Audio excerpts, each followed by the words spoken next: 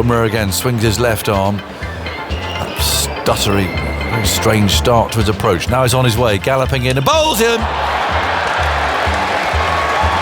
He's got his 5 for. Sudarson's on 30. And that's again, he's caught it. He's flicked a catch straight to mid-wicket. What a gift. And Ben Stokes has broken through.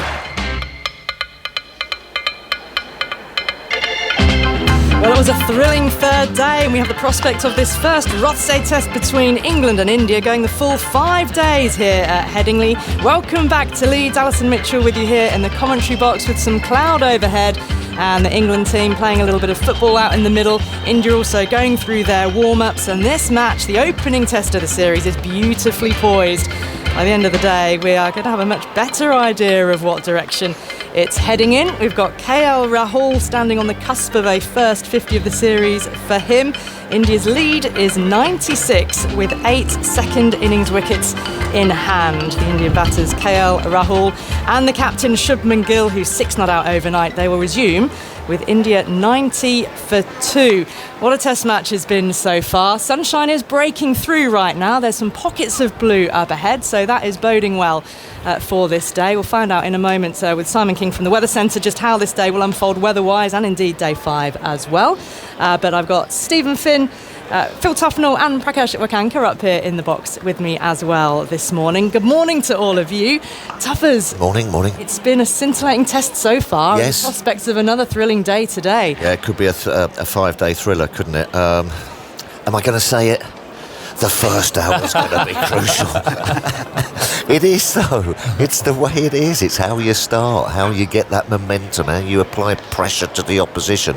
England will be thinking if they can come out and get 2 or 3 quickly, it might just panic stations a little bit in this Indian lineup. But if they can get off to a good start, it's going to come back onto England. So I think we're going to be in for some cracking test matches. It just seems that both sides have got their weaknesses and their strengths. And I think we're going to be in for a cracker of a series and a cracker of a day today. Big session for the bowlers, Steve. It is, and it's important that you start well. Clearly, you want to set the tone for the day. What will be on both sides' minds, I think, is that collapse of India in the first innings. 7 for 41, I think it was, those last 7 wickets. So England will retain the hope, even if these 2 get going, even if Rishabh Pant comes in and looks dangerous, that if you get through that at any stage, there is a chance to all come piling through the door. So that will keep England going for the entirety of the day, but certainly setting the tone at the very beginning for the bowlers is going to be important. And they're not pleasant bowling conditions out there. It's blustery. My hat blew off about 4 times on my walk around the ground this morning. So you stiffen up in between spells. It's hard to find a rhythm when it's like that. So very much the importance of simplifying it and starting well. Prakash, India's batters. Yep, I suspect that India will approach this day, as I was saying earlier to someone, pretty much like a first innings. They won't really be thinking at this stage, I'm sure, of any targets or what we need to do, etc. I think they'll just play the conditions. They'll play as well as they can. And to the point that Steve was making, I think that'll be the thing at the back of the mind for Shubman Gill and all the other batters. Karun Nair, who's batted at 6, is really going to be the key in many ways, because he'll be nervous. 8 years waiting and then 4 balls in the first innings. So there's already that little issue there. And the tail was exactly that. So England will know that if they can get, like Tuffer said, 2 or 3 early, then they might actually have a very comfortable target to go after. Well, who knows whether the match will enter fast forward or whether we will stretch out into a full further 2 days. But weather-wise, let's find out then from Simon King. He's at the BBC Weather Centre. At the moment, Simon, the sun's breaking through. There's some cloud up above us, but as Stephen mentioned, the wind feels like it's a big factor. Yeah, absolutely. A blustery day, certainly, and that wind may well continue to swirl around Headingley as we go into the afternoon. It's a westerly wind, but that's certainly going to be a feature today. And while you mentioned the cloud, there will be some of that cloud passing through from time to time. There is a very, very small possibility of a passing shower, but I think I want to emphasise really that it should be a dry day, with those sunny spells continuing and temperatures getting up to about 18 degrees.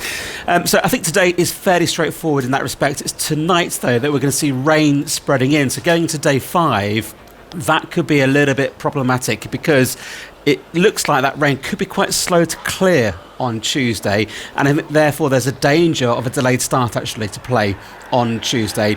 And then while that rain does eventually clear away to the east around about lunchtime, there's still a chance of a passing shower into the afternoon, but certainly it'll be drier in the afternoon compared to the morning, and temperatures up to about 19-20 degrees. The wind's still a bit blustery, but it won't be as strong as today. But I think certainly tomorrow there could be some problems with rain, so that's one thing to watch out for. OK, thank you, Simon. Well, we'll take tomorrow as it comes. It's who knows then how today will unfold, given that it feels like it's going to be dry for most of it. The bowlers are going to have to contend with that wind. It would be a real shame if this match, goes into a fifth day sort of on a knife edge still, and then that rain comes in. Let's hope that's not the case. That might be quite interesting, actually, because this England side, I can't really remember the last time there was nothing on the game for them. They might just have to go out there and just look to bat for a couple of sessions, like Sir Bumrah. The pitch will have disintegrated. I was out there this morning. There are a few little rough patches starting for Jadeja. So, that might just be a little bit of a shift. Can England just go out there and just sort of knock it around? And if you feel like there's not the prospect of the wind, absolutely, enough time. Absolutely. Ooh, so that's another little factor that can come into it on the last day. The first thing I've got to do is take 8 further Indian wickets to have that chance to set about a chase. Never mind that the 2 that are in at the moment is one prospect. The prospect of Rishabh Pant being next in is the other. But you mentioned the wind being really difficult. I mean, how does it affect the fast bowler, Steve, as you come running in these kind of conditions? Well, I think a few of the bowlers actually have referenced so far that bowling at Headingley, there's a slope that goes from the top where we are in the media centre and the pavilion down towards the rugby stand. So you're dealing with a slope already. So it affects how fast you have to run up. We've seen a lot of no balls from our end because the slope carries you in a bit quicker and you just have to hold yourself back. But then you add a wind to that as well, which can blow you off course if it's going west to east.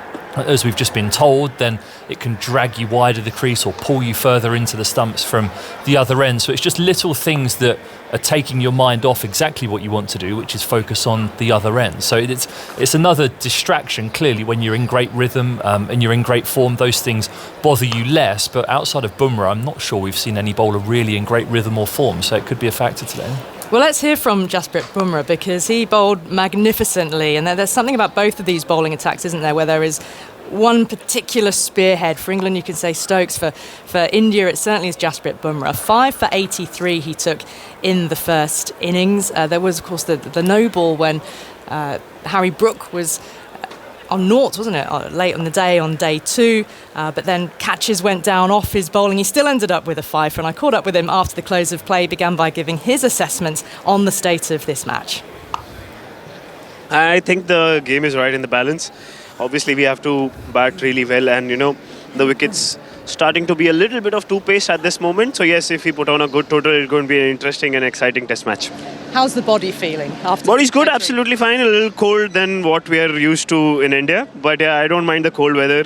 It's less strainful on the body, but yeah, feeling fresh, feeling good. Hopefully good things will follow. You always bowl with a smile on your face. A few dropped catches maybe took that smile away at times. That's quite a few runs that were allowed to be taken with those drops today. See, I like to play cricket. I like to enjoy my time whenever I'm there at the outfield. So that is why I smile. Drop catches, I understand nobody's purposely doing it, and obviously everyone is trying their best. Cold weather, the ball sometimes is difficult to sight over here as well, so I do understand. But yeah, some things are a part and parcel of the game. I don't want to let it affect me and then affect my future spell. So I try and forget it as soon as possible and quickly move forward.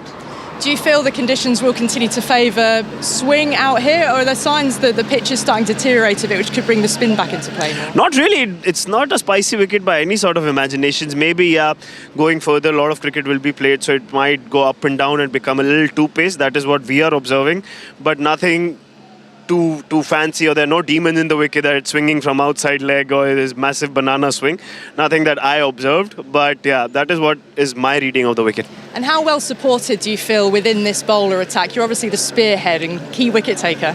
Obviously, we are heading towards a transition. A lot of the bowlers are playing here for the first time.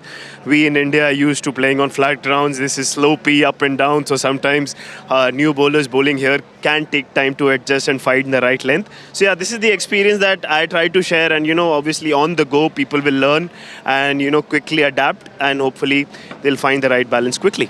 And obviously time and wickets will come into it when setting a target for England, but is there a kind of figure in mind? At this moment, no, as much as we can, and hopefully, we put on a good total.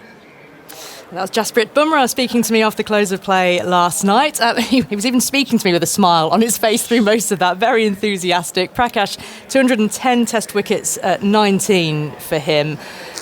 But he is such a... I used the word spearhead really in there with Bumrah, because it is similar with England, isn't it? They look to Stokes to take the wickets, but both teams need to make sure it's not always going to be the spearhead that takes all the wickets. Absolutely, and I think if you look at the way the 7 for 41 that England got in the first innings, it was really Josh Tongue, wasn't it, towards the end, who came in and picked up those 4 wickets, which really quickened things up. Didn't mean that Stokes had to bowl that much. Maybe Bumrah bowled 25 point odd overs. That's 25% of the total overs that were bowled in the England innings, and that is something that they'll have to look at. Shardul Thakur, your sort of bowling all-rounder, bowled 6 overs. And that's going to be something that I'm sure Gambhir and the rest of the management will think about. But talking about Jasprit Bumrah, I mean, I think he's at the peak now. He's enjoying his cricket, as he says. And I've often said, we saw that with Virat Kohli, we saw that with Rohit Sharma. I think a little baby coming into the family, your family being able to tour with you, I think these things do put you so much more at ease and comfort. And I think Jasprit's just enjoying his cricket, and I think he's bowling some of his best that he's ever done, and long may it last. Yeah, we see his wife Sanjana down here in the corridors. She's working for Indian TV network over here as well. Steve, I know we're going to talk more about Bumrah in depth, I think, at lunch or tea today, because you've written an article for the BBC Sport website about Bumrah being the most complete bowler of all time. So we won't give too much away, but that's had a massive response, hasn't it? Yeah, it has. Yeah, it's definitely sparked debate. But I just look at whenever he has the ball in his hand, whatever the format, something is happening, and something is happening for him. Very rarely for the batter. You're engrossed every time he gets the ball. You make sure you're watching, because it feels like the precision with which he can bowl, married up with the idiosyncrasies of his bowling action, makes him the trickiest customer across all formats. The statistics back that up, averaging 19 in Test cricket, only bettered by people from before the First World War in Test matches, which is remarkable, and an economy rate of 6.27 in T20 internationals in 70 games, which is just ridiculous. People have that economy rate now in 50 over cricket, and he's doing it in T20. But I just look at his ability to change the course of games, and his ability to be thrown the ball and just burst the game completely open from whatever situation. I think it makes him the most complete fast bowler of all time. Clearly, I was born in 1989, so I don't have the benefit of having watched Malcolm Marshall live and people that Tuffers would have played against, but I think there's a compelling argument for it. Absolutely, and you're looking at the state of this game here and you're thinking, right, well, who's going to be able to do that? England, as we discussed earlier, need that kind of person to break the game open at the beginning of the 4th day, and India are going to need that if they want to bowl England out. And I'm just thinking that perhaps you're looking around and he is the one world-class bowler who is able to, as Finny said, break the test open. Well, that will be the 4th innings when we get to that point to see Bumrah with ball in hand again. In the meantime, then, it is about how England can take these 8 wickets that they need. And Stokes. I was going to say, yesterday morning, well, it was a question about who would start the innings. And who should, in your mind, Tuffers? Well, yeah, I'm going to go Ben Stokes, and I think I think that's probably one tiny little flaw in his captaincy, which must be very difficult for him anyways, because he's such a sort of empowering person to give it to the other guys, and this is your chance and everything. Sometimes I think you've just got to say, right, listen, I'm the man to do the job. So I would definitely be opening with Ben Stokes and perhaps a Josh Tongue or something like that. Bryden Cars has bowled pretty nicely, and then go through your changes. But I think it would just be a nice little statement, come on, right, I'm the skipper, I'm the one who's been looking the most likely, I'm going to take it. And Prakash should be, from an India batter's point of view, trying to think, well, who would they least like to face at the start of a day, fresh after a night's sleep? Well, I think because it's unexpected to see Stokes come on bowl up first, I think I would agree. They'd probably be thinking that it'll be Cars and Vokes to open. But I think what's important for India is Shubman Gill in particular will have to put the bowling management, if you will, of the first innings out of his mind. We saw, I think, clearly Yashasvi Jaiswal was affected by those dropped catches. His body language when he came out to bat just didn't seem to be the normal Yashasvi. And I think Shubman will have to do that as well. He'll have to put that captaincy performance, if you can call it that, of the first innings out of his mind and just focus on getting India to a level where he thinks and the team thinks they can then put pressure on England. It's a leaf out of Bumrah's book again, isn't it? What he was saying in that interview about, with the dropped catches, it'd be so easy to let your shoulders drop and then it affects your next delivery or next spell, and he has the ability to compartmentalize, put it out of your mind and go again. If I could bowl like him, I'd find it very easy to do that as well, because you're going to get more opportunities. Yeah, if you're scratching around battling and someone puts one down, you can tend to dwell on it a bit more if you're a normal bowler. But certainly that's one of the great qualities of Bumrah, is to be able to just live in the very immediate moment in front of him, to work out exactly what's necessary. I heard his press conference last night and he basically said, at the end of my mark every time, I think what is going to give me the best chance to take a wicket, and I bowl it and I execute it. And having that mindset married up with all his technical abilities, that makes him the best in the world. And it's important that other people follow that, because it's so easy to dwell on what has happened in the past or what might happen in the future, and that takes your focus away very much from what's happening in front of you. Well, Chris Wokes... You opening with Stokes? I think I would do. I said that yesterday. I think that the opening with Stokes sends a statement, but I think they will open with Cars and Wokes. Yeah. Interesting to see how that sort of unfolds as the series goes on. Again, if we do see the two, if you like, conventional openers start the day today, whether Stokes shifts from that as we go on. Yeah, the only thing that I'm mildly concerned about is, as we know Ben Stokes and how lion-hearted he is, he's just had this very bad hamstring injury where his hamstring was ripped off the bone. He had his knee problems last year. Ouch. We've seen him bowl 16 over spells here in that Ashes game in 2019. We don't want to return to Ben Stokes feeling as though he has to do everything, because that puts pressure on his body, it puts pressure on his mind, and we've got a long 10 test match sequence that we want him fit for all of those games. The one thing, though, I know we said about the first hour and what have you, even if you just give him 3 overs, 3 overs makes things happen. I mean, look at the wicket he got, just clipping one to mid-wicket on a flattish kind of pitch. These kind of, you don't have to bowl Jaffers like Bumrah.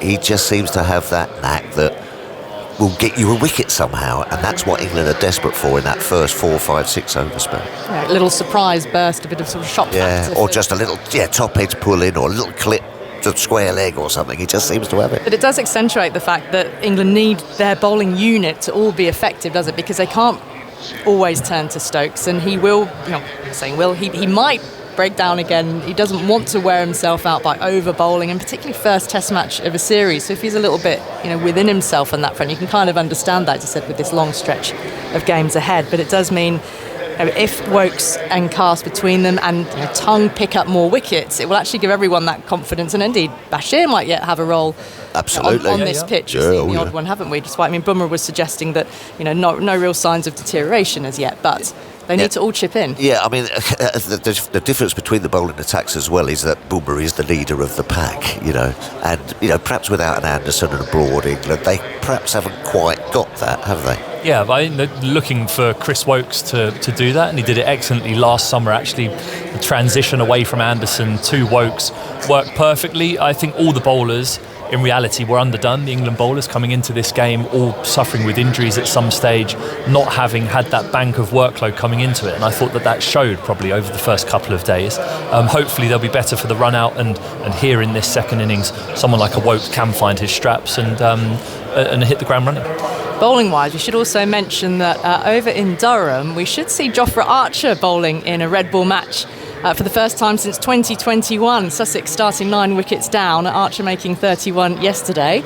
So if you want to follow that, you can flip between us and there, and you can hear commentary of that game on our new BBC Sounds streams, which is Sports Extra 2 and Sports Extra 3. You find those you go to the BBC Sounds app, as you normally would, and then the little dial you get where you can toggle round between the different stations. If you find where we are, we just keep going 1, 2 along from that, then these little pop-up networks appear for our different streams. So Jofra Archer will be in action there. That's certainly one to watch, Vinny. Well, that's definitely something to watch because everyone wants to see him playing tests. I mean, interestingly, the selectors and everyone before this series said he'll be ready for Edgbaston. We're hoping he'll be ready for Edgbaston. So already that is on their mind.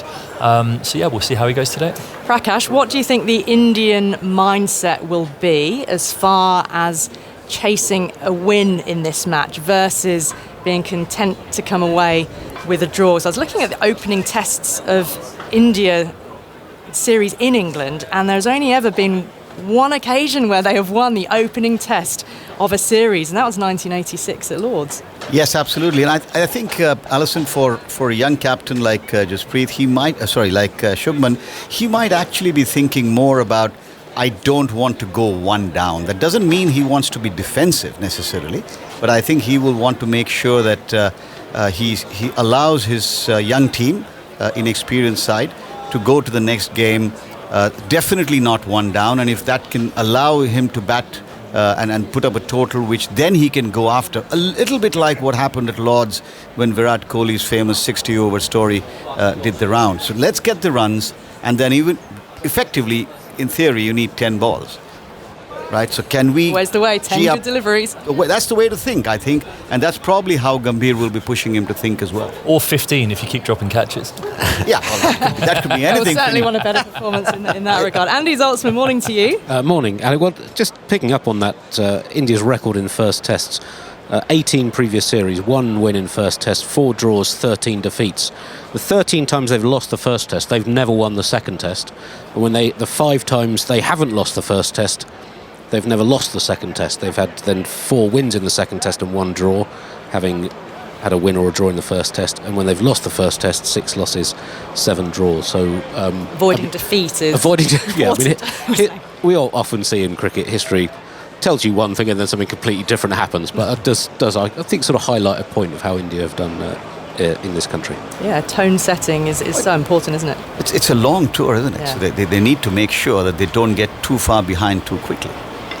I mean, we've got the prospect, say, so few matches going to genuinely going to a fifth day here. You know, it might be because of weather, or maybe there will be weather tomorrow, but we haven't had really any major interruptions to speak of through these 4th days. Bit of an early finish yesterday and a brief delay. I mean, it takes me back to the India-Australia series, Prakash, MCG Boxing Day test. What an almighty tussle that was, going into the 5th day with a record crowd of over 74,000 packed in the G. I'm not sure we'll get the same at Headingley on a working day on a Tuesday, and that had the benefit of it being Christmas holidays, didn't it, in Australia?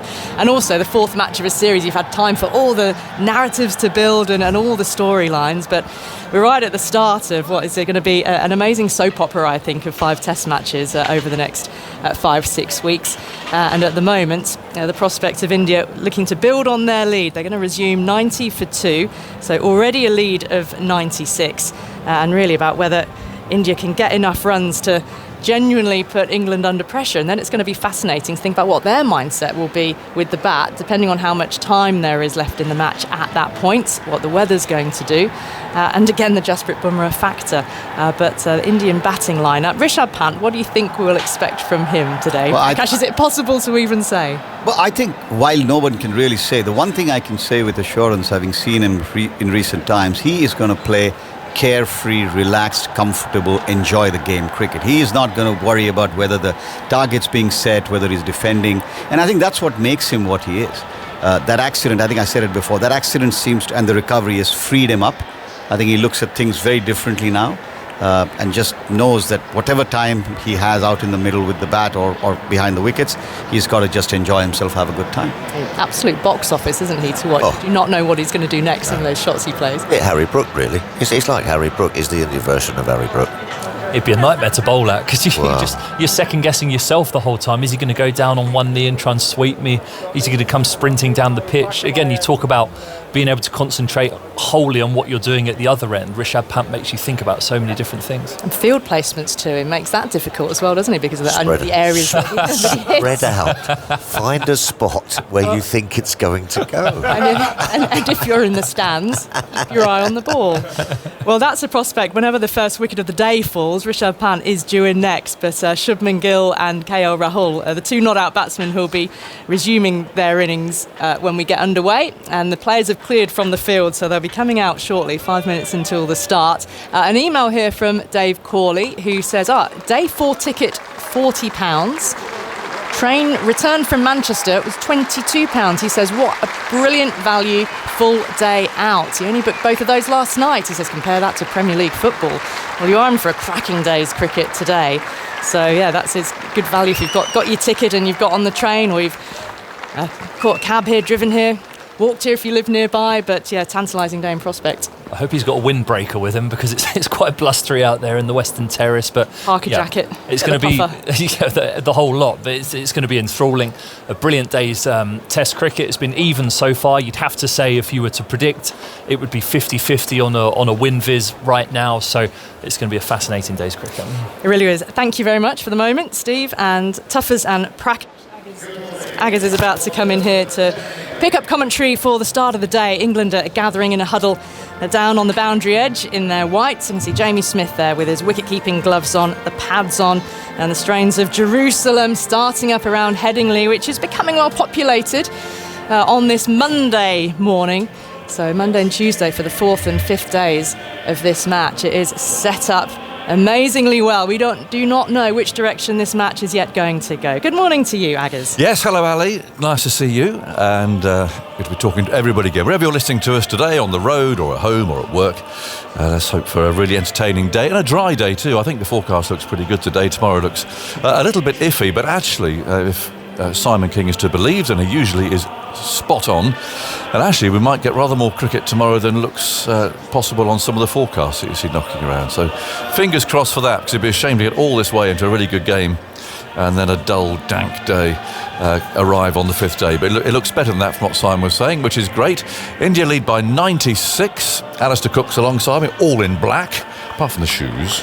That's the contrast there, Cookie. So go on, what's India's plan today? Well, good morning, everyone. I'm not sure you should be talking too much about fashion with that chessboard jacket on. Well, I'd rather object to that, actually. This is Tufnell Taylors. Yeah, it fits well. Look, I thought when I retired as a correspondent, I'm now liberated. I'm now free to go out, and it's rather like a captain losing his position. He goes onto the back benches and he can just play his shots, you know. What is going to intrigue me is India's approach. Yeah. So and I think you see the difference from a settled leadership team. So Ben Stokes, he's set up his stall over the last couple of years. We're going to try and win from every situation we find ourselves in. Yes, him and McCullum did talk at the beginning of this series about playing the situation maybe a little bit more and accepting there might be a draw at certain stages if it helps them.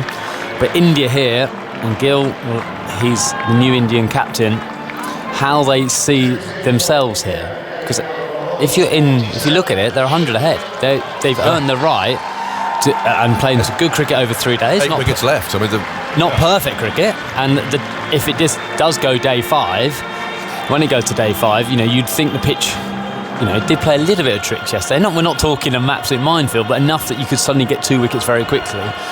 That they should be thinking, right, we've got this opportunity on the first Test match of a series to really put England under the pressure, where you'd have thought at the beginning of the game that England could have done that and not worry about England's ability to chase in the Test match, which has happened over the last 3 years, and that's what Stokes has done to this side. The belief that England, all of those guys out there be thinking, cool, we go bang bang this morning, we're right on top. Well, actually, India we should be thinking we're going to bat well here. It's still a good wicket. We're going to put England under pressure in the 5th innings. Well, there's one ball left in Shoaib Bashir's over. They suddenly, rather unexpectedly, scuttled off for rain just almost towards the end of that over yesterday. But it did rain, but they could have gone off a bit earlier, actually. But anyway, something made Paul Rifle decide that was enough. So they're round the bat, for 2. Rahul's on strike on 47. Played some beautiful drives yesterday. Just all round from the on drive all the way around to square drive. He just went through the list. He sort of ticked them all off yesterday. He played absolutely beautifully. He's 47. Shubman Gill is on 6. Breezy, it really is. It's blowing a bit of a hoolie out there, and you can see the trees again rocking away beyond the ground to the right, which is more of where the wind's coming. It's changed a bit. It's more coming across the ground today rather than into the bowler's face, coming down the slope from this end. So Bashir's ready. The sun is with us, and there's 3 around the bat plus the keeper as Bashir bowls the first ball of the day, which is just resolutely defended, and Ollie Pope picks the ball up at short leg. Just part of India's thinking, possibly, I'm lobbing this towards you, Cookie, is Bumrah's going to play 3 matches, we're told. Bit of spin out there, Jadeja. This, with Bumrah, but particularly if this is one of his 3, and England batting last and all that, you've got to use him, haven't you? Absolutely. I mean, you take Bumrah out of this Indian bowling attack and you're thinking, how are they going to get 20 wickets? Yeah. Quite. If you're an England batsman, you'd love to face the other bowlers. You're not seeing how they have that much control. I think they'll get better as the series goes on. But I remember at Rajkot, in Rajkot in that series, in my last series of captain, we actually, I'm going to say we dominated the game, but we were always ahead of the game. And then, I declared possibly a bit too late on day 5. On that thing, it's the first match of the series. You know how hard it is in India. Don't want to give them a sniff. If we lost that game, and suddenly it is a very long tour. Cars is starting from our end with a big leap. He bowls on the off stump, and Gill gets behind his first ball of the day and plays it up to Stokes, who's fielding at mid-off. So it was a long tour anyway, because we lost the next 4. But actually, if we could have been a bit braver, my thinking was, if we lost this game from the situation, and we weren't miles ahead. I think we set them 280 or something, and they were lost, 5 wickets quite quickly, and then Jadeja and Kohli batted out a bit. It was a bit of a long shot because there wasn't that much time in the game left, and we weren't. Bazball hadn't been invented then. Well, that's true. In goes Cast, bright sunshine, bowls on the off stump. It's a perfect, immaculate, solid 4 defensive stroke from Shubman Gill. So just say 75 times 3.5. What's that, Andy? 'Cause I can't possibly work that out. It was reaching for his calculator. Yeah. Proper old school calculator as well. Is that a solar panel? I was going 270, isn't it? 280. 260-ish. 260. I don't want ish. 262 262 and a half. Well, take the half out. So if you add 100 onto that, that's 362, and that leaves you maybe 10 overs to bowl tonight.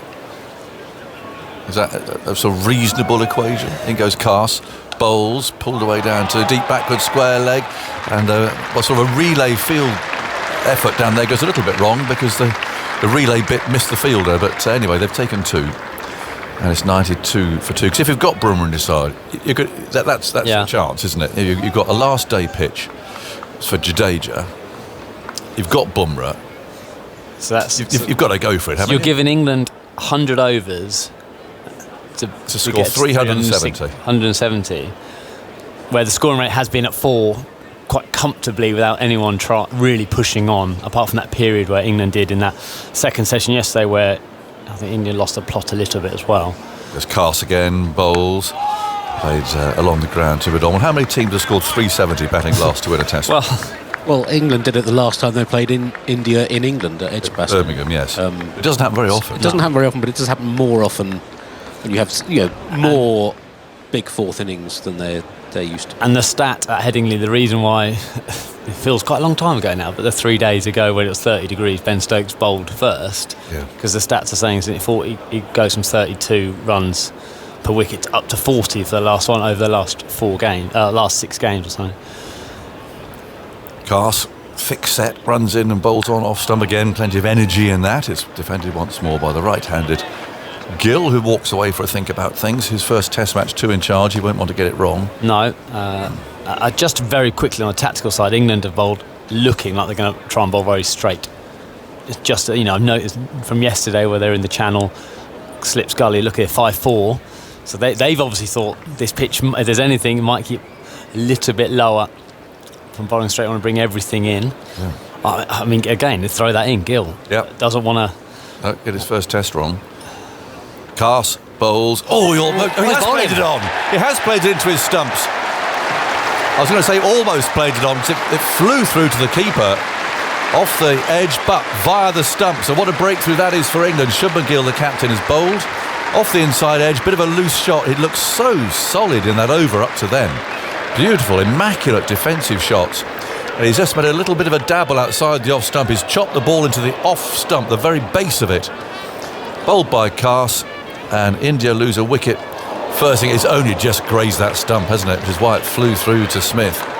Doesn't matter, one bail came off, that was all. A delighted Carse, and well, that's absolutely the breakthrough that England were after early on. Just 2 runs added, 92 for 3. Massive statement by England. And also it's the captain as well. Just again the psychological feeling that has when you lose your leader in this situation. When you're out there you can control it, but the way he's walked off incredibly slowly. Wasn't a great shot, was it? Wasn't a great shot. I was just talking ball before, saying how much tighter England bowled, and England had that wide third man. He was trying to knock it for a single. Okay, now the game's in your mind. How do you play in the third innings? Pant, how's he going to play? Well, out he comes. Great cheer breaks out from, I suspect from everybody actually, because there's something immensely exciting about Rishabh Pant. And out he goes. And those who have come today, and it's a good crowd, it's not a full house, but there are some tickets available, incidentally. But you want to get Pant in early, don't you? Get some excitement, get your money's worth. And let's see. He's loosening up, he's swinging his bat like a man full of intention. He's going to be met by KL Rahul. They tapped gloves. That was the last ball of Carse's over. And Chris Woakes is going to come on at the far end. So they just finished off that Bashir over.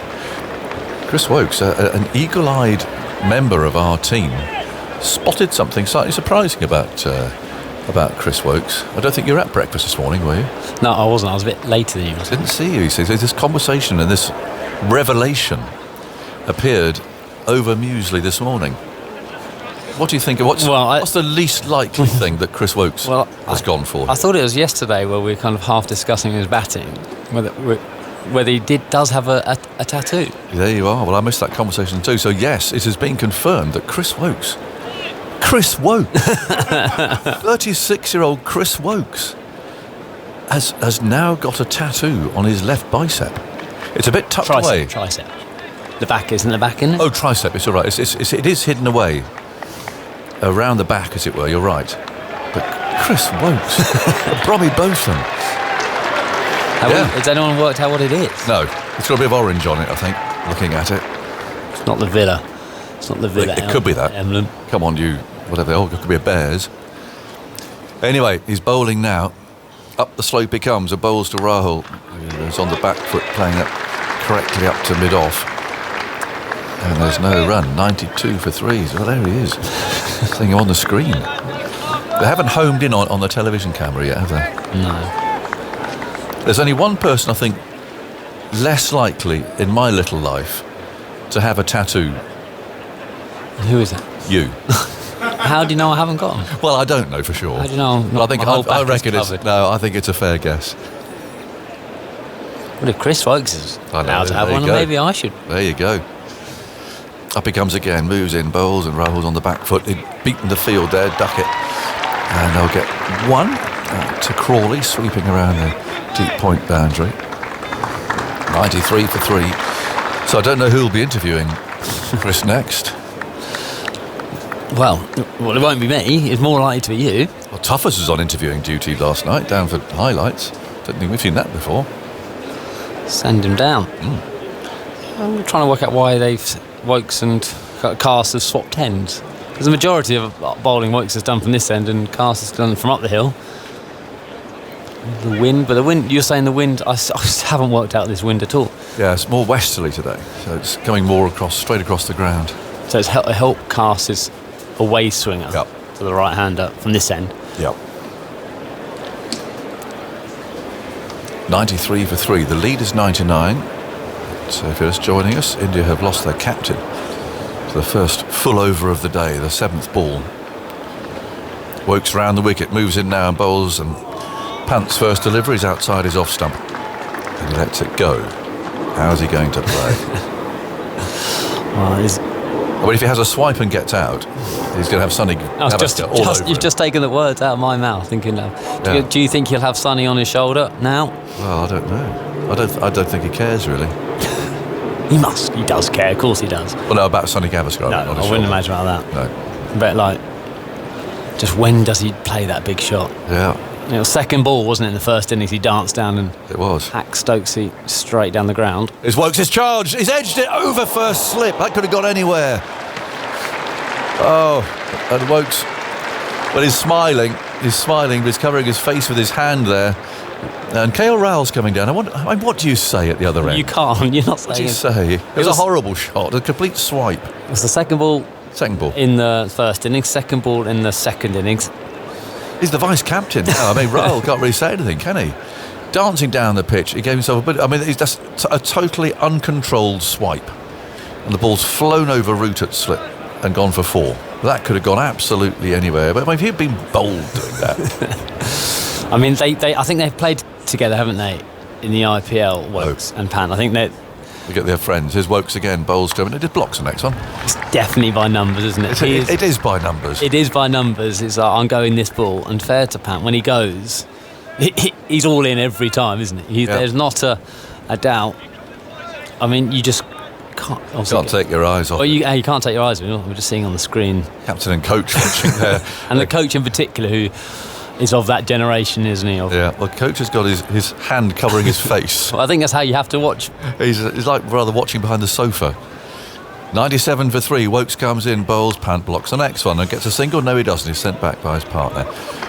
As Duckett feels there at point. Well, I don't know. It is extraordinary. He does often get away with it. That could have gone anyway. You think? Yeah. If you come running down and done that, what your chances were of getting away with it? Or being let into the changing room. Well, yes. Back in the day. I mean, just the difference between running down there and kind of when Harry Brook ran down, Pant gave himself way too much room. So therefore he had no control. No. Even if he middled it, it was all a bit of luck. Like Brooks tends to go more at the ball. So actually he was a lot stiller. Don't try and hit the ball so hard either. Yeah. No, he doesn't. He plays it, doesn't he? Even though Brook hits the ball incredibly hard. Yes. Well, that's a right old hack. It's got him off the mark. He was leaning on his bat down there. It's just what the batsman at the other end thinks. I mean, you've got to sort of close your eyes, haven't you? What can you say to him? Yeah, I don't think saying anything. No. Because you don't want to squash his natural game, as people always talk about. The lead's 103 as Cast bowls. A good delivery. It goes flying through from a full length. Well played by Raoul. It wasn't far away from his off stump and it bounced. And it took everything out of the way. Is that spot? Is it? We'll call it the Chris Woakes spot, because he seemed to have 2 of them when he was batting, which went for 4 byes over the keeper's head off a length. But I'm not sure that quite went as much as that. I mean, this pitch has been really good, hasn't it, in terms of the carrying pace? Yep. How many times do we see pitches just dying and Nick's not carrying? It's Cast again. He's got 92 on his back. Bowls to KL Rahul. Cuts back, hits him up on the thigh pad. The ball rolls away a couple of feet. Rahul looks at it. One or 2 batsmen might have gone, picked it up, thrown it to the fielder, but not Rahul. He goes away and prods the ground out at short leg, which is vacant at the moment. There's 2 out for the hook shot, or at least covering the leg side boundary. Out at fine leg, deep backward square leg. It's also a third man who's reasonably square. It's not one of those ramping third men. Cast bounds in, he's there and he bowls. Oh, crikey, was let that go. And from a full length, and Smith has taken that with both gloves above his head from a full length, and there's more prodding of the pitch there. Well, I'm telling you now, if India 360 is now, the pitch is not misbehaving, but there's just an element of a little bit more unpredictability. I can't even say it, unpredictability in it, which that then starts by. That is a good length. It would have been a good leave if it hadn't bounced as much as that. Yeah. Smith's a tall man too. Carse again, where's this going to go? Runs in, bowls, fuller and straighter. And so Rahul plays that into the leg side. And Crawley runs through to pick it up. Just been looking at Rishabh Pant's stats at the start of innings. Oh. His first ball in his Test career, 36 off 77. His second ball, 70 off 77 with 2 sixes and 9 fours. Then his third ball's 47 off 77. So second ball, That's the one. he seems to really go for it. He presses the button, second ball. And then calms down third, fourth and fifth balls. It's brilliant, that. I mean, obviously, I think I say the England players now, well, they'd probably, after 2 innings, as in like now, to say that he's gone both times second ball, then do you reckon they start digging now? Yes. Carse bowls outside the off stump, just swinging away. So how often does he hit his second ball for 4? Well, that was his 9th forward. He's also had 2 sixes second ball. Then 1 6 and 1 4 in his 77 first balls. And a He six hit his first ball for 6 once, yeah. once. Where was that? Was that on? I bet it was on a pair or something. In his second inning. I think I remember it actually. Was it against us? Results are not listening. He's just taking his headphones off. Where was his 6th first ball? Yeah. Rings a bell somehow. In goes Carse again. Bowls. It's an inviting one for Rahul to drive, but he ignores it. Lovely over from Carse. Prakash suggests oval 2018. Yeah, I think it was against Second innings or first inning? I just second innings he made 100, didn't he, in that 4th innings chase. I'll dig it out. Yeah, I'm pretty sure it was against England. 97 for 3. Rahul 48. Punt has 4. I'm just saying, when do people start?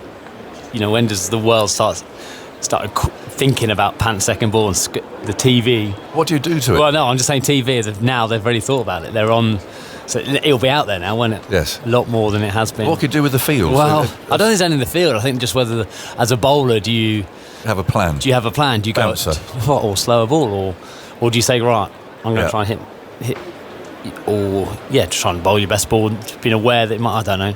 Slow ball's a nice idea. But then, isn't that what he wants? I don't know, because he's only had 1 ball, so he's not kind of in, is he? Well, he's on strike now anyway, and Wokes is running in and bowling to him, and he gets right behind it, and he plays like a man who's never played a cross-batted swipe in his life. And also no backlift there, is it? It's barely any backlift, not picking the bat up at all, no intent, I think, even before Chris Wokes is coming in. Now, what's the man on his shoulder saying? I was having a conversation with Rahul, who looks just ever so slightly nervous at the other end, saying, come on. Or prodding of the pitch there. There's a conversation taking place. And Pant waits for Rahul to return to his crease. He's there now. Sun's shining. Wokes skips in. He's there and he bowls to Pant. A short ball down the leg side. That was a slow ball, I think. Unless it just hit something, but it certainly bounced a second time through to wicket keeper. Yeah, 67 miles an hour. So perhaps Wokes worked out what's the second ball of the over. Yeah. But he didn't try and have a go at that one. Slip and a fine gully. There's quite a defensive field, this third man. Well, I was just thinking about Ben Stokes' captaincy evolving. Wokes comes in, bowls, and Pant played that quite late, came in at him. And he moved his feet very much, inside edge into pad, body, that sort of thing. It's picked up by Duckett on the offside. Yeah, well, for Ben Stokes, this is a defensive field. Well, actually, at the beginning of his captaincy, it's all about taking wickets. If they score runs, it's fine. We're just trying to create 20 chances. But here, he has got men on the boundary. He has, he had 4 on the boundary, didn't he? To Rishabh Pant on after he's still got 4 on the boundary, but after only a couple of balls, which shows he is a real thinker of the game, isn't he? He's a real, and he's happy to move with the times a bit. Change here, a very fine third man for a ramp shot to a short ball, but he doesn't get one. Allows that to go by. See, Pant's first ball 6 was off Scott Boland in January this year in the final test at the SCG in the second innings, when he made a quick 61. In the second innings? What did he get in the first innings? Because was he on a pair? I was on to say, like, first walking out naught and smack the first ball for 6. Just to get off them. 97 for 3. The lead's 103. as Wokes again. What's Pant going to do? He's going to block a maiden out. He waits now, lets that one go through outside the off stump. There's some bounce there for Wokes from the other end this time. We've not really seen much from that end. And that was a full length. Well, you might block a maiden. They're bringing up Duckett now. So the field changes round. There was an extra fielder on the offside then, taken from the leg. But there's now a mid-on and fairly straight mid-wicket, deep square leg and a long leg. Last ball of the over. He's going to block a maiden. One slip a gully, square third man. Wokes moves in now, bowls to Pant. A slow full toss, which is dabbed into the offside. So it's not a maiden, but he didn't play a single aggressive shot in that over. He'll keep the strike. Moving to 5, 98 for 3. 28 overs of the innings have gone and India lead by 104, but they have lost that wicket this morning, that of their captain Shubman Gill. Cookie, some thoughts from you, and then Prakash is coming in here. Yeah, it's been a good start for England, that dream wicket of Gill. Also, I had a little parcel delivered. I'll just do it between the overs. I mentioned yesterday I had my first ever TMS cakes turn up, and then today from some friends in Derby, we've got a whole load of curry delivered, so thank you very much for that. So I wonder what I'm going to get on day 5. Aggers is jealous. Now I'm starting to get gifts as well. Competition. Never me, competitive, no. 98 for 3. And Gordon Cars, who's picked up that wicket of the Indian captain, will continue. And Rishabh Pant now, first time facing Cars in the second innings. Sorry, I didn't say good morning, Prakash. How are you? Very good morning, Alistair. I'm fine, thank you. There's Cars, Pant. And he works it away nicely off his pads. There's a man down at deep square who'll come off the boundary and field. A single to Pant. Yeah, there seem to be sort of two ways that Rishabh Pant bats, isn't it? That dead bat that he offers in defence. And then, of course, anything. It could go anywhere. It could go anywhere. He's also played some extraordinary innings for India in tough situations. So he has. There's some kind of kamikaze nature to his batting at certain times, but there's also an incredible amount of talent and a competitive edge there as well, beneath his smile. Over the wicket to the right-hander now, and he gets another one that comes darting back. He's bowled brilliantly this morning, hasn't he? You could argue a little bit of help from the pitch. There's been the odd one that's taken off. Well, India had a heavy roller this morning, which I would have done. But just normally that kind of can kill the pitch. But yeah, we've seen some balls carrying, head high through to Jamie Smith. Whether I haven't been down there for a couple of days, whether those cracks, have opened up a little bit and they're just moving a tiny bit. I just think it's just the doubt, doesn't it? The doubt in your mind as a batsman, the pitch could do something. Cars is up again, balls to Rahul. Through him. Again, just that back of the length. Great carry. It's a carry I love on the wicket.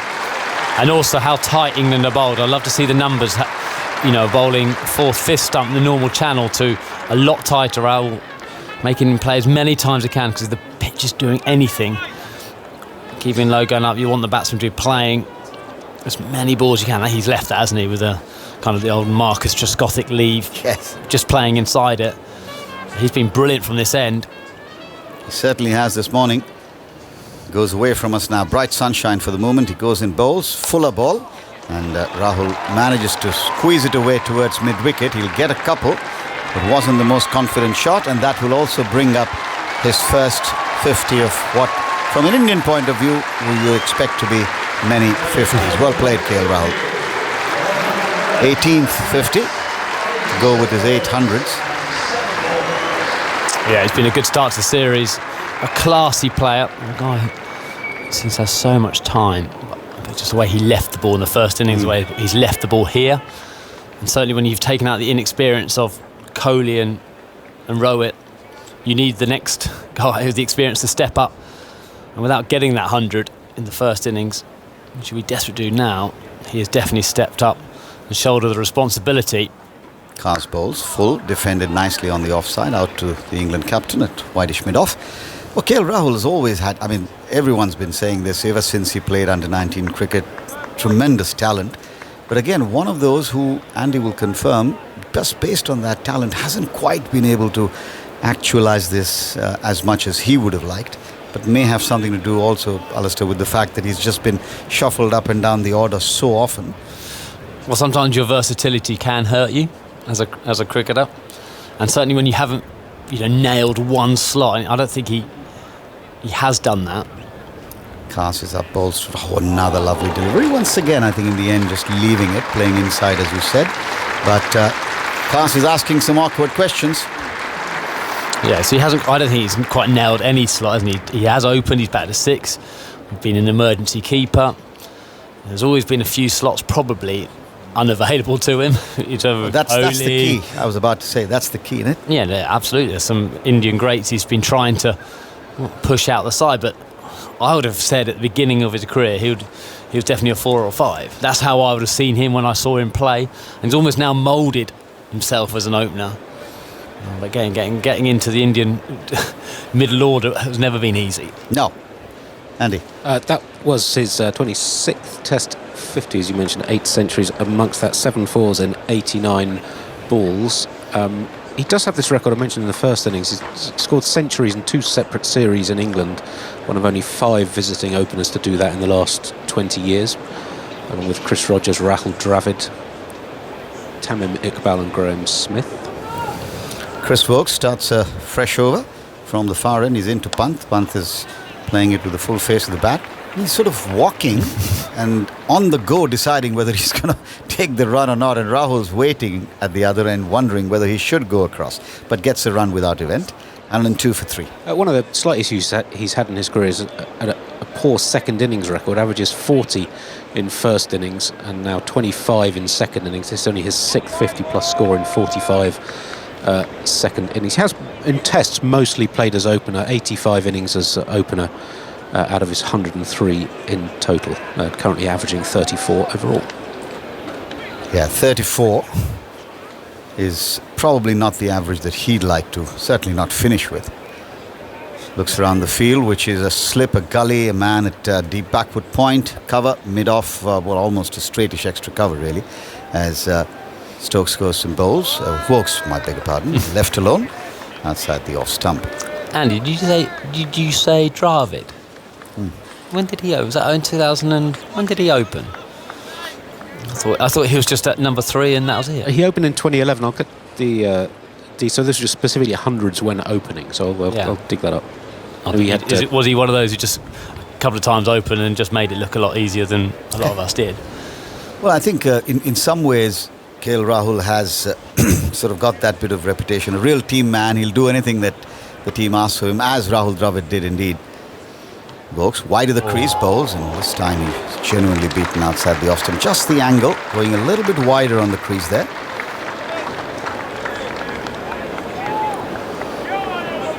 I mean, he's captain India. He was often talked about as a possible future India captain. I think the younger talent just moved ahead. And those are little things that I suppose as a international player in a team game, you've got to put behind you and just carry on and do the job that is in your control.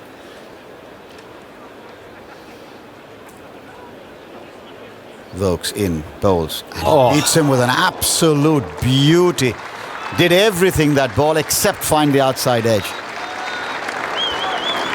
That was a terrific delivery.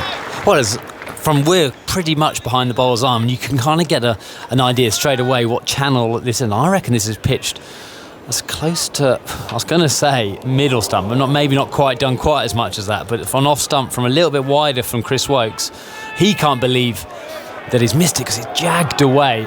And Jamie Smith, again, good carry. England have been absolutely relentless in this first half an hour with their lines and their lengths. And India have gone nowhere.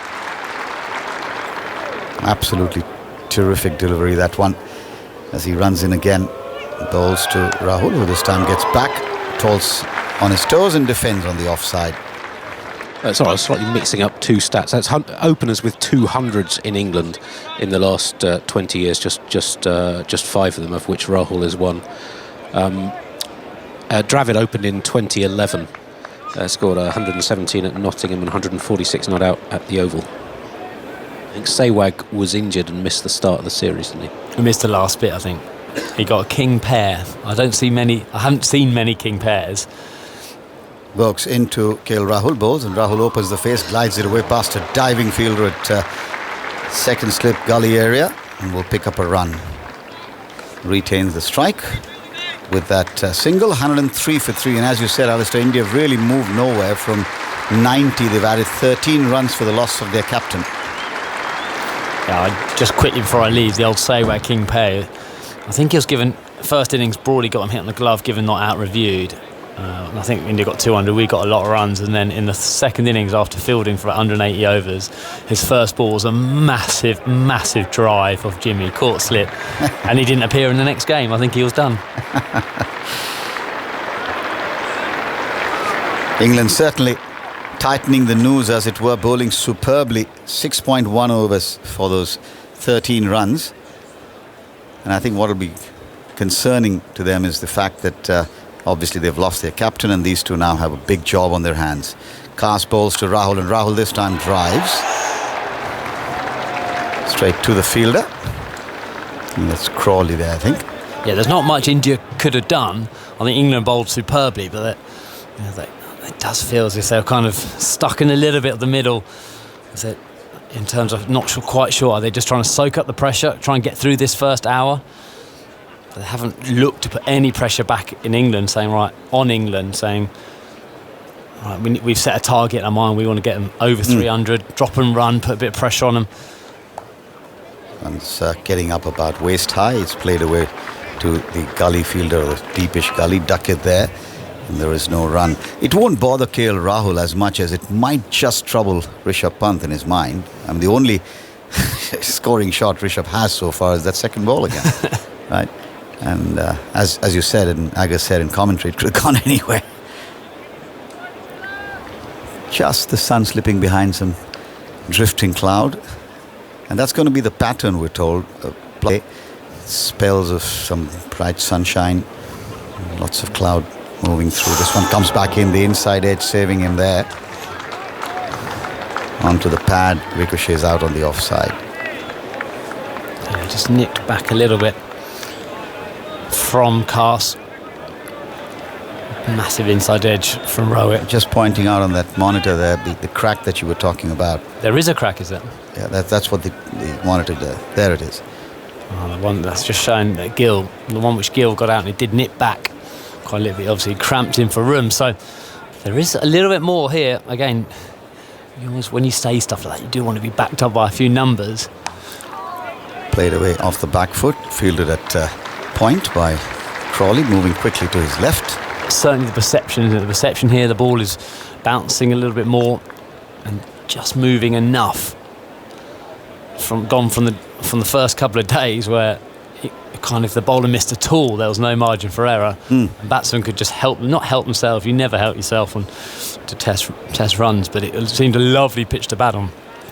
Well, and I think as everyone says, international athletes of this caliber quickly will adapt, and when the pitch offers a little bit more, they just become that much more threatening. Here's cast balls to Rahul, who goes back and across, defends on the offside.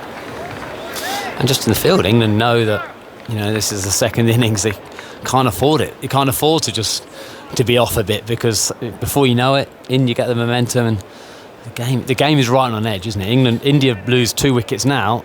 England, they're jump miles ahead. Absolutely, of the game. Absolutely. If these two get a partnership, and suddenly they're 160, 170 ahead, with 3 wickets only down, then you say India start pushing ahead. What we've seen on this wicket, you imagine Bumrah will be, you'd love to bowl him and nipping about like this. Cast bowls, and Rahul plays inside the line, lets it go through into the gloves. End of the over. 31 overs bowled, 103 for 3. So at Chesterley Street, Sussex are still batting, so Jofra Archer continues to wait for his first red ball bowl in 4 years. But James Anderson has taken 2 wickets this morning as Lancashire captain, striking with the first ball of the day. You can follow all county cricket on the BBC Sport website and app, plus our new streams Sports Extra 2 and Sports Extra 3 on BBC Sounds.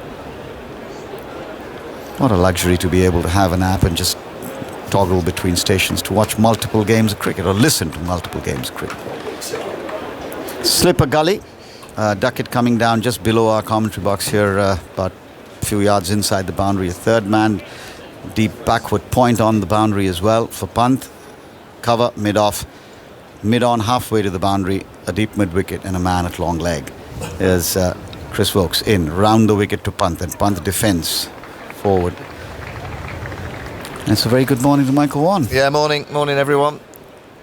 This has been a very, very good 30-odd minutes for England. It's the best I've seen of the bowling kind of combinations throughout the whole game. Well, Whacking the pitch, aren't they? Certainly asking some very, very tough questions at the moment.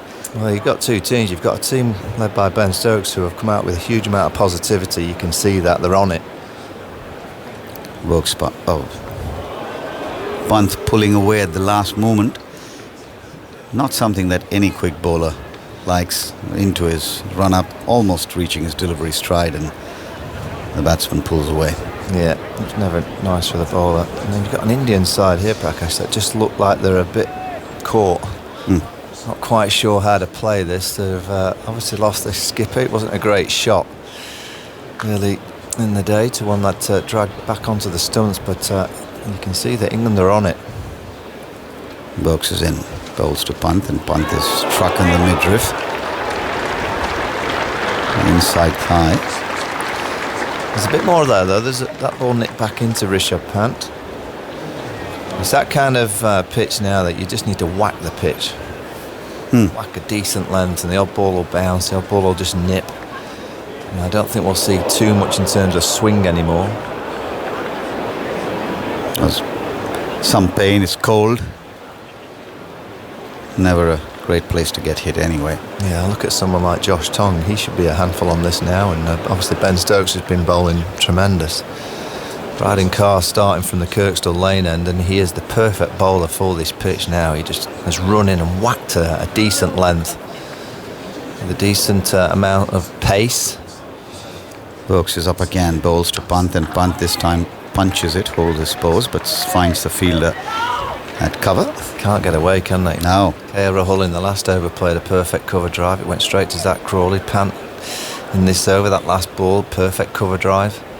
Goes straight to the fielder. It's amazing, isn't it? When the bowling really gets in, the fielders lift the bowlers further, and the batters can't seem to find the gaps at all. 32nd over of the innings. Woakes is in, bowls to punt. Punt lets it go outside the off stump through to Jamie Smith. And they've scored 13 runs today. Lost the one wicket. How many overs have we had, Andy? Must be the 8th, I think. This is the 8th. That's the one ball left from Bashir. I mean, if you think about the first 3 days of batting, there was just boundaries. Scoring at over fours, both teams. This is the first time, really, in the whole Test match where scoring runs has looked really difficult. Woakes in. Punt comes down the wicket and flat slaps it along the ground this time, just past the bowler, and it goes straight down towards the rugby stand for 4 runs. Well, you've got to love him, haven't you? I mean, he's just his second ball he danced down and he edged it over Joe Root at slip for 4. And this one he has to reach, and he flat bats it straight past Chris Woakes. Kind of squats it with that left hand, doesn't it? Tennis forehand down the line. Wimbledon starts soon. It does indeed. Woakes now, how does he respond? Comes in, bowls, and this time punt. Slower ball. Well, he's danced down, and then Woakes has seen him and thought, throw a slow ball down there at 66 miles an hour. He leaves it. Rishabh Pant. Never shortage of any entertainment at all. When he's there, you're glued to your seats. You might see something terrible. You might see a absolute brilliance from his bat. And so he's somebody that I think anyone who's looking at, talking about, or writing on the game always has enough and more stories to tell. Just watching that again.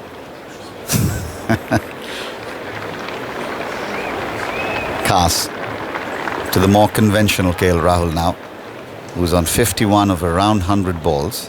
Yeah, looking at that lead, 113. Rahul settles, waits for Cars to come into bowl to him, and he works it away nicely off his pads. In fact, I think it's the first stroke that KL Rahul has been able to play, or been allowed to play on the onside. Yeah, he got one full toss, didn't he? He managed to kind of get away for a couple on the onside. 114 lead. I mean, 300 is always like a number, isn't it, that you'd love. It looks a long way off at the minute. Oh, definitely. 186 runs. 250, not 250 batting last is never easy. Now, with the weather around tomorrow, that's what the weatherman told us. More likely to have patches of rain. But England have the opportunity, if they can squeeze this and pick up a couple of wickets right here, they may not have to worry too much about that. Round the wicket to Pant, and Pant plays it down in front of him. No run. 108 for 3. Brandon Cars is just calling for something here. I don't know if it's a new boot that he requires, or the 12th has been sent to the dressing room to get. It might be a new right boot or a left boot that he's after. Does the fact when here, particularly more than anywhere else, the sun plays sort of hide and seek, come back to that in a moment, as Cars goes round the wicket into Pant, and Pant has hit this one's gone where it's gone behind, fielder giving chase. It goes between them and runs down to the fine leg boundary. But boy, people would have had their hearts in their mouth for a while there. This was again a cross-batted hoik. He was looking to go over mid-wicket, I'd say. Top-edged it. Well, in T20 terms, it was nearly in the slot, and he's tried to launch it over cow corner, and he gets a big top edge, and Joe Root was chasing it from first slip down towards that boundary, and he thought he was going to get that, and it lands just inside the rope. Fine legs quite wide, you see. He's down into that corner. Living dangerously, Pant. He's on 15. Cars bowls, and this time he hops across on the off stump and defends it back to the bowler. Andy's got a big smile and a shake of the head. Well, it's just Test cricket 10 years ago that we never thought we'd be seeing. It's box office. You got KL Rahul at the other end, who's it looked chalk and cheese, isn't it, the way that these two play. And I just would love to know the conversation out in the middle. You've got a traditionalist at one end and an extraordinary player at the other.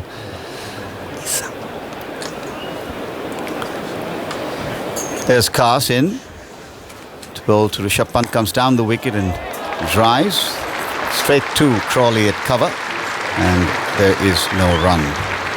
As much as he's playing an extravagant game and he's playing with risk, England will be fearful, because they just know if Rishabh bats an hour or so and he's still there at lunch, the scoreboard's going to be ticking over. With that risk does come an opportunity for England. They just know if they can get Rishabh now. Last ball of the 33rd, and Rishabh Pant on strike, 2 slips and 4 fielders in the deep. Bowls to Pant, and he's trying to play that falling over shot over fine leg. There's an appeal by the England fielders. Pant is flat on his back, and the umpire's not interested, but England seem like they're thinking about the review. Well, this would be remarkable. He's trying to play the roly-poly ramp. England going to go for the review? Is it straight? They've gone for the review. With 1 second left. What was that? It's just where it's hit him. Has it hit him outside the line? Is it TV umpire to director will have a player review for LBW. On-field decision is not out. I've checked the fit placement and it's a fair delivery. Let's start with front one first, please. It was full. Here we are.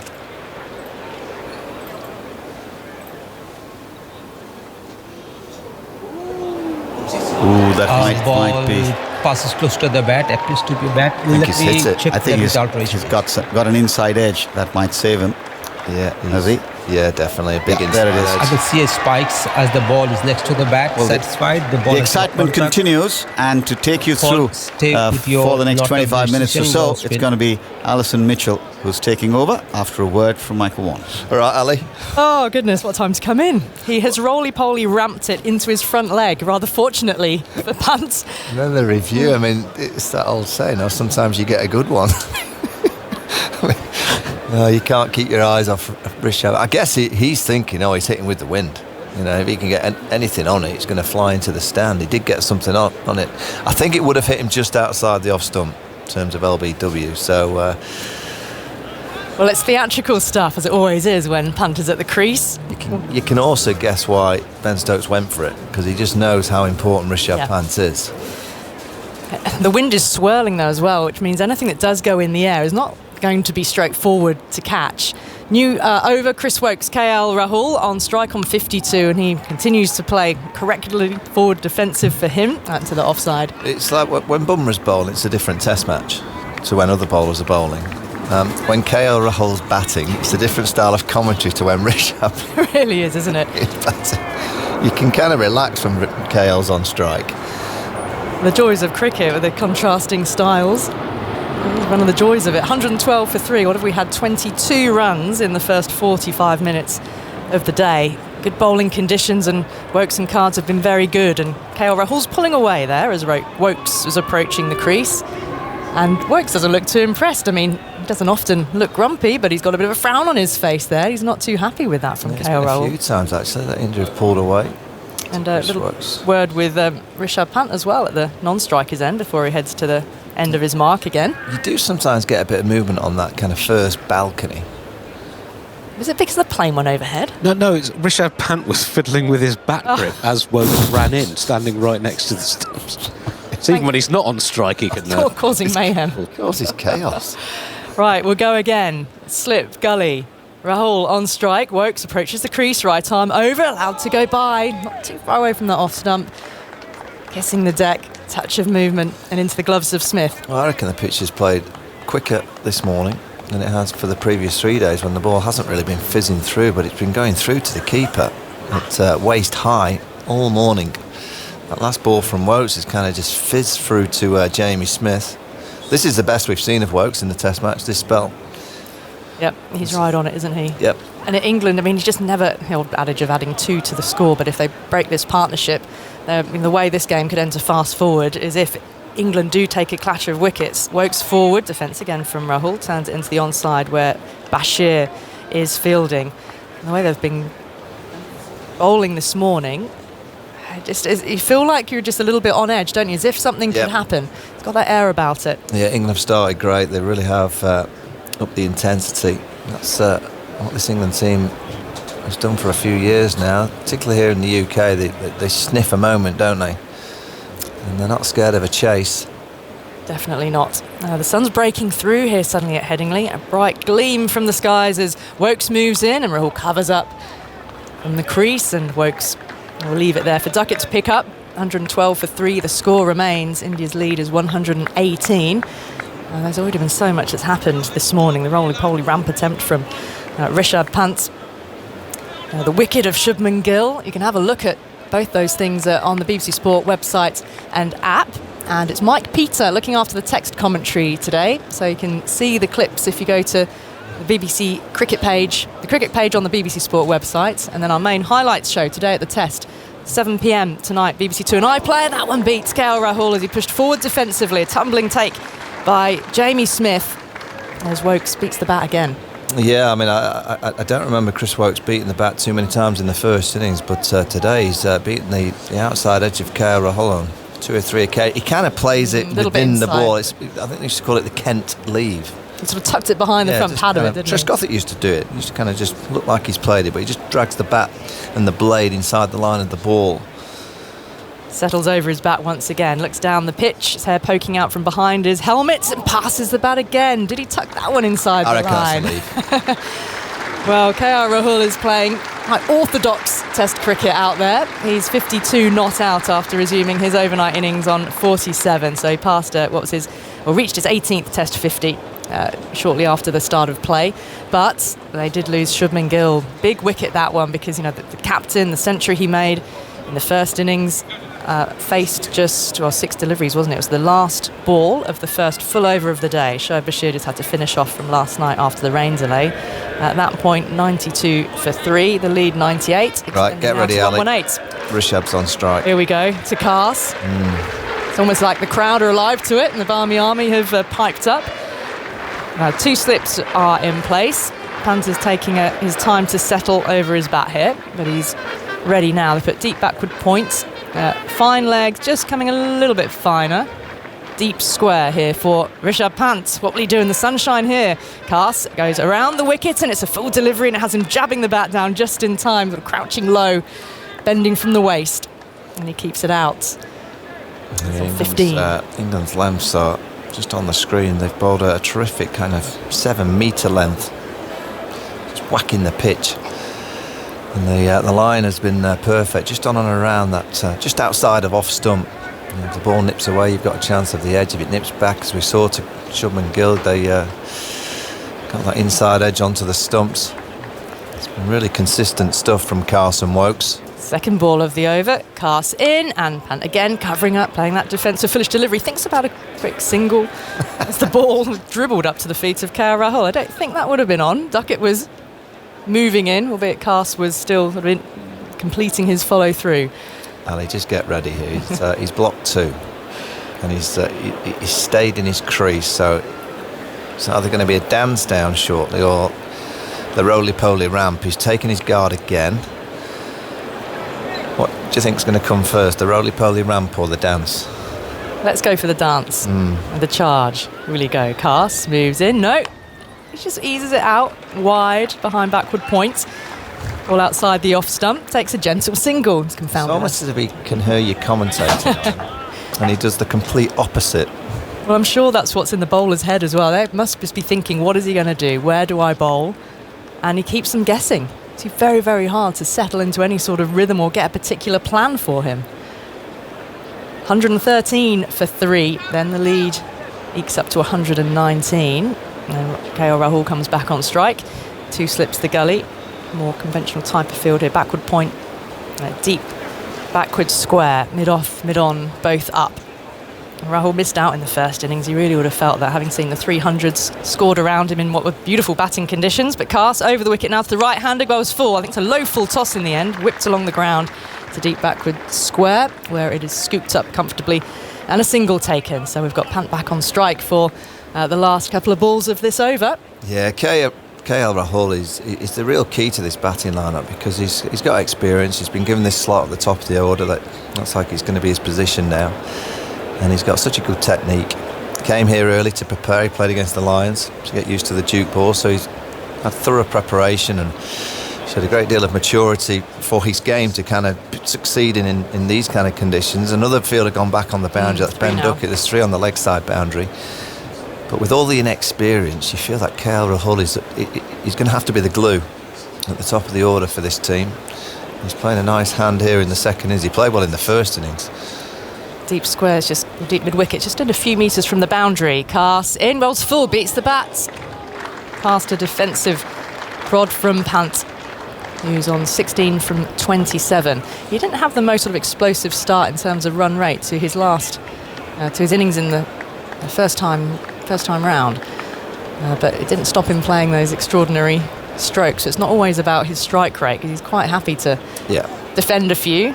Ben Duckett, usually when you put a fielder down at wide fine leg, it's for the bouncer. He is there for the roly-poly ramp. He is, isn't it? It's the perfect angle. Yeah, he is, and fine leg's gone a bit finer for that top edge that we saw just a few overs ago. And Cast coming around the wicket to the left-hander, he can play with that angle over the shoulder. Cast is in, full defence on the off stump. So very correct, getting well forward. Here's Rishabh Pant, and he's seen off the over. No fireworks. 114 for 3.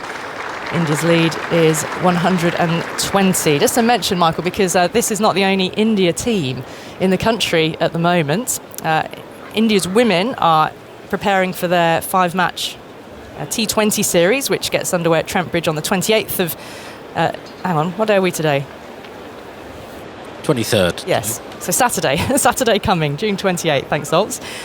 Sophie Eccleston back in the squad for those T20s. They play at Trent Bridge and then Bristol, at the Oval, Old Trafford and Edgbaston. And what's also underway at the moment is England's men's mixed disability series against India as well. And the under-9s... England got the win, didn't they, down at Taunton? They did, a 62-run victory. And this is really... It's an intriguing form of the game because it is mixed disability in that each team has to have at least 3 of physical disability, deaf and learning disability all playing together. It's a real integration and quite an experience for all those players involved as to how they interact with each other, communication being a key part of that. But England got a victory in the first match, and the second match is today at 5 p.m. at Wormsley. Wokes in, new over, KL Rahul pushing forward, ball dribbles into the onside, and there's no run. So a match at Wormsley 5 p.m. today, and then Lords on Wednesday, India versus England men's mixed disability at 3:30 p.m. in the afternoon. So if you have a chance, do go along and watch and support them. Captain Callum Flynn top scored with 68 for England in that first match. He's a bone cancer survivor, so part of the physical disability setup, and one of 5 players that England featured from the physical disability within that match. Wokes in again, Fuller and Rahul defending once again. Says no to Pant, no run, like it's there to move into field. So they play at Lords on Wednesday, 3 o'clock? Yep, 3:30 start for that one. England defended 182 for 5 in that first match at Taunton to get the win. But India's Oval, their disability teams are very strong. I'll have to get Andy to perhaps look at what their record is, for example, in deaf cricket, in blind cricket. But of course, the VI players don't take part in this mixed disability because their form of the game is very, very particular with the ball that's got the rattle inside it, the ball bearings. Knocked into the onside, quick single taken. Pant actually getting a hurry on here as Bashir moved in from mid-wicket to field, and they're safely through for the one. Rahul 54 not out now. I just hope all the crowd in today. I hope they haven't been looking at the last 2 or 3 days, if they've not been here, and kind of seen people in shorts and t-shirts and that's the kind of kit that you have to wear at Headingley this week. The difference is remarkable, isn't it, from days 1 and 2? It's cold out there. I'm looking at a few people down here on the left. They've got shorts on, t-shirts. Are these traffic cones down here in the neuro orange? Their arms firmly folded across their middles, all 5 of them. 4 of them? 5 of them down there. They stand out under the sort of comparative gloom with these grey skies overhead. They're gleaming down in the front row. They're in prime position for a Rishabh Pant backward of square pull shot, hook shot, roly-poly ramp. Let's see, he's on strike here, works around the wicket, he nudges it into the onside. Vacant mid-wicket region. Now I've got a substitute fielder on, running in to pick up, and they've added 1. So Rishabh Pant's playing it fairly steadily in these last couple of overs, at least 17 from 29. But it's about partnerships for them as well, isn't it? You can't just think single-mindedly about what am I going to do. It's how many runs they can build together. And Rahul's playing extremely steady hand at the other end. Well, we just know that this ball's now 35.4 overs old, and the older these Duke balls get, the softer. Ball won't do as much, but it's not as always easy to score. Wokes moves in over the wicket. Grey skies up above. Coming forward, KL Rahul doesn't make contact. He tucked the bat inside the line again there. It's gone through to Jamie Smith. Another plane roars overhead. We never actually get a view of the aircraft, do we? We can always hear them. Let's just be slightly behind the big media centre. That'll be Aggers in Australia when he's flying across. Oh, has he got his route planned out, has he? Well, I'm not too sure. He's trying to convince people that it's a good idea to go up with him. Well, I was brave enough to do it. In fact, I was brave enough to do it a second time as well. Yeah. Here goes Wokes. Did you feel safe? Through to Jamie Smith. If you went a second time, clearly you did. Yeah, I did in fairness. Well, he had a co-pilot both times, you see. Didn't tell me that. End of the over from Wokes. 116 for 3. India's lead is 122 now. Rahul remains on 54. Pant on 17. It was quite a treat. The first time was New Zealand, wasn't it, Aggers, or was it South Africa? It was both. We buzzed Napier, I think, wasn't it? We flew over the cricket ground at Napier, and then we flew up the coast from Durban and tried to spot some hippos in a nature reserve. A very educational trip.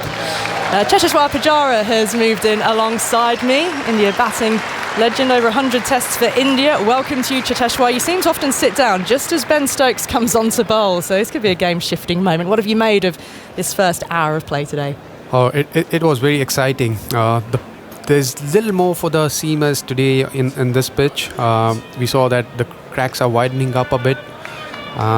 This is the most important partnership for the Indian team. Ben Stokes, who has been the pick of the bowlers for the England side in this test match. Stokes to Pant. It's a battle that has tantalised many, and he's able to clip him gently down to fine leg for a single. He's going with that angle from around the stumps. 117 for 3.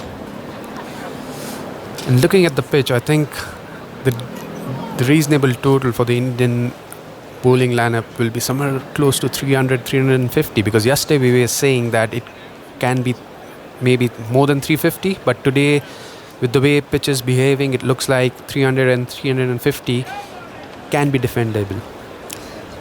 Well, time's going to be a factor, isn't it? How much is left in the game, where the rain interrupts the 5th day and makes the chase difficult, and equally whenever England get underway with a run chase, how quickly they might be able to score. Let's see, Stokes just fiddling with his field. 2 slips in place, deep backward points, got cover. He's just moved mid-off, a little wider here for Rahul, who's on 54. Stokes over the wicket, some shape there, past him, bowling full, swings away into the gloves of Smith. Yeah, and he's pitching the ball up. He's inviting KL Rahul to drive that ball between mid-off and point fielder. I think it's point is in front of the crease, but there's a big gap between mid-off and point. Got mid-on in place, extra cover, deep square leg, deep backward square, and fine leg as well. Sunshine again, still high grey cloud, but pockets of blue. Stokes sets off, running away from us with his blonde ginger hair. Full again, fraction of movement as it passed. Came forward defensively, and once more it goes through to Smith. It's a no ball. Stokes has overstepped, which was a problem Jasprit Bumrah was having, wasn't it? No more so when he bowled to Harry Brook, and a quite brilliant catch taken by Siraj over his shoulder late on day 2, but unfortunately it didn't count. We're going to be talking Jasprit Bumrah, in fact, today during the lunch interval, Cheteshwar, here on TMS. And a very interesting column by Steve Finn on the BBC Sport website today, where Finney puts forward his case that Bumrah is the most complete bowler of all time, which is something which has certainly sparked a lot of debate. I agree with him. You do. There goes Stokes. In wider this time, left alone by Rahul. Taken by Smith, moving across to his right in front of first slip. So your case for Bumrah being the best, the greatest. He is, because look, he has performed well in T20 format, he has done well in the ODI format, and he's one of the best test bowlers in the world. And he has picked wickets even in Asian conditions. Whenever we played in India, he has a 5-for there. He has 5-for in Australia, in England, in South Africa as well. So he has performed everywhere in the world. Stokes moving in again. Cloud is whistling across the sky, causing shadows across the outfield. Something is distracted.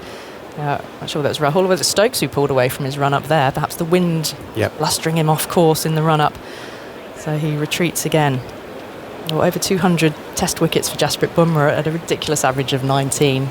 And I think only second to that is the great Malcolm Marshall, having got 200. Stokes in again, full, left alone by Rahul. So he's not being drawn into this line outside the off stump. And the point which I was trying to make for Jasprit Bumrah is, because when you are playing multiple formats, and to be successful in each and every format, it's not easy as a bowler. You need to make adjustments in your bowling. You need to stay fit. You need to look after your body. And if you can do that across formats and be number 1 bowler in the world, I mean, only someone like him can do it.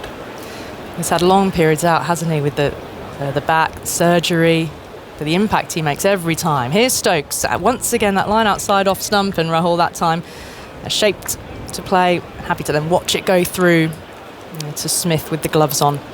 And also to pick wickets on a pitch where there is just a little bit for the seamers. We saw in the first innings, it wasn't offering a lot for a seamer. It wasn't a seaming track. But despite that, the kind of effort he puts in, and he looked class apart, because we saw the way Siraj bowled, the way Prasidh Krishna bowled. they picked up wickets, but Bumrah was looking different on that pitch. And it's quite a load to carry, isn't it, when you are sort of so far ahead of the rest of your bowling unit. That's a little straighter, and KL Rahul looks to go with it to turn it to mid-wicket, but only finds Crawley. So a dot ball and some patient play there from KL Rahul to make sure Stokes doesn't have an impact in his first over that he's bowled today. Drinks are being brought out onto the field here at Headingley. Blustery day. 1 wicket so far for England after India resumed on 90 for 2 and a lead of 96. England got Shubman Gill out early when the lead was 98. And they were 92 for 3 then. They're now 118 for 3. So Chesheshwar, I'm going to make way for Jonathan Agnew. Perhaps just a few thoughts on the impact of Gill's wicket and then how Rahul and Pant are going along together, because their partnership now worth 26. And then Jonathan will be with you. Yep. India was put under pressure when Shubman Gill got out. The ball nipped back in. I thought it wasn't quite there to cut between gully and point, and he had to pay the price for it. But Rishabh and KL Rahul, both of them are building the partnership now. India is leading by 124 runs. The game is very well balanced at this stage. This will be the key partnership for the Indian team, because if they lose another wicket, the middle order and the lower middle order, which didn't contribute in the first innings, they will be put under pressure. And that's why I feel this partnership will be the key for the Indian team. Yeah, I think England might be a bit disappointed with that first hour, because the ball did a lot. A beating of the bat, there was some extra bounce, there's a bit of a nip and so on, but they've only got that 1 wicket to show for it. But, they might feel that bit of luck, they might have had a couple more, but actually, as far as the game's concerned, they probably needed to take a couple more. But India's still in lead by 124, so they haven't let them get away. But there were some surprising deliveries in there, weren't there? Yeah, bounce. There was good bounce, there was deviation of the pitch, and there was a little bit of swing in the air as well. I don't know whether it's because of the wind and a little bit of overcast conditions. The sun comes out in between. Yeah. Look at the trees over to the right. They're really rocking around. There's a very strong breeze blowing right across the ground today. Brighton cast this morning, Agus, 6 overs, 1 for 12 with two maidens. Asked to do a very different job in this match as the opening bowler. Look at the lengths that he's bowled. His spell today was one of the fuller spells that he's bowled. In fact, 3 of his 9 fullest spells in terms of where the ball has bounced in his career out of 45 spells have been in this game. He's also bowled 2 spells late in the first innings where he's pitched a lot shorter. So he's done quite impressive versatility for someone who's not taken the new ball much even in county cricket. Again.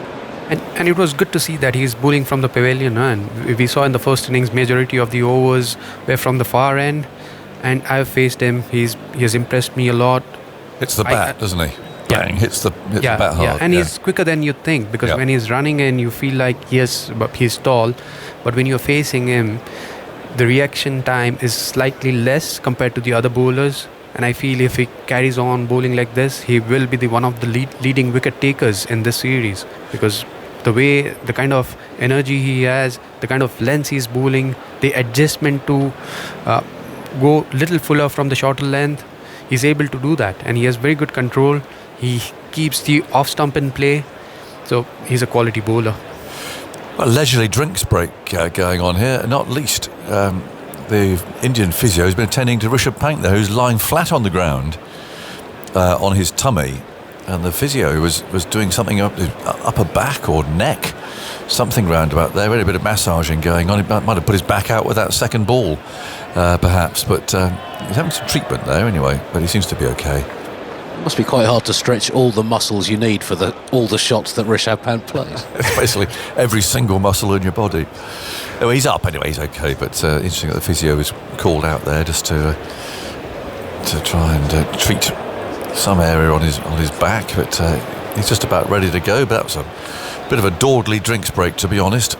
118 for 3, the lead's 124, the wind tugging at Pant's shirt. And there's change of bowling at the far end. Tongue's coming on, so we'll have a look at how he gets on. Pant taking guard from Umpire Gaffney. What field are they going to have here? They're going to... Oh, there is a flying slip. There is a fly slip down here. So, 2 catchers, first slip, third slip, and then the gap, virtually on the boundary, almost all the way, is Ben Duckett. And there's also a deep backward point on the offside. Deep square leg, long leg. So, we're going to expect some short stuff here, or just it would suggest so with Duckett in place down here. Slips well spread. Tongue's first ball. Up he comes and bowls. Oh, it's a swipe. First ball swipe from Pant. It's gone down the leg side. And Tongue's holding his head in his hands. Well, the way that he plays now, the odds are very strong that the next 5 balls he will block. That's my reading of the situation. He won't. No, he dear. won't. Okay. He will try it again. I'm guessing he got out against him in the first innings. He doesn't want to defend anymore. He was out LBW. He was. So he's just going to attack him, you think? Yeah, I think he will try and attack. Right, well, the umpire had a word there. Brooks' cap blew off. There's a lot of activity. And, Tongue, first ball, he really went at him there, missed it. Ball just went past the leg stump. Tongue again, silence round the ground. Yeah, block, you see. It's a block. It's a block. It's a block. Yeah, he just nudged it away for a single. Well done. Well, no, I'm not, you don't expect that from I'm Rishabh not Pant. taking any credit for anything. But he seems to have the... But he goes for the haymaker and then just blocks the next few. It's when that haymaker comes that you've got to try and predict. Yeah. And it does unsettle the bowler's length. If you look at the first ball, it was pitched up, but the second ball was on a back of length. Yeah.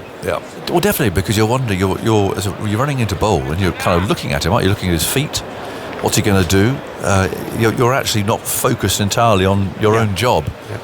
You're wondering what he's going to do. KL Rahul twiddles his bat, looks around the field, more conventional for him. He, with the silky drives, over his bat now, long hair poking out behind his helmet. As Tongue comes in, bowls very wide outside the off stump, and Rahul had nothing to do with that at all. Just watched it going into Smith's gloves. And KL Rahul, he has batted well today. The ball was doing a bit, but he was very, very good with his defense. He left the ball really well. And for me, he's India's best test batter. Yeah, he's a lovely player. And when he does play those drives, beautiful, aren't they? He looks to time the ball, moves his feet well, judges the length early, gets into a good position. Well, I think the wind's getting up. It's causing a few problems amongst the fielders out there. But, Tongue's on his way, bowls, and that's fiddled away. Oh, he's got it through, threading the ball through the slips. No third man. Bit of pitch prodding there suggests it wasn't quite where he intended it to go, but it was controlled. He played those little soft hands and the ball went down rather than in the air, and it was through the gap as well. We should just see this one again. It's a little bit flirty there on the off stump. Yeah. I think he's doing it on. Yeah, it was on think it was purpose. on purpose, I thought he was trying to play between deep point and a gully, but it ended up being... ended up going between first slip and the gully. Yeah. It's his first boundary for 57 balls. Right. Shadows of clouds go scudding across the ground. Tongue up the slope, bowls, and Rahul's dropped! Oh! Dropped by Brook at a fairly fine gully. It went quickly, but it was one of those you get at catching practice, to be honest. Steered off the face of the bat, and that's a big chance. Rahul 58, 123 for 3 it was. They took a single, but he was trying. He was almost going to leave that last moment. Yeah, he thought that he could play the. Oh, he wanted to play over gully. I don't know. Yeah, you're right. He wanted to leave and then. I think so. Yeah. I think he was going to take the bat out of the way at the last moment, but the ball hit it. And it went quickly, and it went head high to Brook, but that's a proper chance. Lead 130. Tongue bowls a very high bouncer. The umpires look at each other. That's a wide, I suspect. Yes, it is. So another one, a bit of sign of frustration there from Tongue, I think, hurling the ball in mid-pitch. Well, that's a proper chance, and a big one for Rahul. 58. Harry Brook, he was standing quite close at fourth slip, but this should have been taken. Yeah, It was a bit high, but yeah, he didn't have enough time to react. Didn't go up either. The ricochet went a bit behind him. His punt covering up and playing tongue away into the leg side. The bowler picks the ball up himself, and that's the end of an over that should really have seen a wicket. And that would have been 4 down. And Nair coming out to bat, so it was an opportunity, certainly, that England will regret. Chris Woakes is running off the field at the moment, so we've got a substitute coming on as Ben Stokes prepares to continue from this end. There's been a few drop catches in this game, haven't they? Both teams. There have been many. Yeah. Yashasvi Jaiswal from the Indian team was dropped 2 or 3. Rishabh Pant ended up dropping 1. He could have dropped a couple. Now what Stokes are going to do here is bowling to Rahul, and he's changed his field. Yeah, 6-3 field, so yeah, a bit of extra protection in the offside. He's going to try and bowl. Well, he's going to try and swing the ball away, won't he? That's what Stokes does predominantly. Yeah, but he'll come a little closer to the stumps now. Last over we saw he was trying to bowl fuller length, inviting Rahul to play that cover drive. There's a gully now. Yeah, it's going to tempt him, I think. Yeah. You've got extra cover in there. But there are 3 in catching positions, but they're all spread out. I mean, there's a first slip, but I wouldn't really want to describe the others. Third and a fine gully, I think we'll call those. But a big gap between them all. 125 for 3. Stokes kicks up his heels, runs in down the slope and bowls an in-swinger this time. He's tucked away by Rahul to mid-on. A bit of a bluff there from Stokes. Picked up on the leg side. 1 run, 126 for 3. Quite difficult bowling an in-swinger with this wind, I think, but it just went straight, really, didn't it? Yeah, it didn't swing much. No. Now Pant takes guard again. Do you think is he going to charge against Stokesy on this ball? You know him better than I do. I'm purely guessing. Absolute guesswork from me. With this field, I think he might. Well, they're dropping mid on and off back a bit. Yeah. There's deep square leg. He could hit with the wind out into the leg side. Stokes round the wicket, moves in, bowls to Pant. No, it's full. He just chips the ball away down towards third man. The substitute comes running in there, picks up and throws the ball in, and they take 1 run. So Pant's off strike. A gentle single. It's almost an anticlimax when he plays that. You're waiting for the big shot, and he just comes up with a little push for 1. 127 for 3. Rahul 60. Pant on 19, 1 wicket taken and taken to the 7th ball of the day, but nothing since. There's been a fair amount of playing and missing, some bounce, some movement, a drop catch, but India are just slowly progressing. They lead by 133. Stokes bowls to KL Rahul, very full. He drives, doesn't time it. Picked up there in the covers. 127. Stokes was a bit disappointed with that length. It was a bit full. Too full, really. Yeah, he wanted to hit that good length. Western Terrace filling up. It's not chocker, but there are a few empty seats in there. But actually, they've got their backs to the wind, so that's probably the place to sit today. Yeah. Don't feel that wind roaring over the top. Stokes spins himself a catch. Rahul waits, bat raised. Stokes moves in, bowls. That's a better length. So Rahul plays it off the back foot with a bit of a punch. That's another yard up on that, and he'll be where he's really aiming, trying to encourage a drive. But Stokes hopes he'll edge and take it in the slips. That's the plan. Do you enjoy this weather? No. Bowlers don't enjoy this weather, Pooch. Yeah. It blows I don't mind. around. I don't mind. I've played in 4 degrees, so this is 4 much degrees? better. Yeah. Was that Dharamshala or something? No, Yorkshire. Oh, Yorkshire. 2015, start of 4 the degrees. county summer. in goes Stokes, bowls. That's a good length. That's a drivable length, and Rahul's not tempted. Lets it go through. Where was that? Headingley. Headingley. Yeah. Oh dear. April. That was 2015. 4 degrees. Did you get the any? same kind of breeze? Did you get any? Did you get a few? Yeah, I got runs. Not in my first couple of games, but I think it was second or third game I got runs. Yeah. 4 degrees, I'm sorry. You weren't feeling it slip. I was wearing 4 layers, and still I was feeling cold. Oh. I was having a chat with Harsha Bhoglet in the other room, and he was telling that this is freezing. No. This is not freezing. He goes Stokes. Oh, lovely ball. Look at that bounce. That bounce. Rahul smiling. He just kept his bat out of the way, but there's that movement, that nip, and that little bit of bounce we talked about. And there's more rather suspicious looking prodding going on from Rahul. 127 for 3. We've got 40 minutes to go until the lunch break. And brightly coloured Isha is coming in for the next 20 minutes. Pooja, after some words from you.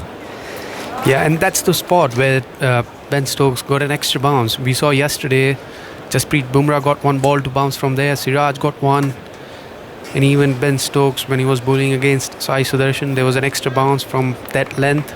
It's just outside the off stump of right-hand batters, and we'll see little more of that today because the cracks are widening up. Good afternoon, Cheteshwar. Very good afternoon. Punt on strike then, Tongue bowling around the wicket to Punt, who's dabbing at the ball to the offside, no run. We did see him getting a little bit unpredictable against Bryden Castle a little bit earlier. He was trying to fall over ramp him over fine leg and getting himself into all sorts of unusual positions, like a jack in a box sometimes, Rishabh Pant. Sometimes he'll just leave the crease when you're least expecting it and launch you down the ground. But he wants to be unpredictable. He doesn't want bowlers to know what he's trying to do.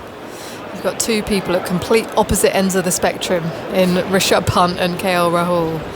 There's Tongue bowls to Pant, who's covering the stumps and passing the ball back to the bowler, no run. So there's a slip, a gully, man down at fine leg, deep backward point, extra mid-off, mid-on, deep backward square and a long leg as well.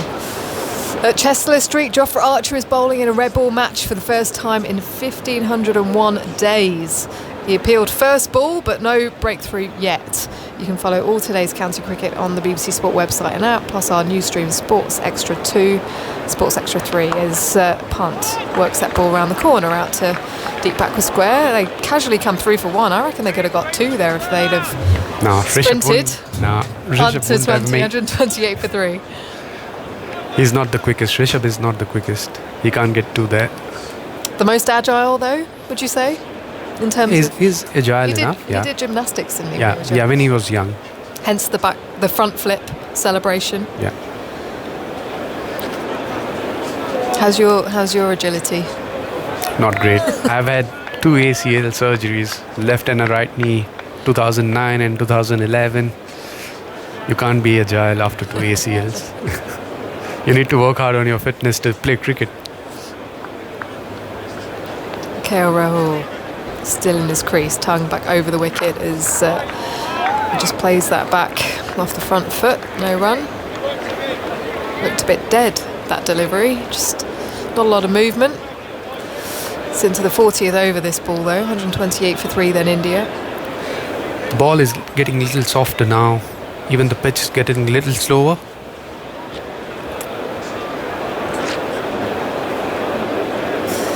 Like I said, I had a brightly coloured jacket on as Tongue pushes forwards. Spider cam rising above the scene as Rahul defends the ball to mid-on, no run. It's not a bright and sunny day. I'm trying to brighten it up. Oh, that's nice. It's a chessboard. That's what our producer described it as. Just trying to match Aggies. A very confusing game of chess, I think. I know. Aggies is wearing something similar. Yeah. As Rahul tucks this around the corner, down to long leg for a single, goes to 61, 128 for 3, lead of 134. So it's an interesting look, I have to say. Yeah, but it's subtle colour-wise. Yes. Trendy. Some of it's trendy, yeah. Which is your favourite colour? Oh, that's a very good question. Quite like red. Okay. And you? Orange. Okay. Well, this is kind of, well, is this more like coral, isn't it? Yeah. I wouldn't quite describe Ben Stokes' hair as orange, but it is blonde these days. He's got blonde tips. He's going to continue from the Kirkstall Lane end. There's a big breeze blowing across. You can see it in the clothing of the players as Stokes runs away from us to Rahul, who lets it go in the channel. 2 slips in a gully in place. Interestingly, India's run rate this morning, just over 2, Chiteshwar. So England have bowled a lot better second time out, but also interesting to see the tactics of India here in terms of how they want to mount their lead, 135, if they want to try and win this match, how much time you think they might need, how they're looking to approach it in the next 2 sessions. I think they will need 3 sessions to bowl the England team out, but this is an important session batting-wise. Stokes bowls Rahul, clips that around the corner, down to long leg for a single, just a good length delivery angled in. We have seen that pitch has changed a bit, there's a bit more today, and that's why they're just trying to be a little cautious in the first session. If this partnership goes well, I think India will come out positively in the second session. But this is the session where they will have to be careful. They know that the first things, the middle order and the lower middle order didn't contribute much, so they don't want to take any chances at this stage. But if India can get to 300, 350 on this pitch, it'll be a decent total to defend. I think they'll back themselves with Bumrah at 300 as Pant defends to the offside. Stokes bowling round the wicket, no run. They've got a lead of 136 at the moment. It's always a tricky one because if you're not really going anywhere in terms of your run scoring and you lose a couple of wickets, then you can be in all sorts of trouble. Effectively, they'd be 136 for 5 if they lost a couple now. But it's not an easy pitch where you can start scoring runs. I mean, earlier, first 3 days, we saw that the ball was coming nicely, but now it's doing a bit. Pant taps his bat down, tries to work the ball leg side, angled in from Stokes. It's quite far down the leg side. I thought it might have been a wide. 68 miles an hour, so attempted slow ball. Yeah, it did really just drop out of his hand. He does like to try that against Rishabh Pant when he thinks he's maybe winding up and thinking about being positive. If he steps down, then that's the reason Stokes is trying to bowl the slower one. Yeah. It's an outer edge, but he handles it well. Rishabh Pant, there's no one at gully, and it heads down to the boundary for 4. It was a good ball, but there was an outside edge. Rishabh defended it well. And Ben Stokes shaking his head because I think he wants that deep backward point a little bit finer. And he has moved his third slip into a gully position. He was having a first and a third slip.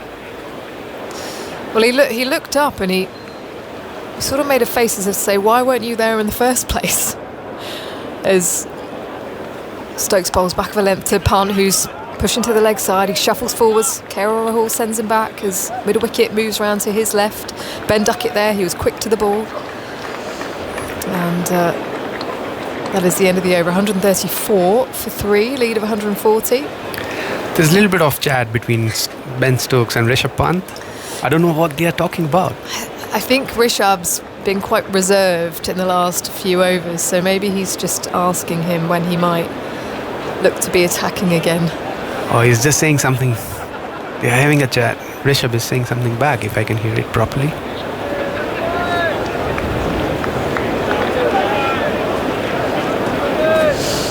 It's all in good jest. Yeah, it's a friendly chat.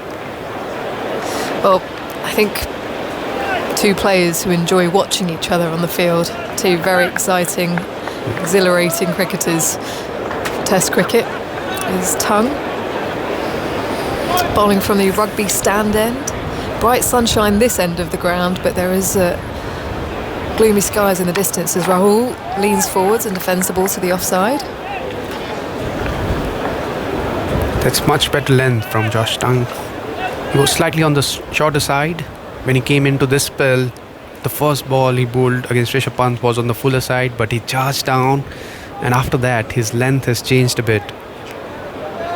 But this ball against KL Rahul was on good length.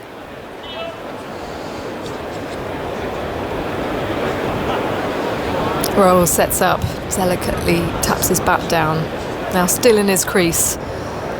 As Tongue bowls and jabs the ball to the leg side, does KL Rahul. It's excellent fielding from Ben Duckett down there on the boundary. Sliding, almost lost it onto the boundary rope, but thankfully for him, it stops in the process and he's able to throw the ball back in. So Rahul moves to 64, 136 for 3. It's just a short arm jab, wasn't it? Slightly shorter from Tongue, angled at the body.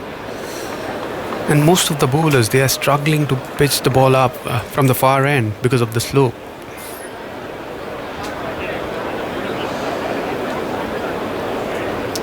Tongue bounds in.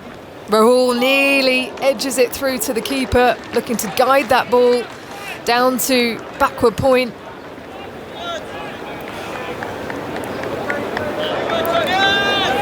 I was having a chat with Brody yesterday, and he was mentioning that whenever he bowled from the far end, being a tall, fast bowler, when you are going up the slope, it's very tough to pitch the ball up. And I was asking, Prasidh was struggling a bit, and he said that if Prasidh bowls from the pavilion end, it'll be slightly easier. He might pitch the ball up because you're going down the slope. Well, he went with the tactic of the short stuff, didn't he, Prasidh Krishna? Yeah. And that's what dismissed Jamie Smith. Tongue is bowling now. Good length delivery, just in the channel that KL Rahul leaves. I always used to find if I was going down the slope that I would have to visualise bowling at the top of the stumps for it to land where I wanted it to. So did you find it difficult to go up the slope? I mean, I did that quite a lot because I had Catherine Sipperbrunt at the other end. I didn't really always. It was always harder up the slope,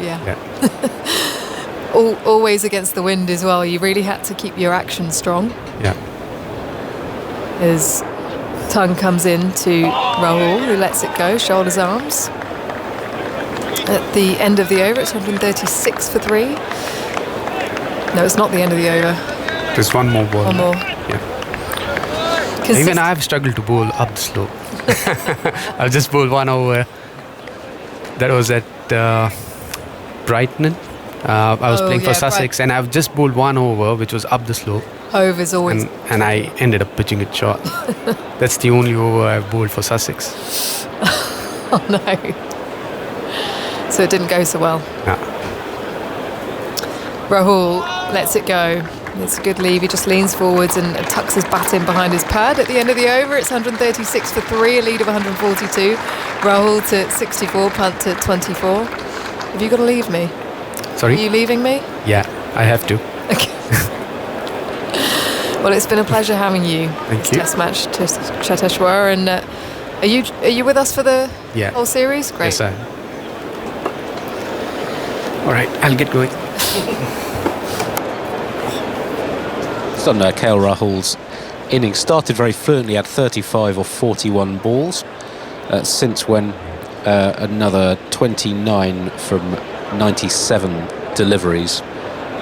Very patient, largely. A couple of little fiddles outside off stump. We saw him backed in a number of ways on the tour here 4 years ago, particularly at Lord's. He made a fine century. He was 18 off 100 balls there, finished 129 off 250. So he has, like most modern players, the capacity to expand and accelerate.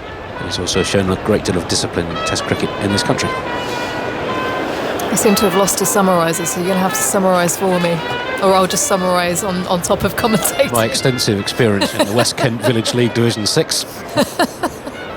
Thanks, Salts.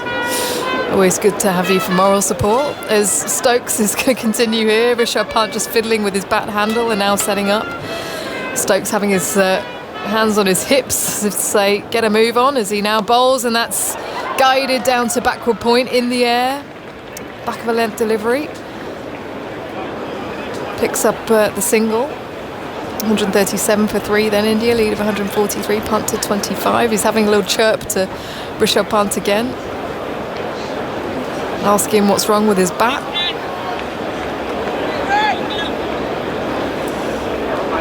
Now walking backwards to the top of his mark, Ben Stokes. As the sun is just coming out here at Headingley, it really does look a picture. A slip in a gully, backward point out on the boundary. Cover quite wide, wideish mid-on, and 2 men back in the deep on the leg side. Stokes bowling over the wicket to KL Rahul, who's just had a quick look over to the leg side. As Stokes pulls out of his run-up, running in. Maybe the wind is Tuffers.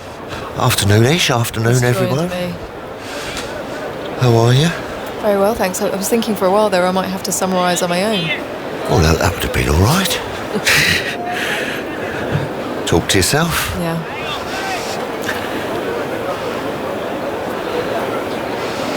Yeah, it's a long way up them steps. Rahul cuts into the ground, but it's Zach Crawley who does the fielding. He just stretches one right arm up into the air as it bounces into the floor and nearly goes over him. And it's a no ball as well from Stokes. Yeah, it's been a blustery old day, hasn't it? Well, a blustery game so far. There's been lots of no balls, a few drop catches, hasn't there? Yeah, not easy to get your rhythm. No, it all just feels a little like neither side in the field have felt comfortable. Leg slips just come into play for Stokes. As he bowls to Rahul, who's driving to mid-off, no run. A bit of shape on offer there, away from the right-hander. We have a cake. Oh, nice. From Chance to Shine, who are celebrating their 20th anniversary this year. This morning, there's an attempt to break the world record for the largest ever cricket lesson. Over 1,000 kids will be taking to the outfield at Lord's for the record attempt. Oh, on the outfield at Lord's. Wow, that would be nice. What is it? A real privilege. Is it a drizzle? Victoria sponge? Rahul lets it go in the channel. Just covering the stumps, no run. You want to be batting in the top 200 in that game, really, don't you? Yeah. Can I have a little... It looks rather nice. Have a little go. Yeah, do you mind? There you go. Go on. Oh, I've got it. Oh, no. Oh, it's on the hand. Let's have a little plate.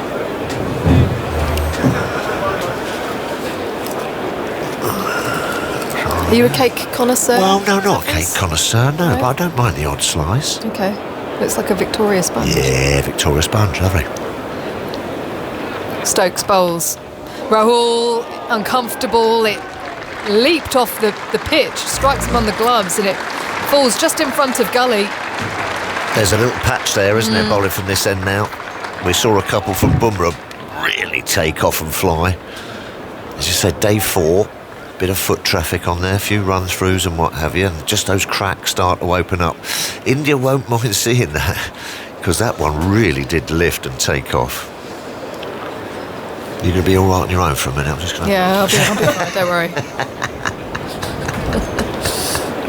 I'm surprised you didn't have a cup of tea with it. As Stokes shuffles forwards. Oh yeah, nice. Past the stumps and Rahul lets it go, but it was a tempter, slightly fuller from Stokes. This is great bowling. Will and David Kirkham have sent this with thanks to TMS from A Chance to Shine. Thank you for the cake. Review, Tuffers? I'm going to give out it of 10. I'm going to give it a 9. Okay. Yeah, no one's a 10. Nothing's a 10. Sorry, in my book. Can always Dawney get better. might be a 10. And he might be. Well, no. Sorry, Dawney is a 10. Well saved. Rahul forwards, just think about it again. And Stokes is really teasing him here with a fuller delivery. But he doesn't take the bait. Rahul, at the end of the over, it's 138 for 3, lead of 144. One thing I will say, though, is that little bit there is paper. It's not icing. But is that not eatable paper? I mean, it might be. It didn't sort of... Oh, let me have a look. You can get eatable paper. It's live paper eating on the radio. No, I'm not. No? Oh, no, it is. No, it's edible paper. All paper's edible if Yeah, you it's really not want eatable. it. That's right, it's not eatable. Eatable. I'm getting me Abels mixed up. Oh dear. Very nice, though. Thank you. See Ollie Pope down there, giving himself a little stretch, hip flexor, out on the deep square boundary. And Nicely. Ben Stokes is just having a chat to Josh Tongue. Nice to have a chat with him yesterday, wasn't Yes, it? it was, yeah. You can catch that on the highlights. Every day of this test match, the highlights are available on the BBC iPlayer.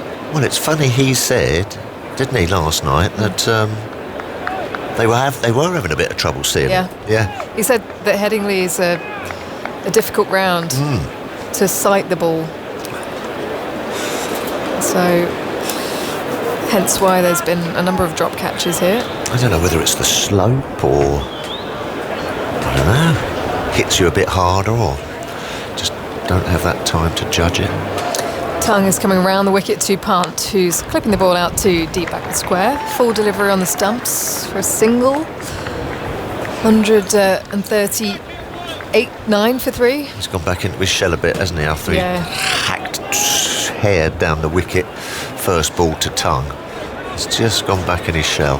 Yeah, I made that 20 balls since Rishabh Pant did something surreally unusual. Might be time. Yeah. Yeah, it could be time for one. Could be. Well, he keeps readjusting his bat handle as the bowler's running into Yeah, that would put me off. KL Rahul. Yeah. I want to be still for your mate so he could concentrate the other He's end. in his own world, isn't he? Rishabh Pant, as KL Rahul is on strike now and guides the ball to Gully, who's parrying that to the right of him. Harry Brook will come through for a single with the misfield. 140 for 3, lead of 146. Yeah, it was good to speak to Ollie Pope, and interesting what he said about just trying to keep out the noise. He was buzzing, wasn't he? Back-to-back 100 start of the summer. You can. But he also mentioned, you don't then take your foot off the gas and think that that's done. And sort of, you've got to keep it in top gear. But yeah, it's a lovely start, isn't it? Punt defends after bowling of Josh Tongue. He's definitely been more reticent to leave his crease, hasn't he? Yeah, well, he might have had a chat with his mate down the other end and just said, "Come on, mate, we've got to get ourselves into a position that when we can be in control of." If they'd have lost a wicket, just after Shubman Gill chopped on, they could have been in a bit of stuck. Tongue bowls a good length, but in the channel. Punt lets it go. Yeah, back to Ollie Pope. He said he tries to not read anything in the papers or online, but sometimes he just likes to look at the football scores. Yeah, that's right. Yeah. And he can't get away from it. No. Well, it's part and parcel of being top class, isn't it? Top class sportsman or woman. You're going to be judged and you're going to be viewed, and you come into the spotlight from time to time, don't you? I think it's harder for players these days.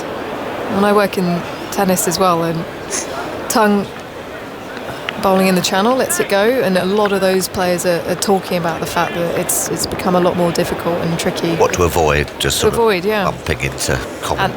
And the question gets asked: do you need to use social media? I know a number of the England players don't actually use social media, but when you're trying to get endorsement deals, and yes, well, it's all part and parcel. you can't really hide away from it. No.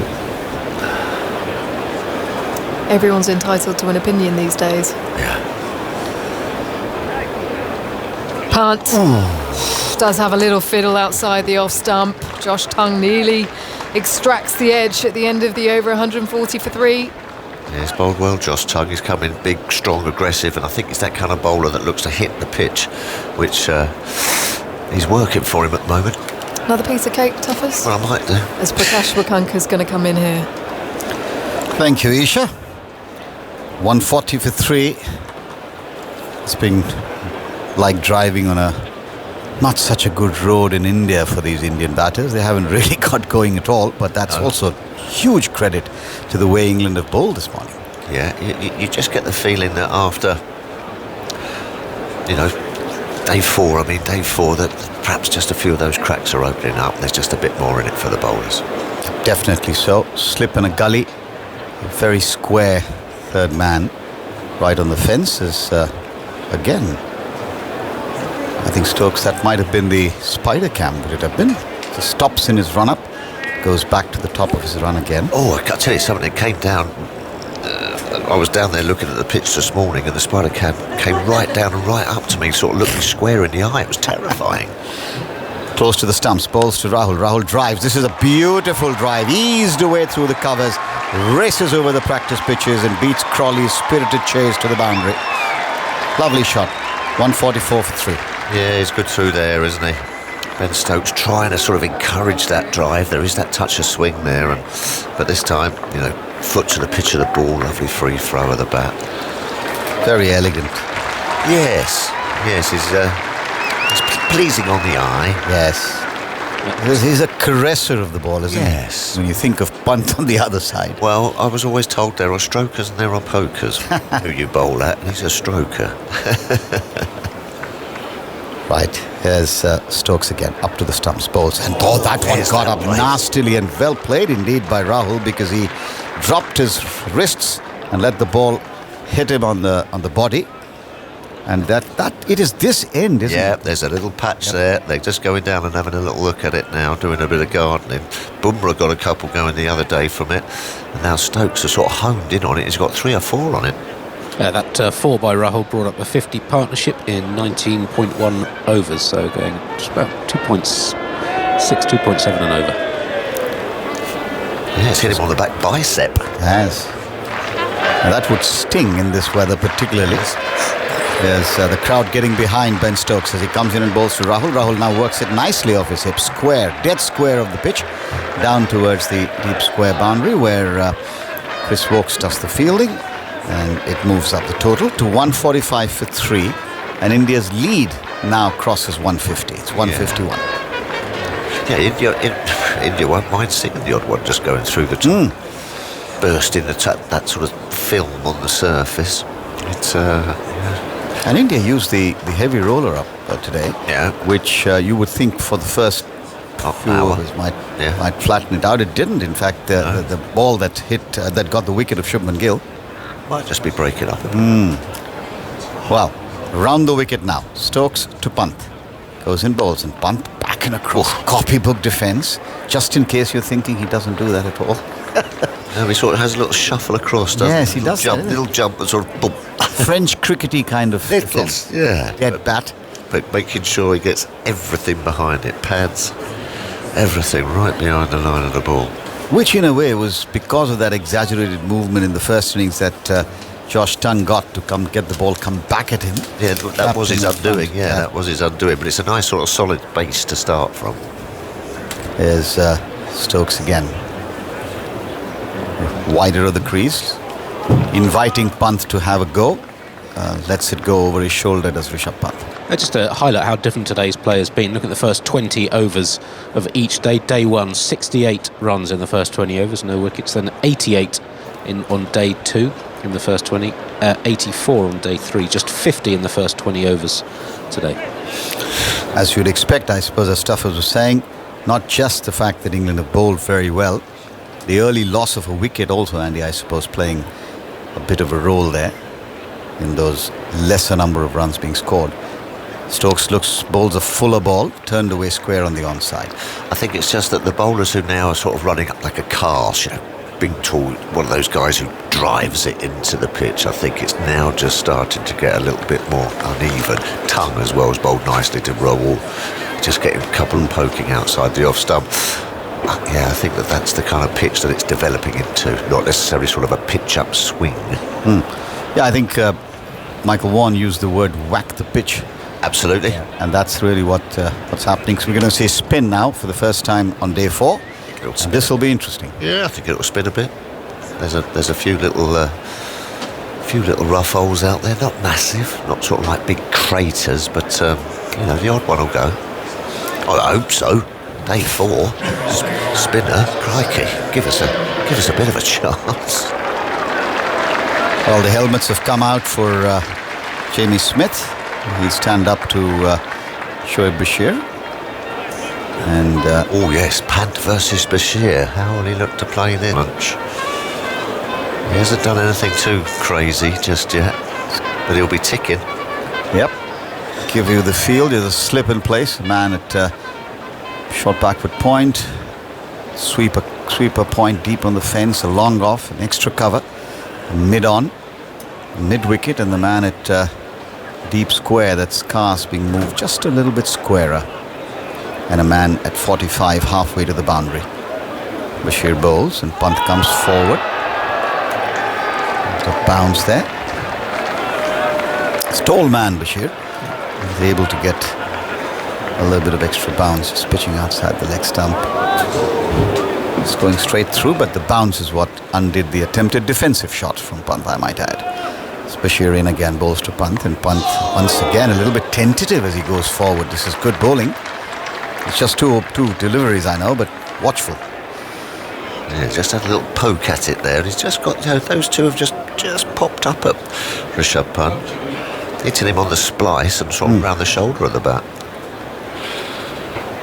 Rishabh waits for Bashir, and this time looks to play it on the onside. Ricochet off the thigh pad, and Rahul calls him through. Good call from KL Rahul there. Total moves up by another run.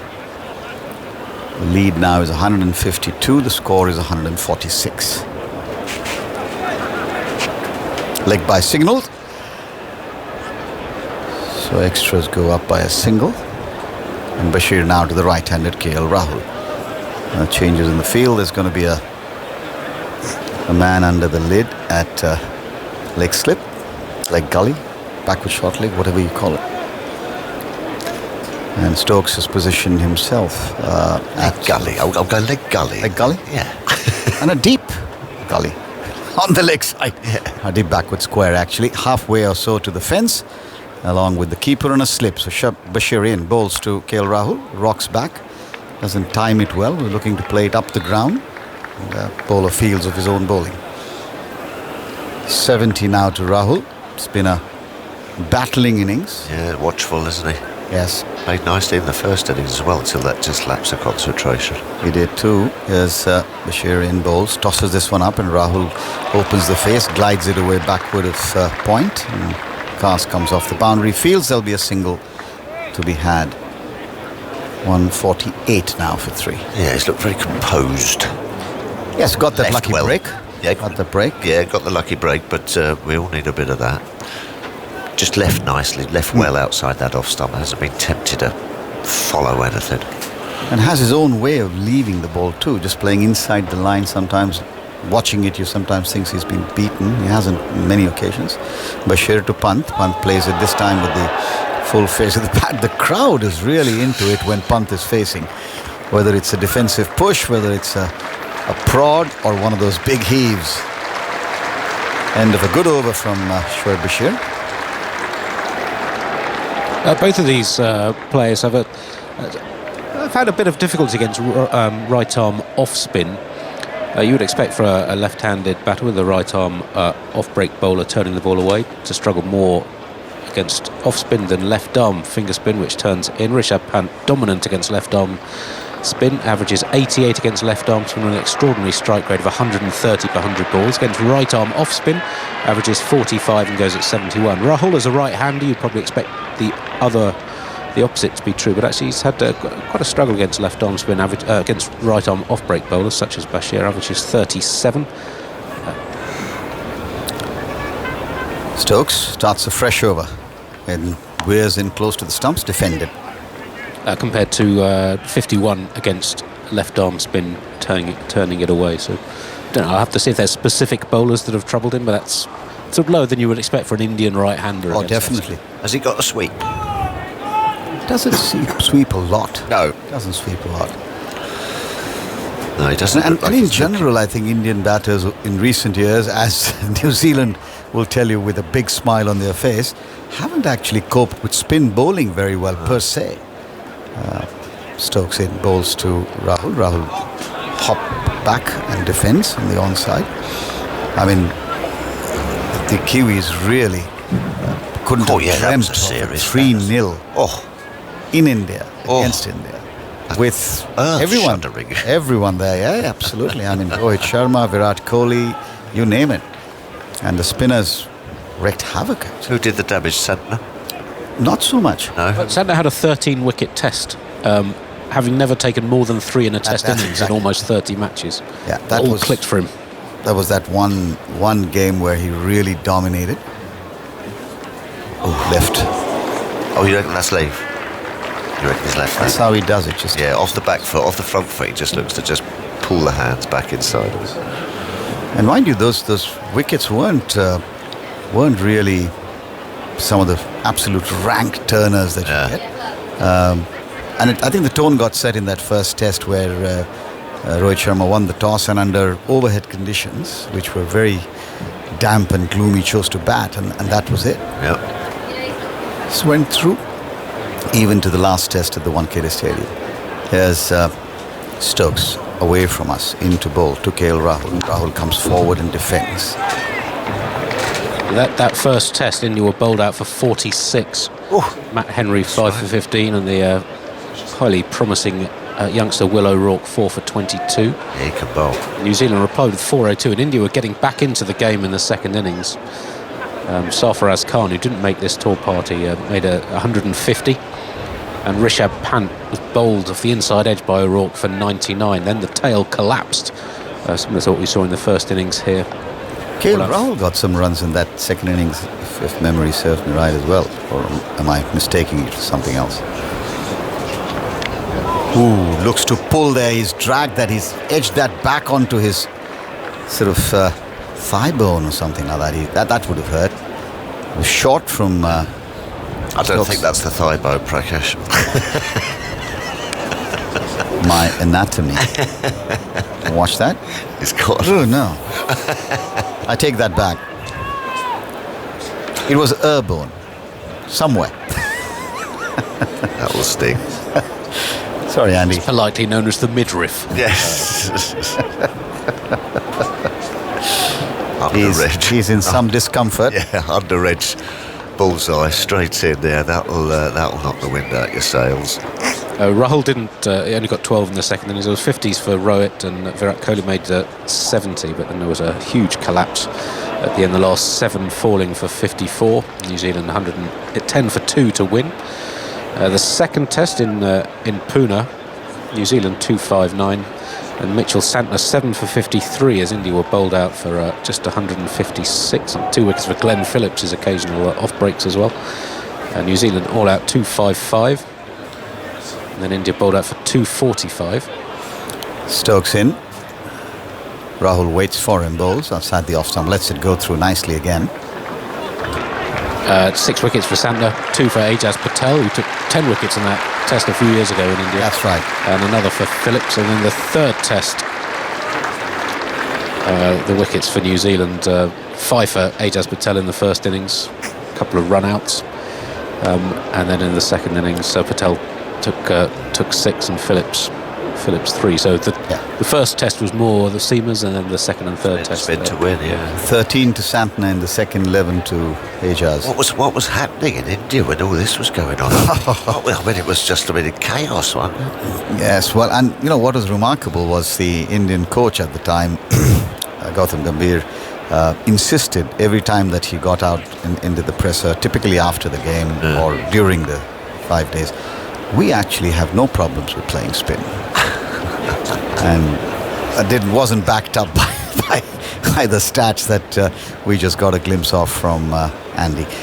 Right then, Shoaib Bashir with a fresh over from the rugby sand end into bowl to Rishabh Pant. Bowls, and Pant sort of a little bit awkwardly, but manages to push it away on the onside. We haven't seen the ball turn sharply yet. No. But he's certainly bowling a lovely line. He's looping the odd one up, inviting the batter to have a go. Yeah, not too long to go for lunch. He's bowled it a bit straight at the pad, sort of looking at that sort of middle and off line. Bowls. Pant comes forward, really leaning into the forward defensive stroke. He's not going to do anything silly now. Well, surely not. Rishabh Pant.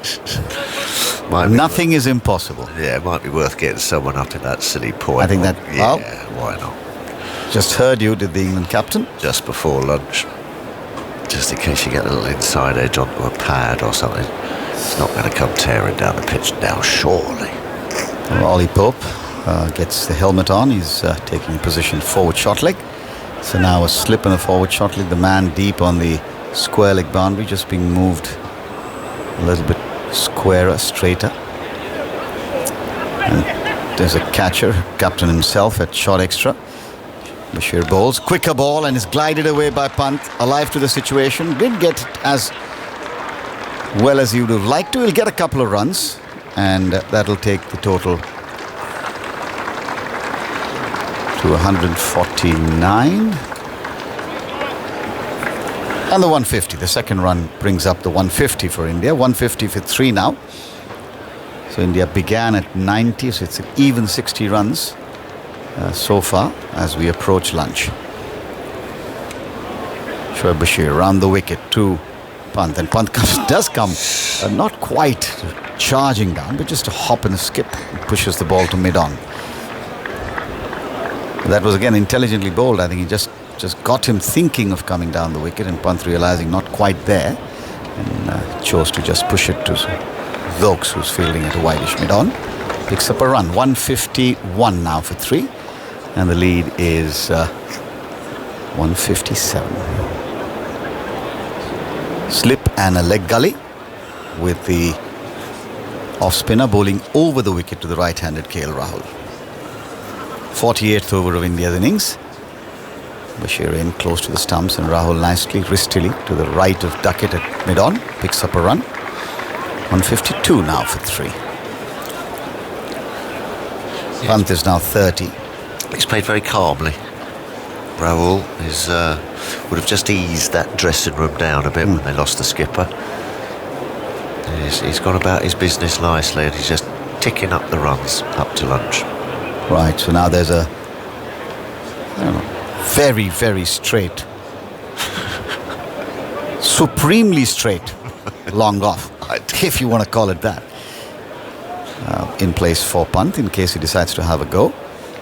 And Pant does well to just work it away on the onside, the last ball of the over, and the batsman crossover for another run. And that is going to be lunch as well. 153 for 3. So India putting on 63 runs for the loss of Shubman Gill.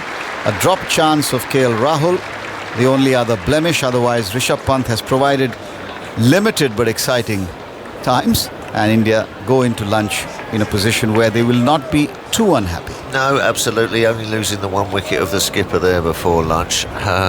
England bowled nicely as well. The pitch has woken up a touch, but yeah, they've gone about their business pretty well there, India. They'll be happy with just losing the 1 wicket. Indeed. So 24.1 overs, the one delivery of the unfinished Shoaib Bashir over started things off this morning, and India have progressed. Rishabh Pant is not out on 31, and KL Rahul is unbeaten with him, taking India into lunch at 153 for 3. England bowling, which has really been the thing to talk about this morning, much more disciplined, asking lots of awkward questions, and just give you that scorecard quickly. Yesterday, last evening, Jaiswal first to go, caught Smith bowled cast for 4. KL Rahul remains unbeaten on 72. Sai Sudarshan started off, got a start, and then played a loose shot, caught Crawley bowled Stokes for 30. Shubman Gill this morning was bowled of the inside edge, chopped on for 8. Rishabh Pant is unbeaten on 31. There are 8 extras, and India get to 153, scoring at just a shade over 3 runs and over. Chris Wokes, 12 overs, 3 maidens, none for 32. Kaas, who opened things up, bowled superbly today, I thought. 11 overs, 2 maidens, has 2 wickets for 39. Josh Tang, 9 overs, none for 28. Shoaib Bashir, 5 overs, none for 17. And Ben Stokes, 11 overs, 2 maidens, 1 for 34. KL Rahul is standing with his headband on, bat in hand. ready to cross that boundary line and resume alongside Rishabh Pant, who now appears in a little bit of a fist bump between the two of them, and Rahul leans forward and touches the grass as he walks out. That's on his helmet. Did he leave it out there? He did. Helmet and gloves out there in the middle. Good afternoon, Michael. Afternoon. Well, England only got that one wicket in the morning session. I think they needed to just G themselves up and keep the spirits going at lunchtime. So, come on, another big push in the afternoon required. Yeah, India came out and batted with a great amount of discipline. It wasn't flamboyant. They weren't taking too many risks. Even Rishabh Pant, he danced down a few times. He played his roly-poly ramp a couple of times, but it was quite sensible from this Indian pair. The England bowlers were excellent. They bowled really well. They got the ball moving around, and there was a bit of bounce and bowled with great control. It was the best we've seen of Chris Woakes in this Test match this morning. Just been speaking actually of why I know a pitch would deteriorate. We're going into days 4 and 5, but we have seen this pitch at Leeds get better and better and better over the years. And I just wonder when it's a bit cooler. It's a cooler day today. Yep. The pitch should be a bit colder, and there's just a little bit more there for the bowlers. Stephen Finn's article is excellent. Yes, very well researched, isn't it? Makes a good case. Yeah, good case for Bumrah. It's a good piece. He's got a bit of stick for it, but it's just generally I totally agree debate. with him. I think he is the best. I'm getting a bit of abuse on social media for the same comment, but you're allowed to say who you believe is the best. Exactly. All subjective. Here we go, under grey, cloudy skies. It's Tongue to start after lunch around the wicket, and a bit of a waft from Rishabh Pant first up. Through to Jamie Smith it goes. Perpendicular bat outside the off stump, looking, I guess, to try and slash it away through point. Who finished before lunch from the Kirkstall Lane end? Was it? From this end, Stokes. And I was watching it around 22-1, and McCullum, very rarely do you see McCullum kind of almost say, spin at the rubby end and get the tall chap.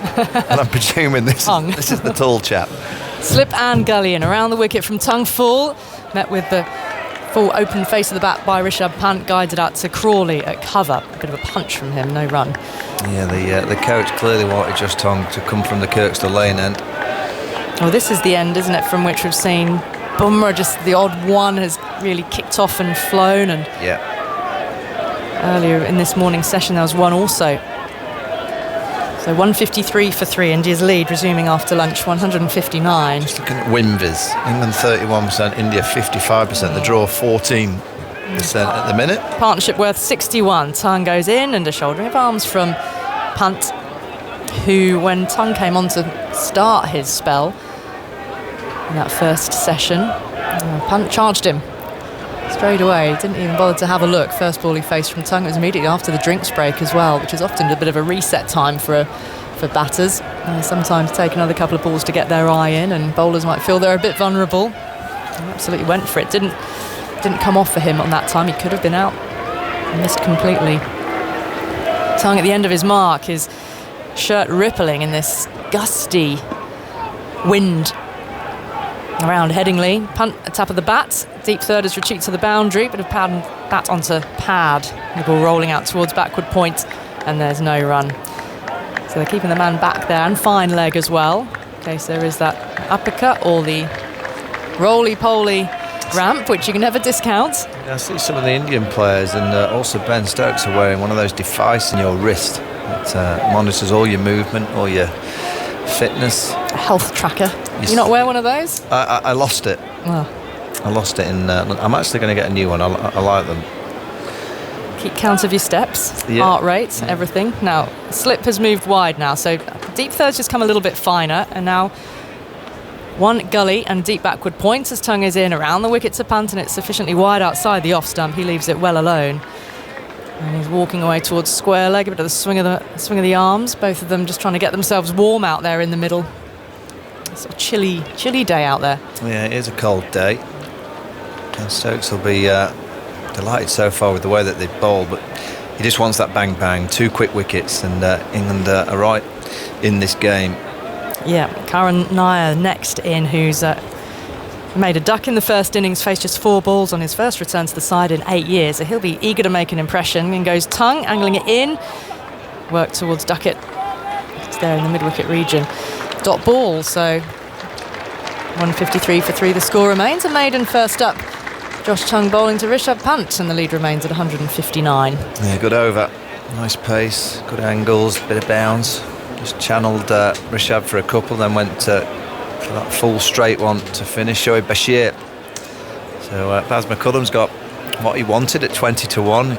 Osman, he bowled a couple before lunch. Bowled nicely, actually. And this was the end Jadeja bowled out for India, wasn't it? Well, get a bit of a feel of maybe the way the pitch is I wonder if heading there's someone spin-wise. listening that could it be right if the pitch is colder, the ball would do more? And did you have any stats surface on temperature, cold we talk pitches? about air temperature. I do not have pitch temperature stats. Well, can you start? I think it's very important. CricViz have a metric they call bounce consistency, and it shows that the pitch today has been much less predictable than on the first 3 days. It's got gradually more unpredictable as the game's gone on. Did it say because it was colder? It did not. Okay. We need a physicist, would that be right, to talk to us about surface temperature and the impact on maybe the contact with ball, how hard perhaps the surface becomes then. First ball from Shoaib Bashir is fullish to KL Rahul. He strokes it towards root in the covers. There's a slip and there is a leg slip in place. There's a poke under the helmet there. Well, England players have got sleeveless jumpers on today. Bashir, so he's tossing himself gentle little mini catches. Gets ready to bowl to Rahul. Rahul 72 not out. He waits back poised in the air. And Bashir is in. He comes forward, strokes it back up the pitch very gently.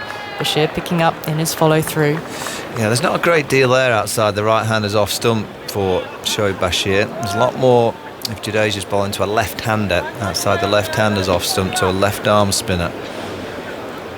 Bashir just a few paces behind the crease, moves in, bowls it more air that time. Fuller driven, beats the fielder at cover, beats root out towards the deep. Will it be a boundary? Could be cut off. No dive attempt put in.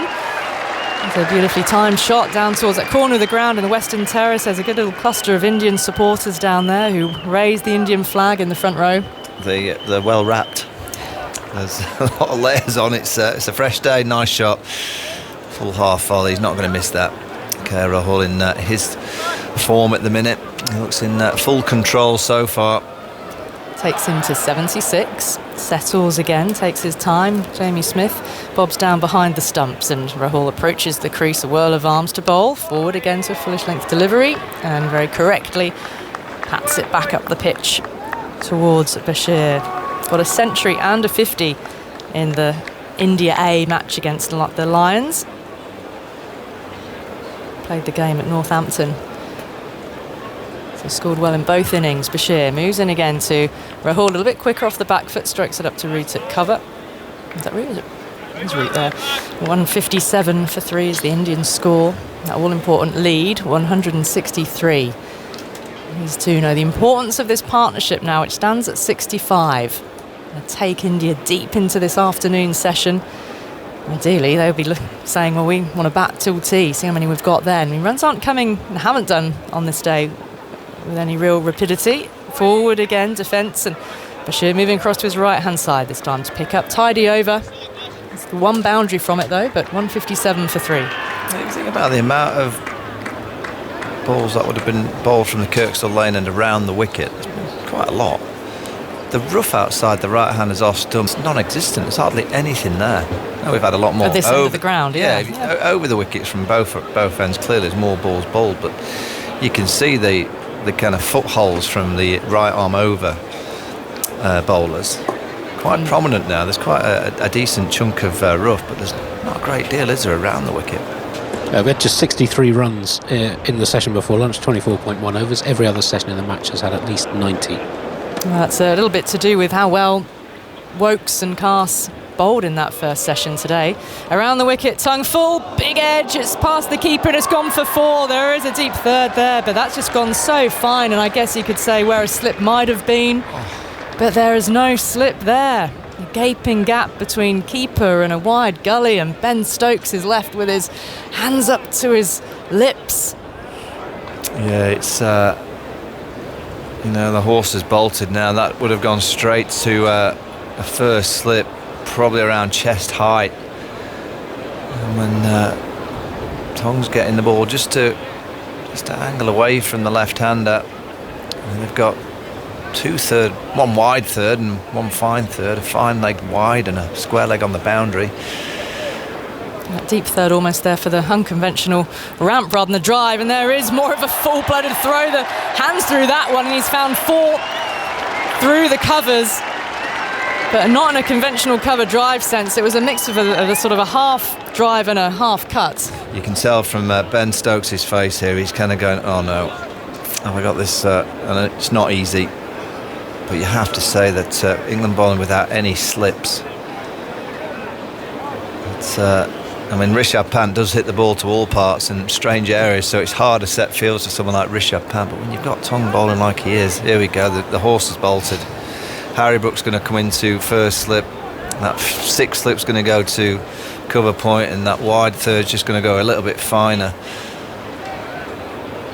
Well, they try to get him driving again and see if they can find an outside edge to slip, or Pant find another way of getting it up and over the field. Well, Tong's run through the crease but pulled out of his delivery. Rishabh Pant got a little bit of a grin on his face. Just how smart Pant is. So he snicks that ball down to third, and he knows the next ball, really, the bowler's going to try and bowl the same ball. So he's just bowled a beauty. So he thinks, I'll tell you what, if you're going to bowl that ball again, I'm going to run down and try and meet it. Yeah, so there's a bit of science in sometimes what looks like a bit of madness. Tong in 4 left alone that time then by Pant. So he's showing some cricket smarts, because he always wants to try and throw the bowler off their stride. And on the one sense, the charge is with an attacking intent, but the impact it has on the bowler as well is to unsettle them. And he doesn't now want to be drawn into playing a drive again, bring Harry Brook into play there at slip. Fine leg stays on the boundary, as does deep square leg, who's in front of square at deep mid-wicket. There's the bouncer, and Pant isn't tempted. And the ball lands in the gloves of Smith. Pant 39 from 68, really played within himself for quite a lengthy periods during the first session this morning. Yeah, that's the replay. That snick is going to be replayed a lot, I think. 29.2 overs till that second new ball. Well, that's got to talk for England, hasn't it? They need it to. Well, they've got to get wickets before then. If they allow India to bat through to that second new ball. Tong moves in around the wicket, and Rishabh Pant shoulders arms, calmly as you like, a stride forward and content to let it go. Probably going to be another 100 runs, isn't it? At around 3 and over. So that would lead India with a 270 run lead with that second new ball. So England have to find a way of getting wickets now. 300 is possible to chase because it's England. They've done it before, but if the pitch stays cold. Where's our physicist? Could be tricky. EMS at bbc.co.uk. Tong around the wicket, back of a length, and that has been slashed. Oh no, he didn't get hold of it. I thought it was in the air momentarily. It's gone down to that deep third, who's almost more of a deep backward point on the boundary, Chris Wokes, and Pant's able to take one. So end of the over, India's lead is 172 at 166 for 3, and Pant is up to 40, the partnership worth 74. And these two coming together when Shubman Gill went early in the day. He faced just 6 balls of Bryden Carton. On the 6th ball, chopped onto the very base of off stump, enough to dislodge the bail. It was a curious one, wasn't it? Because initially you saw the ball going to, did it end up at Jamie Smith, or was it first slip? Such was the ricochet, and then suddenly noticed that the bail had been dislodged, coming flush off the base of the stump. So Shubman Gill fell for 8, and the lead was only 98 at that stage. So these two doing a fine job together, and it's Pant who's going to be on strike to Shoaib Bashir. New over, and the 1 slip in place, 3 on the leg side in what you would call the ring if you're talking one-day cricket, and a deep square leg. So mid-on is up, long off his back, and that one's outside the off stump. Just a little bit of bouncing into the gloves of Smith. Yeah, certainly a bit of tweak for that one. It's a bit wide, but bounce. I'll encourage Bashir. Such a good seam position, isn't it, when he gets those revs on the ball. Just out of that foothold, wasn't it? This is the danger that Pant faces here, as the left-hander at this end. Bashir in, a little bit fuller. Nicely timed, gentle drive down to long off. Earns him 1. He's moving on to 41. So it's sedate progress for India thus far after lunch, just picking up the odd boundary here and there. Balloon on the field, Michael. Yeah, it's for the steward. Yeah, he does well, actually. It's not easy. Not in this wind. No, he's doing well. Nice movement. Good technique with the pop as well. Right, Bashir waits. The wind rippling his trousers. Clouds scudding across the sky above. Got a leg slip here for KL Rahul, as well as a conventional slip, and he defends back up the pitch. Bashir picking up. No run. Sunshine again appearing behind these little pockets. Little pockets of blue which appear over Headingley at the moment. Green trees behind the western terrace, wafting in this wind as well. Bashir moves in over the wickets, and Rahul is forward. Bashir tumbling to his right-hand side, saves any run. Could have been a single down there too. Long on, if he hadn't stopped that. 167 for 3. Bashir has to wait while Rahul is ready. Rahul looks down the pitch. Bashir moves in a little bit quicker, forward, more force to that drive, and does work a single to long on. Gently he goes, and there's the bandana under his helmet, so you can see in the manner of Chris Gale when he used to bat, the tail end of the bandana poking out from under the helmet, along with the curls of his hair as well, which is almost collar length. He's down the non-striker's end. So 1 slip for Pant, a catcher at extra cover. Yeah, the steward again with the catch of a balloon. Oh, very quick, doesn't even pause play here. Eased out towards point. Now KL Rahul at the non-striker's end. Thought there might have been a single, so very quick throw in there. And he had to think better of it. Grounded his bat. And the throw was just wide of the stumps before it was gathered. End of the over, 168 for 3, and the lead 174. Win Viz percentage is remaining at India 55% at this stage. And the draw also in there, of course, is always an option, particularly if there is some weather around tomorrow.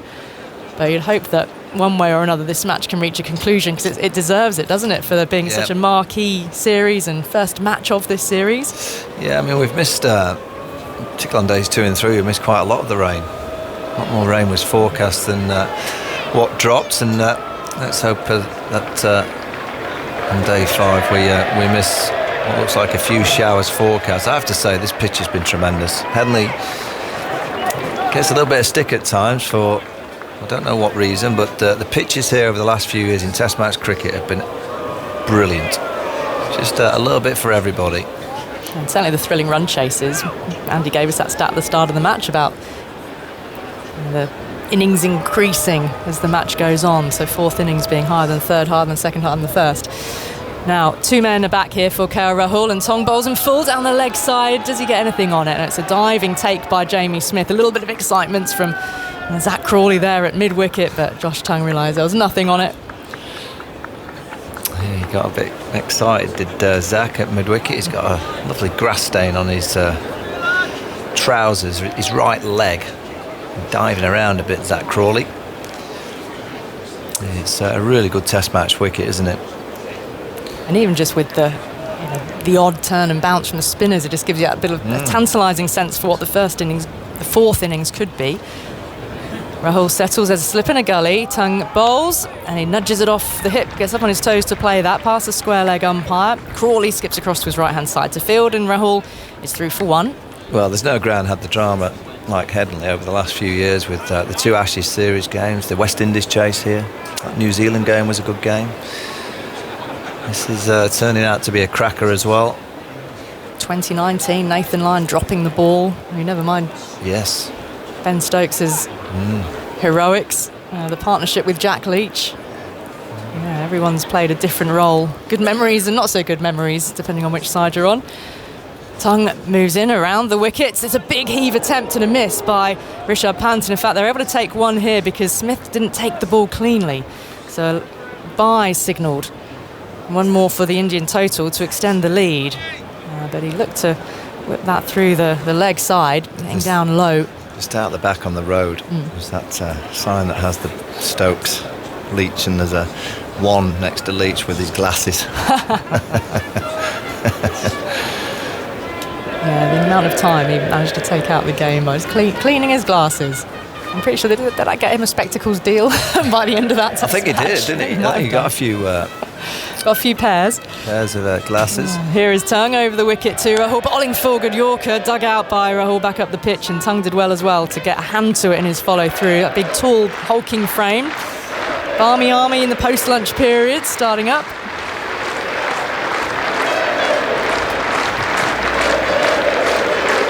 They were in fine voice yesterday. Good rhythm. It's like a younger trumpeter. What's happened to Finchy? Looks like the apprentice, the academy members come. I guess he'll find out. Bright pink bucket hat he's wearing as well. KL Rahul on 78. Tung moves in, bouncer down the leg side though, not brilliantly directed. Smith gathers the ball. 88 miles per hour for Josh Tung. Tall hulking figure, very broad-shouldered. Well, it's Billy Rowlett. Is that the trumpeter? Yeah, he's just come. He's come through the academy system. It's it's quite a apprenticeship. You've got to earn the right. Is there a certain number of tests you've got to attend before you're allowed I'm to not take too the sure. trumpet? I think he's been in the squad. Home and away. I mean, has he travelled yet? He's got day 4. Day 4. He got given day 4. Just have a try out. It's cold. you can do it on him. Keep your fingers warm. Tucked off the hip by Rahul behind square for one. You can do it on a cold day, you can do it anywhere. If you can do it on a cold Monday in Yorkshire, you've got a chance. 171 for 3. It's the end of the over by Tung. So gentle progress being made here. The lead is at 177. And I think Agaz is coming in for commentary. But results, have you got something for us here with KL Rahul on 79 and Rishabh Pant there on 41? That was always Miles Davis's problem. Couldn't do it on a cold Monday in Leeds.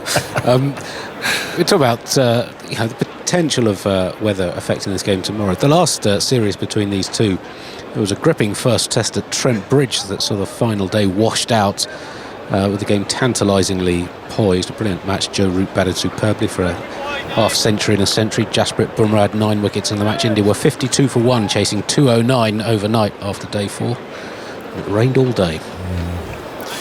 Definitely rain tomorrow, I think, here. But mind you, the forecast all very pessimistic for the last couple of days. But it's proved to be okay. Bashir bowls. That's swept down to a deep backward square leg. 4 runs from Rahul. Yeah, nicely balanced sweep shot from KL Rahul. And Billy's just played the Test Match Special theme tune. Yeah, tremendous from Rahul. He's 83 now. Just got something in your throat there. Actually, well, I've just had my lunch. First surprise, I was on. I got my timings wrong. Anyway, there we go. 175 for 3. Rahul 83. Bashir again. Hair blowing in the strong wind. Tosses that up Rahul forward. It rolls out towards cover. And there's no run. 175 for 3. I think England would have wanted... Well, they felt they should have had more than 1 wicket. Of course, they would have wanted more than 1 wicket, but I think they really... The way the pitch played. It's that drop catch. Yeah, that was a bad one. It's not as bad. Sharp one, but it should be taken. Shear, this man just behind square on the leg side there catching. Rahul turns that out towards mid-wicket. What do you know of this young trumpeter? I get information. Yeah, so he's a young chap just on his young way lad, up. young Billy, yep. So it's nice, isn't it, to see a youngster get out there with his trumpet. You hear the band playing this morning down by the main gate. Bashir bowls. I didn't know. Oh, yeah, really excellent. Sort of swing band with trombones and all sorts. I said my euphonium's in the car, and they didn't seem terribly interested. It's a bit of a shame. That's not surprising. Wow. They do play without music, which is quite something. No, they're great fun playing away down there. 175 for 3. And Rahul defends again. Rolls away as another aeroplane comes in over here. We're right in the flight path today. Leeds Airport. You used to get Concorde coming in, only every now and then. Yeah. Those sort of sightseeing flights, the whole place would shake. pitch here. Bowles turned away out towards long on. It's not going to quite get intercepted en route. That was quite a sight coming in over here. Back in the day, 175 for 3. Concord from New York? No, we used to do sightseeing things, didn't they? Used to take off from Leeds and go off, I don't know, over the North Pole or something for a couple of hours and then come back. So there wasn't a scheduled flight. So it was only every now and then you got it. The scheduled one we got was always at the Oval. Round about 2 o'clock, I think, from memory. It might have been 4 o'clock. That was a New York flight. And you'd hear it, the incredible rumble. The Concorde going over the Oval into Heathrow. Just a bit of a delay here. Change of gloves, a bit of juice for the two batters. When do you reckon India? I mean, they lead by 181, and they'll know if they lose 2 quick ones. It's a game that England will fancy. What do you reckon they'll think in terms of maybe going up in the gears when they get to around 250? Well, I thought, we worked out this morning, but saw 3.5 and over for 75 overs today. We'll get them 370, 380, and then with 10 overs to bowl tonight. I don't think they'd necessarily do that. In goes Tongue bowls, and that's played very late. Down to third man, 4 runs. Fielded a little bit square, and very nicely played by Punt. Little late dabble outside the off stump. Beautifully played, 179 for 3. But as I was saying to Cheteshwar, I think, if Bumrah's only going to play 3 games, and you got a pitch where there was some turn for Jadeja. I know what you're going to say. You don't want to miss out on this opportunity, do you? And if I was Shubman Gill, I know he's a young captain, but you really do have to maximise Bumrah. Yeah, you do. So if he's going to play in this game, ambushing the ball, really fizz through at times today. It's an opportunity, a proper opportunity they should look at, isn't it? 179 for 3, Tongue bowls outside the off stump. They always talk about caution, 5 test series, don't make a mistake early on, and that sort of thing. And he's a new captain, but there's all of that Bumrah factor, isn't there? There is. No, you're spot on, and it'll be interesting to see, because India not renowned for kind of taking too many risks, but when you know that Bumrah's not going to play them all, and you're in a good position, you've got to maximise that. Well, I think so. Lone pigeon flies below us, off to the right somewhere, just away from Leeds, as Tongue bustles in from round the wicket, bowls a lively bounce. Punt gets right underneath that. He's not a tall man, so it's not difficult for him, but quick ball. I like Josh Tongue. 90 miles an hour. Just got a bit of a point of difference under that action. Gets in tight to the stumps to the left-hander. The one thing that he will be doing, though, because he's a big chap, isn't he? And I'm guessing he's probably got size 13 feet. Yes. He will be developing more rough outside the off stump for the right-hander. Yes, he will. India won't mind that. 179 for 3. And goes Tongue again, bowls to Punt, who turns that away into the leg side. He's played quite circumspectly since lunch. He had 1 go, didn't he?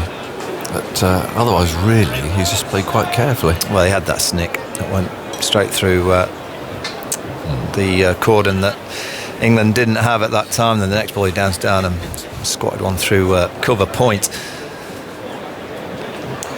There's also the Pant factor. If he's there after tea, he can go. Pant factor.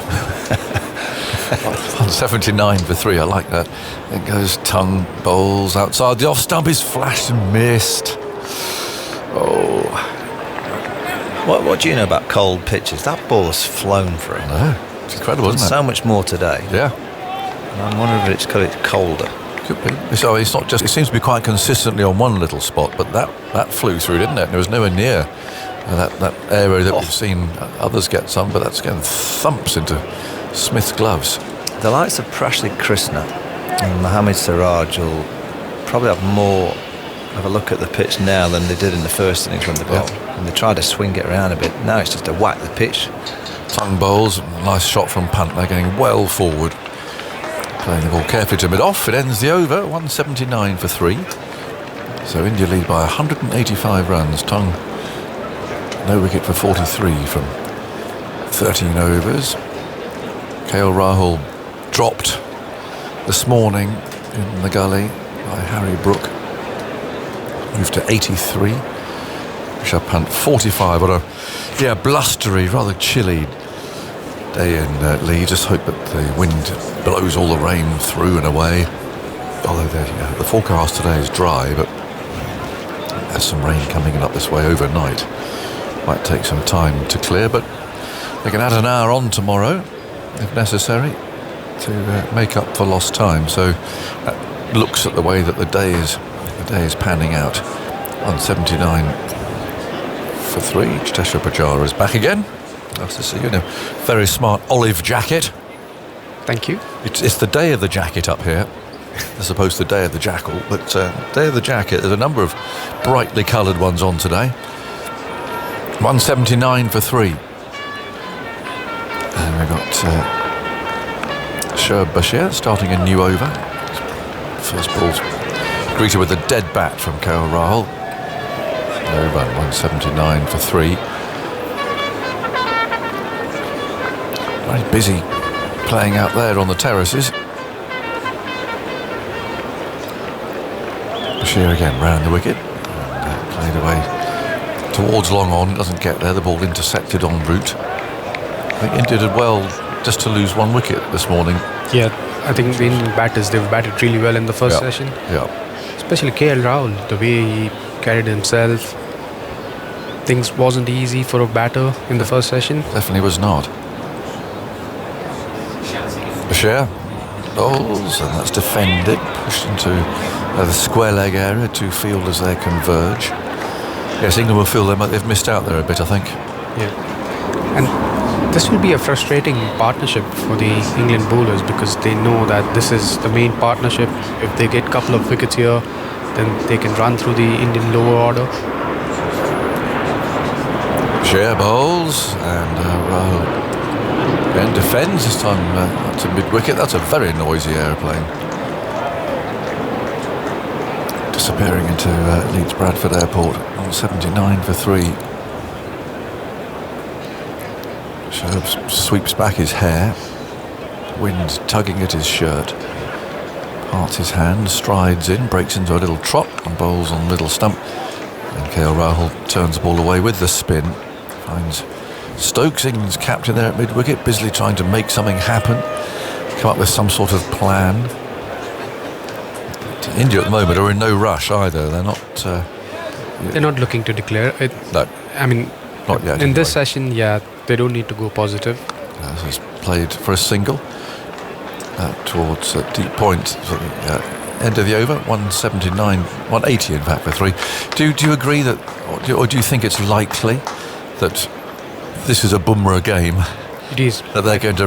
That this is an opportunity, therefore, that they're going to not miss. They've got a 5th day pitch tomorrow, some spin. Yeah, and they're going to have to go for it, aren't they? With Bumrah in the side, only playing 3 games. Yeah, they will be definitely looking to win this game. But this session, I think they will try and bat normally. When it comes to last session, they might try and accelerate. Look at reaching 350 ahead at the end of day's play. Yeah. And it will be a brave declaration tomorrow if they do that.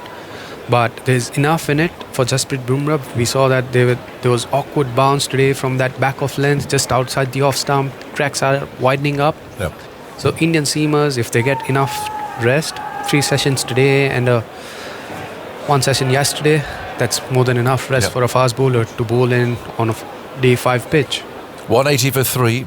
Rahul on 84. Tongue comes in. Oh, look at that take off from a length, and it's hit him on the bottom hand. And we saw 1 or 2 from Bumrah doing this, but nothing like as many as we've seen today. Yeah. That's come from nowhere. Yeah. And that's the spot. It's just outside the off stump. That's climbed from a length and it's smashed into his glove. That's the pitch. That's not the bowler. Yeah. So that's something there. It's just gone straight up. 180 for 3. Rahul waits. Tongue bowls again. He's played across his pad there. Perhaps that last ball slightly in his mind. Jab the bat down, picks up a single to deep backwards square leg. It felt like that one just kept low on the leg stump. This was a little more in the stumps. Back of a length, nip back in. Yeah. Did keep it a little. Yeah. Right about knee roll high, wasn't it? Yeah. As a batsman, you've got to try and get the previous ball out of your head, haven't you? It takes off like that. It's not easily done. Not at all, because you still, as a batter, you still need to get into a good position. You just need to forget the last ball. If you keep thinking about it, you might miss the next one. Yeah. What's Pant going to do? There's one slip, fine third man. Tung's on his way, bowls to him, has edged it. Now, I think that would have gone a second slip. In the air, or third maybe, because first slip's a little bit wider. And Stokes, he's taking his cap off, and he's an unusual. He was hanging on his nose there, sort of over his face, and now he's shaking his head. Now this is a false shot. It's from round the wicket. Yeah, it is. Yeah, he was just trying to take the bat away from the ball. Yeah, and there was an outside edge. Yeah, I'm surprised Ben Stokes is not keeping the first and the fourth slip on this pitch. From this end, there's an extra bounce. Even against Rishabh Pant, I still feel you need to have a first slip and a fourth one. Well, Stokes very disappointed with that. So I've never seen him put the cap over his face before. Tung runs in, bowls, Pant into line, turns that away, picks up his 50. Rolls away down to fine legs, having a terrific game. Indian cheers reverberate around Headingley as Rishabh Pant raises his bat. Indian flags are flying out on the West Terrace. And it was a different Rishabh Pant we saw today after the first hour. First hour he was just trying to walk down the track and then play his shots. But just before the lunch time, he was batting sensibly. Even after lunch, he started attacking a bit. But it's not classic Rishabh Pant. He's assessing the situation and batting accordingly. Then goes Tung, moves in, bowls to him short, clattered for 4. Smashed off the back foot. Tung dropping short and giving Pant some width, and that was just ruthlessly hammered away out to deep point. Yeah, this was short and wide from Tung, asking to be hit. Rishabh Pant is not going to miss that. No, he's not. It's his zone. He likes cutting the ball, and especially on this pitch where it's slightly on the slower side. If you pitch it short, there's enough time for the batters to free their arms. Yeah, I think any left-hander would have liked that.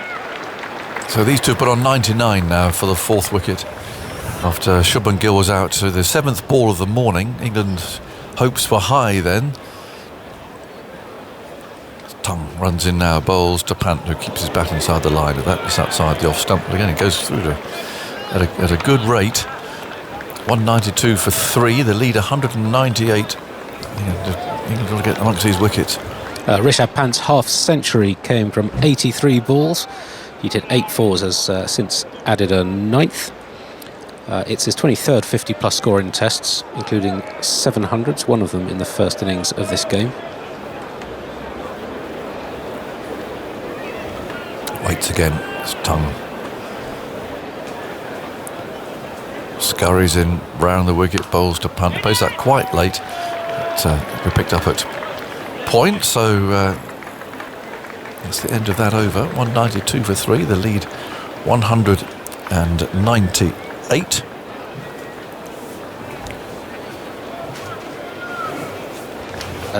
It's only the 3rd time in tests in England, of which there have been well over 500, that a wicketkeeper has scored a century and a half century in the same match. Matt Pryor did it against India at Lords in 2011. He made 71 and 103 not out. And the other two have both been Rishabh Pant, 146 and 57 at Edgbaston 3 years ago, and now 134 and 55 not out here. Yeah, and dangerous. Very dangerous. He is. And this was an excellent innings. First innings, it was a different Rishabh Pant, but the way he batted in the second innings, he showed a lot of maturity. He was batting with a lot of patience, which you don't see from Rishabh Pant. No. But this partnership between him and KL Rahul has been excellent. As Bashir and Rahul pick up a single there, nudging the ball away, saying there you go to the young man. That's the Hunter partnership. Actually, there was a no ball at the end of the last of the 6th ball of Tung's last over that brought up the 100th stand in 31 overs and 5 balls. The lead 199 with 7 wickets left. Sun shining, it looks quite warm behind glass, but that wind's still rocking the trees outside the ground. What's Punt going to do here? He's on 55. He's got the off spinner turning the ball away from him from round the wicket, and he's gone for a massive hit down the ground. That's gone all the way, disappearing somewhere into the crowd down there. Furious shot from Punt. He's not going to hang back now. He's set. He's seeing the ball really well. Well, it's going to be a very dangerous ringer, because if he scores at this sort of a rate, he could get India a strong position really quite quickly. 199 for 3, Punt on 61. Bashir once again moves in bowls to him, and this time it's blocks. As he tends to do, actually. There's something slightly Caribbean about Punt. The West Indian batsmen smash a 6 and then very deliberately block the next one, and the crowd always cheers. They love it. But Punt tends to do that. But he still sees the ball. It's not premeditated, because once he hits a 6. See what it does now. Oh, he's gone for it again. There it goes. A skimmer this time. Oh, watch out in there. That's gone flat and hard straight into the crowd. There's a gathering there of delighted Indian spectators, waving flags, jumping up and down, but it went in there like a rocket. Hope they're okay.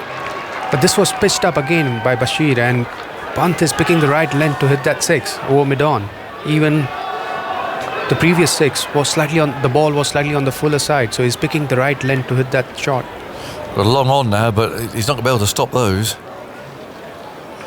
And there's a long off. It's a short boundary. Well, Punt can clear any boundary. 205 for 3. The lead's 211 now. Punt's on 67. They're calling his name as Bashir comes in and bowls a flatter one, and Punt simply blocks this. It's a thick outside edge.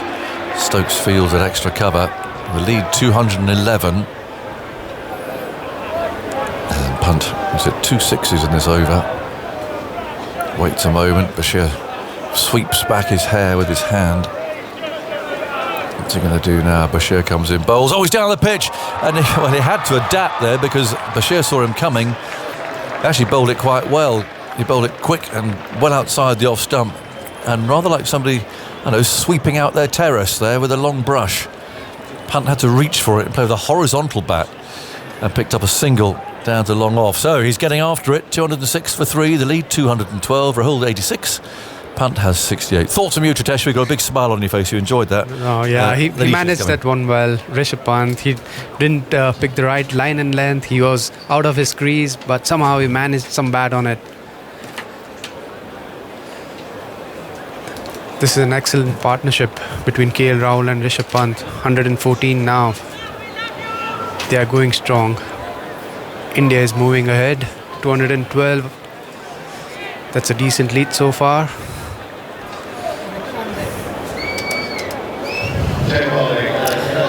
It feels like they've planned it to perfection. With the morning session going at 2s and over, and then after lunch, just seeing where they were at, and the very clear intention of being more positive. Rishabh Pant's looked to play pretty much everything, but I think Ben Stokes recognised that, and so he went with the plans as he did. As Cast is now on for Tung, is bowling round the wicket to Punt, who slams that over to the leg side. It was short and dismissed. Over to deep mid-wicket for 4. Rishabh Pant, he is ready now. He's going to take on the bowlers. He wants to move the scoreboard as quickly as possible. He had played the waiting game until now, but now he's trying to free his arms. 27 of his last 11 balls. Punt unleashed. It's like a coiled spring sometimes, isn't he? And he's ready to pounce on anything. Slipping a gully in position. There's a deep backward point, wide open space on the offside as he pushes that to the offside. They're going to sprint through for 1. Extra cover coming forward. Zach Crawley there, but he wasn't quick enough to stop the single. 211 for 3 in a lead of 217 now. Punt at 73. And yeah, the plans for Punt for Josh Tung, bowling in that channel outside off stump. But I just thought maybe a surprise delivery of firing one in at the pads would have been a good option, but he was playing around with his field on the offside. Ben Stokes to encourage him to try and go for the shots, but just didn't have the catches in the right place. And now that opportunity has probably been missed. And it's been missed twice, because there was one ball which went between the first slip and the wicket keeper. As Cast now bowls to KL Rahul, who lets it go in the channel.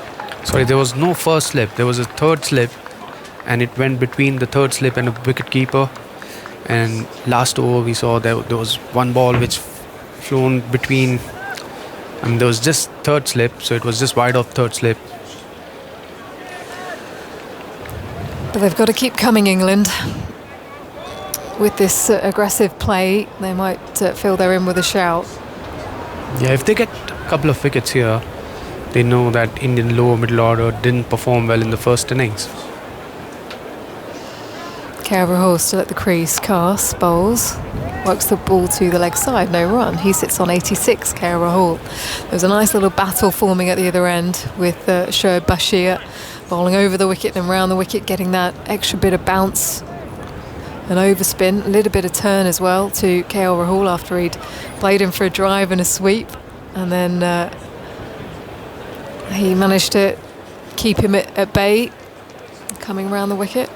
Yeah, KL Rahul is playing the patient innings, but he saw some opportunities to score runs against Bashir. There was a good drive and a sweep shot, as you mentioned. As Rahul watches that one go by in the channel.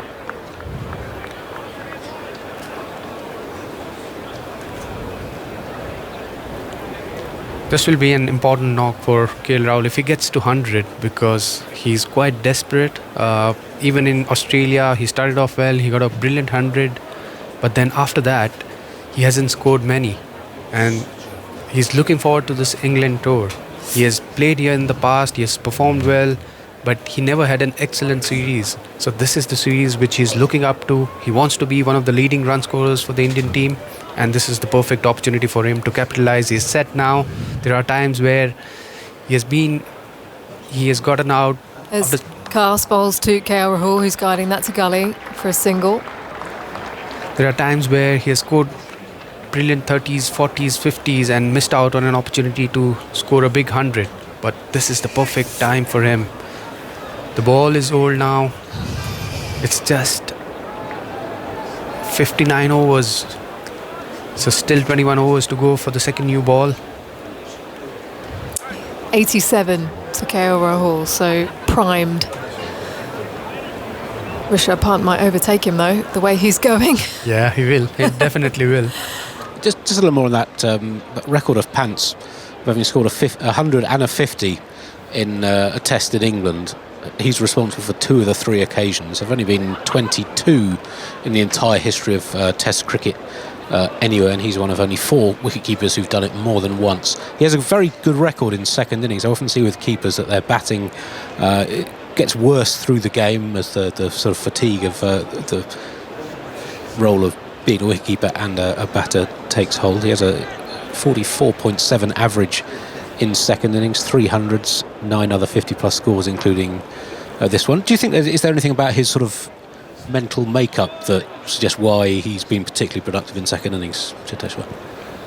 Well, I don't have an answer for that. As Bashir comes in round the wicket to KL Rahul, drops it short, and that's been punished. It deserved the treatment. It was there to be hit. And KL Rahul moves into the 90s, 216 for 3, lead of 222. Rahul to 91. Yeah, just talking about Rishabh Pant, I don't know why he performs well in the second innings, but I'm sure it has to do with the pace of the pitch, because normally when you play overseas, the pace of the pitch slows down a bit, and that suits his batting quite a lot. Bashir past the stumps to Rahul on the back foot and pushing to the offside. Bashir sprints to retrieve it, but they've come through for a single. On their toes are these two. 217 for 3, lead of 223.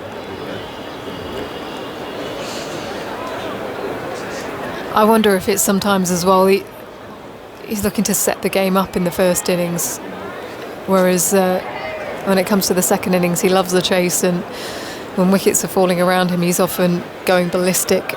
When you think about the Gabba, as Pant, who's on 73, goes up and under. Heads out to long off. 1-2 bounces into Chris Woakes down there as he's going to push back for 2. Good bit of work from Chris Woakes on the boundary there. Slippery out in the outfield. 219 for 3 then India. Rishabh Pant is not staying quiet. Despite the field, there's a long on, long off, deep cover, deep square leg. He's still trying to take on Shoaib Bashir. Pant on 75. Bashir bowls. Pant defends. Much to He's the setting dismay him of the up. spectators. They wanted another It will flowing come. stroke. It's coming in this over. I can sense it. 2 balls left. Let's have a look. Bashir's really mixed up his pace in this spell. As he comes through, and Pant smashes it, diving to his left. Is Ben Stokes in extra cover? I think he got some of it as it heads out to long off, and Chris Woakes will do the mopping up, but that would have been a stunning catch from Stokes, and he's just starting to get a little bit tetchy there. That was travelling. That was towards Ben Stokes' left side, but that ball was travelling. He did a great job to have some hand on it. Rahul on strike. Onto the back foot, and it's an easy single because there's a wide open gap. There's a man out at deep cover, and no one in front until mid-off. As he goes to 93. Will nick the strike. 221 for 3 and a lead of 227. Things are moving very quickly now. What's the run rate been, Andy, this session? This session we have now had, we just do some mental arithmetic, 68 runs in 12 overs. So it's at 5.6 an over, but there's been a real acceleration the last 4, 12, 14, 6 and 9 from the last 4 overs. That's 41 from the last 4. I put you on the spot there, sorry about that. Just testing you out after lunch, making sure you're still awake. Stats never sleep. Are you doing stats in your dreams as well, Andy? Yeah, of course. So doesn't everyone? I just can't switch them off when I wake up. We were talking about cricket-based dreams yesterday. Everyone Would gets you? it. Everyone gets it. I'd love to know some of yours. As Bryden Karas is running in now to KL Rahul on 93. Lets it go bouncing over off stump of a good length. I remember I got some when I was playing in Australia in 2018. When I was just batting, and that was the time where even I had I needed to rest a lot. I was told that if I can get 8 to 9 hours sleep, that will help me with the recovery. But yeah, during those times, I still remember, even in my dreams, I could see the ball and I used to move my leg in my dreams. And that has actually happened, and I've woken up and I'm seeing I'm in my bed. So defends the ball to the offside, as long as you weren't wearing your pads in bed, No, I wasn't. which I've heard some cricketers do. Are you serious? Have you seen anyone? Well, no, I haven't seen anyone, but Okay. I've heard. All right. Are you going to name names, Isha? Yeah, I would love to hear that. It's key 1% at the top level, isn't it? It helps. Can you do the honors, please? No. No? All right. Off the mic? A few sleepwalkers out there as KL Rahul works the ball to mid-on, no run. Keeping things quiet at this end, Bryden Karas. I have heard that Steve Smith doesn't really sleep a lot during test matches, and he's quite often shadow batting at 3 in the morning. Is he? Yeah. So are you indicating something? No, I'm not saying it's Steve Smith. Although I wouldn't be surprised. We need to catch up for a coffee.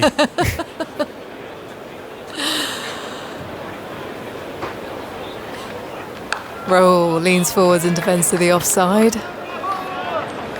Something we talked about the last few times England have played Australia, that Steve Smith has his reputation of really struggling to sleep. And actually, he gets worse through the course of a test. In the first innings, he averages 84. The second innings of the match, looking at the 4 innings of the match, 50. Third innings, 40. Fourth innings, 31. So maybe he should try getting some more sleep. Taking his pads off when he goes to bed, maybe. Yeah.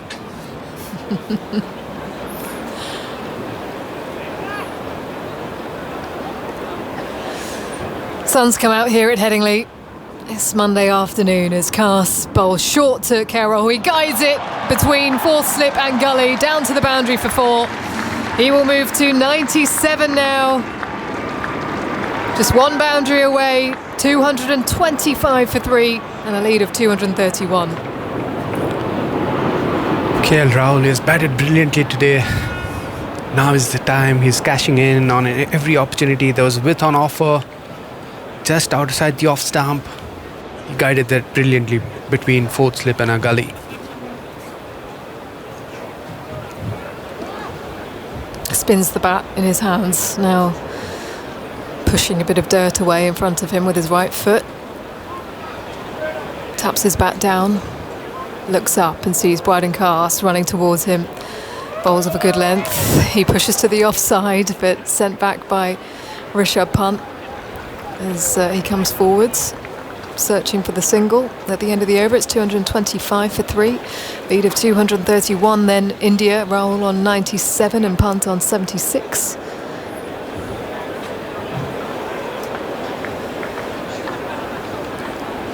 So who would you be facing in your dreams? Someone that you actually liked facing, or it was more of a Aussie bowlers. It was Aussie bowlers, because it was more like I was actually batting in the crease. I felt like I was facing Mitchell Starc, Hazelwood, Pat Cummins. Even in my dreams, like actually I batted during the day and it was during the night, so it felt like what I was doing during the day came into my dreams. You were just never switching off. Nah, I couldn't. Hard to separate the two, I guess. Yeah. Were you creaming them for boundaries, or was it just solid defence? I think kind of both. Any launches over their head for 6? Sorry? Any launches over their head for No, 6? no. Even in my dreams, I was facing a lot of balls.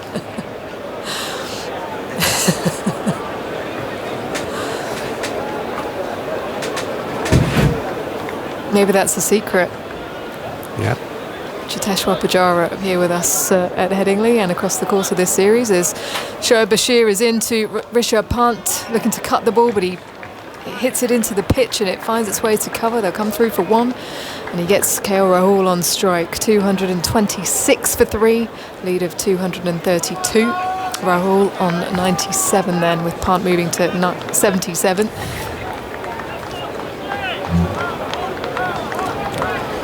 KL Rahul will be looking forward to this opportunity. He's just 3 runs away from his century.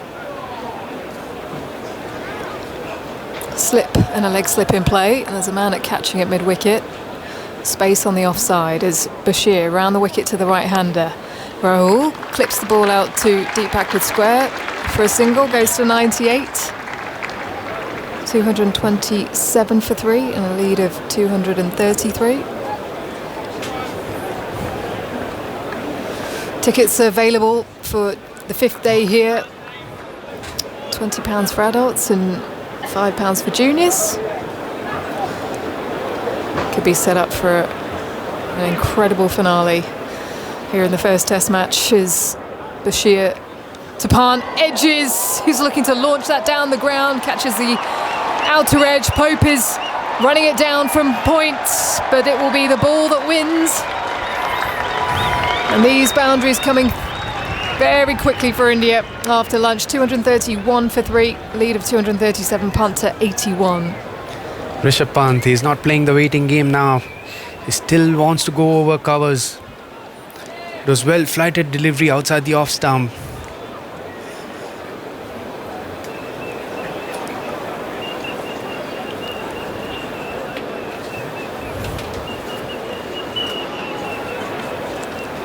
Bashir walks forwards to Pant, who drives this time past Stokes at extra cover out to long off, and Stokes hangs his head back again. He's smiling, he's saying something to Rishabh Pant.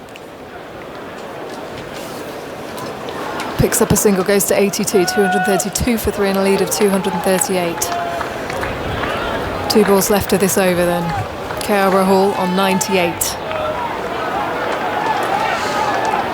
Gently looks up at the bowler, now taps his bat down, open stance to Bashir.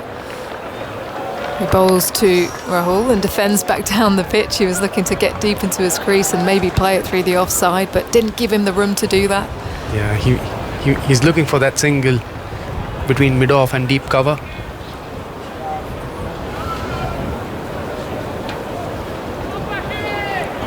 Well, he sets up, then just pulls away.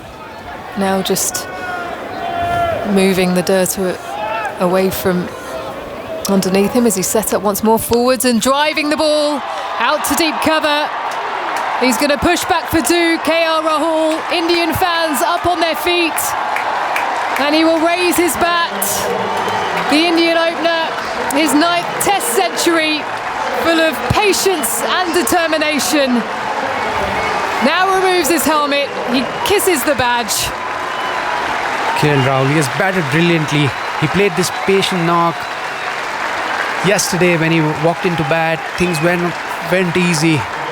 Even in the morning today, the first session, he had to work hard to survive, defend well, leave the balls. But now this was the session where he started playing his shots. This was a perfect innings.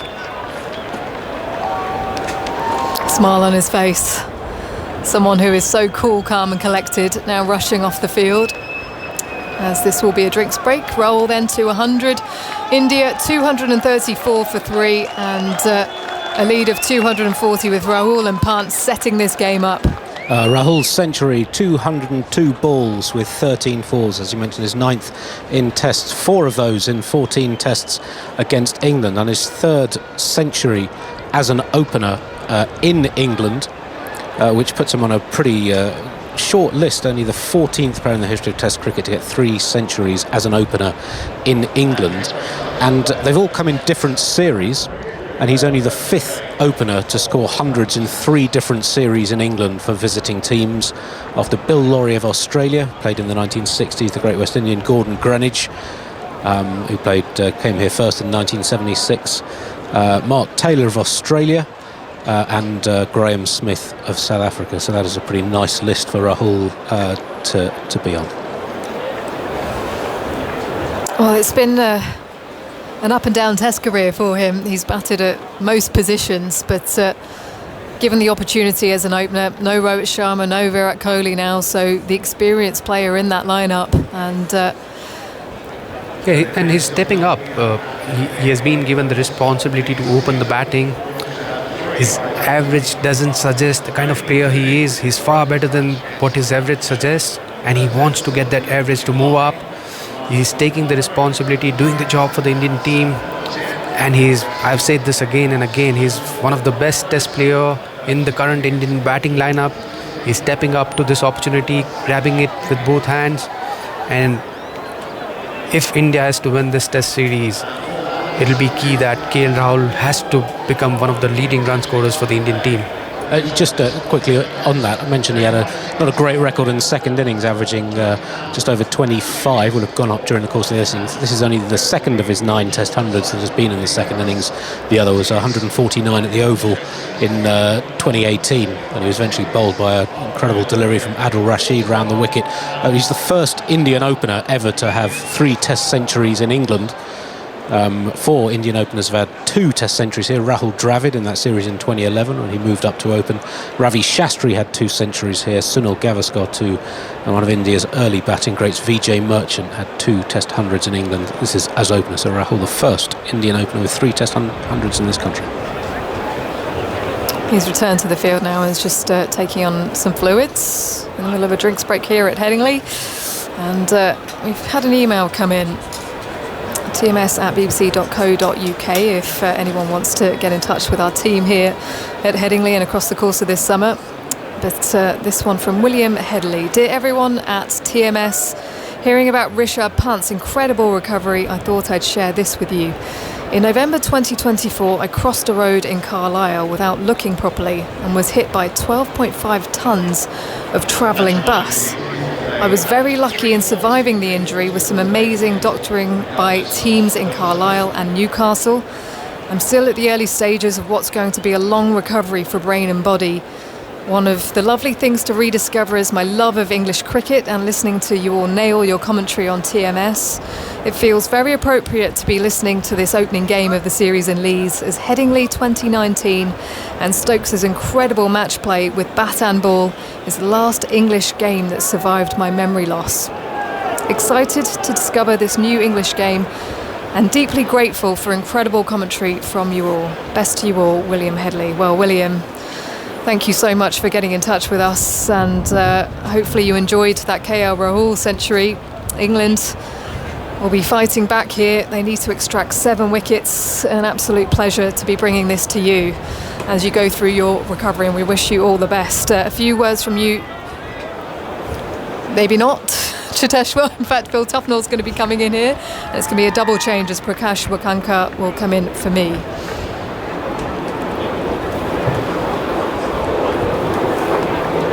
Brydon Carse just setting himself up to Rishabh Pant, who's on 82. He will continue just adjusting his gloves, and can he go on to the 3 figures and do it for the second time in this match? Prakash. Well, Rishabh Pant settles and Carse goes into bowl to him, and he slaps this one away down towards deep backward square. Takes a real effort to stop it. 2 of the England fielders get there, stop the ball between them, return, but not before Pant comes back for the second run. 2:36 for 3, and Phil Tufnell now alongside me. Tuffers, how's it going? Afternoon, Prakash. Afternoon, everyone. Afternoon. It's been a complete transformation in the approach, one would have to say, from India's batsmen after lunch. Well, they've got over that tricky first session, didn't they, where England really did sort of come out the blocks, bit of sideways movement and bounce, and negotiated it well, and now sort of reaping the rewards a bit. Pass to Pant, short, and Pant pulls, gets a edge down, which is very fine to fine leg. 4 more runs. 240 now for 3, and Pant is raced up to 88. Now let's take a look at this field. It's extraordinary. Spread out. Understatement. There's a fine third man. There's a deep backward point. There's a cover and a mid-off, mid-on, mid-wicket, man deep square leg, a man at long leg and a fine leg. So 5 boundary riders from deep square to backward point, and 4 men in the ring mirroring each other on either side. Carse bowls to Pant, and Pant looks to play the paddle hook, if you want to call it that. Doesn't make any contact, and Jamie Smith takes it. Doesn't matter to him, does it, Tuffers, where the fielders are or whether they're going to be in the way? I don't think it does really nowadays to the sort of the modern batsman. You know, they don't really think, oh, there's a man there at sort of deep long off, or if I just miss time it might go to him. They just think, no, listen, I won't miss time it, I'm going to put it 10 rows back. So it is a different mindset now for the newer age of batter. Totally. Carse is up, he bowls to Pant. Full slower ball.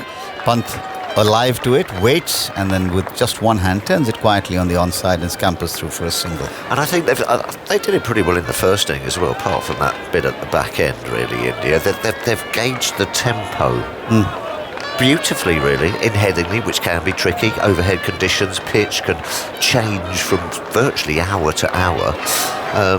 And they've just seemed to gone along very serenely, put the foot on the pedal when they've needed to, like they're doing a bit now.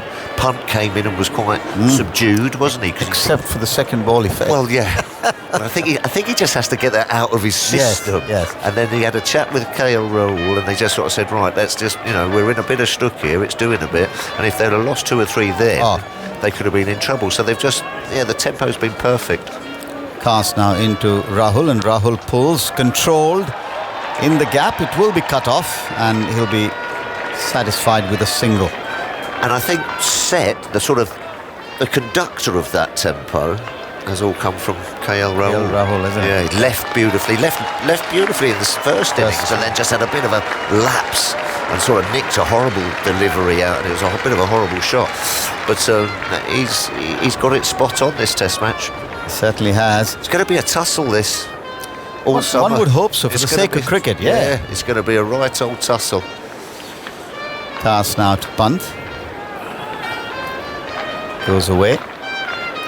Past the umpire balls, and Pant pulls along the ground, rolling his wrists over the ball just to show everyone he can do that too. And hit it up and 6, or just knock it on the head for 1. 63 overs have now been bowled, 243 for 3. The lead is 249, and the partnership has just crossed 150. Now it's 151 runs. Yeah, that the two of them have put on together. They've gone for a bit of the short ball tactic now, just to try and make something happen. 250 lead. Even with this sort of quick scoring ground at Headingley and the mindset of the English batsmen, you still think that that's starting to get concerning now. The 150 partnership came up in 37.5 overs. The first 50 took 19.1 overs. The next 50 took another 12.4. And this third 50 has taken just 6 overs to bring up. Yeah, on the charge. 50 of 6 overs in the last. Okay, so then Bashir now with 3 men on the offside, inside the sort of imaginary circle, if you will, backward point. There's an extra cover just at the edge of what might be that circle, and then Ben Stokes himself in a catching extra cover. Sure, Bashir bowls. Oh, lovely. Didn't quite get cut away. Didn't time it at all, but he placed it sufficiently well to scamper through for a single. 243 for 3. It's been fascinating to watch the overhead conditions as well. The clouds blowing largely right to left as we look down on the stadium. And when the sun does come out, it's suddenly such a lovely sight. Just the green of the turf juxtaposed against the white of the players. There is no better sight, there can't be one, than Test match cricket. I can think of a couple. Rahul waits. Bashir bowls, and Rahul off the back foot just eases the ball gently and gracefully towards point, and run through for a single. The tiger going through the green of the jungle. You know, I've seen one of those. Have you? Where? Assam. Assam. Is it Assam? Well, Assam certainly. Yes. That national park is actually known for its rhinos. They do have tigers there. Yes, and the rhinos. Kaziranga. Yes, that's exactly where we were. Kaziranga National Park. That's the one. By the Brahmaputra. Oh yes. Yes. I'm impressed, sir. Well done. The Brahmaputra is round the wicket and slower through the air, and Rishabh Pant plays it very, very quietly. Yeah, it's a beautiful part of the country there. Yes, we went we did something for the BBC actually for the Save the Rhinos. Ah, right. Yeah, and that was brilliant. We went out in the morning on the back of an elephant. How long back would that have been? Oh, crikey, already. 10 or 15 years ago. Bashir bowls, and Pant looks to play a big shot. I think if he was golfing, he'd have a divot the size of his heel. Hit the bat more into the ground than on the ball. But Bashir, one has to say, has in a way held his own. He's drawn the odd fall shot. He's kept a relatively tight line, except for a couple of overs, I think, where Pant got after him. Bashir bowls again. Oh, and he waits on it and cracks it through the offside. Just the sound of bat on ball was absolutely magnificent. And the camera pans to the Indian dressing room, and the big grin on Shubman Gill's face. He's done him there as well. It's a great little bit of batting that. He's just given Bashir the nod there, thinking he might be coming down to try and get his 100 this over, and he still might after that fall, and then just quickly bowled it short, quickly rocks back and clouts it through extra cover off the back foot.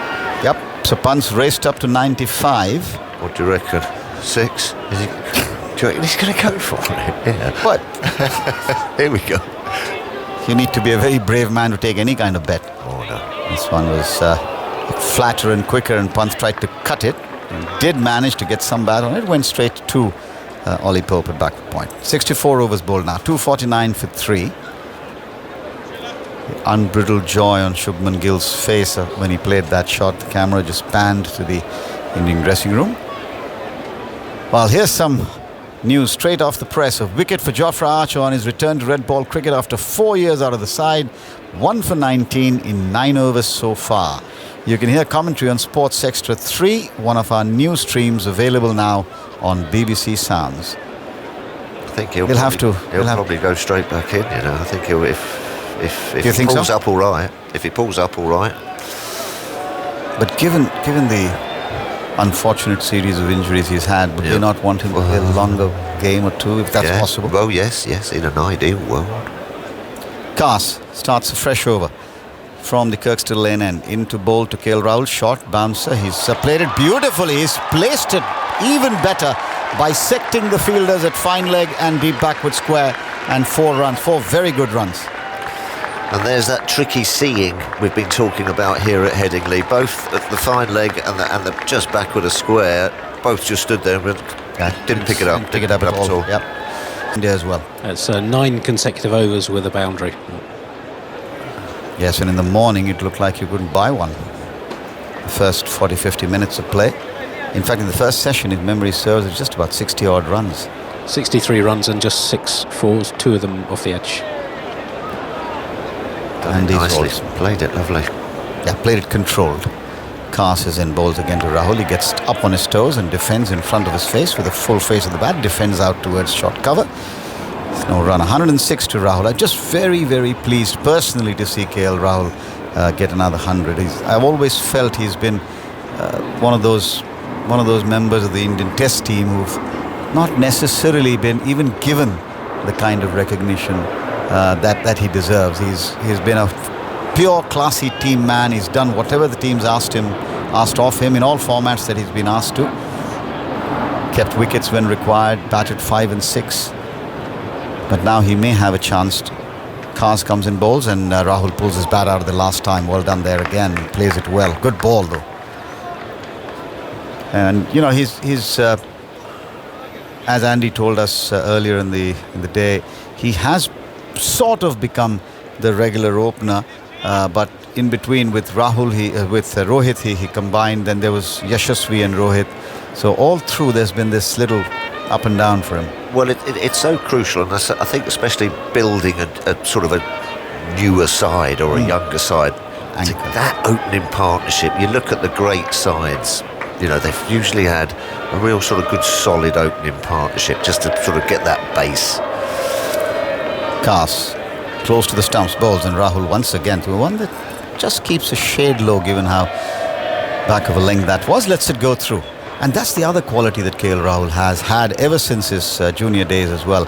The willingness to play, just bat, and bat, not sort of get carried away and get on with it. He's got tons of patience. Yeah, but it still is an art of itself, opening the batting. You know, I mean, we were talking about the younger fellas not caring about where the fielders are. You know, the 3, 4, 5s and 6s and 7s, they have changed, but you know that opening slot. Well, perhaps apart from Crawley and Duckett, to be fair, who have changed it up a little bit. But, you know, there is still an art to opening that batting.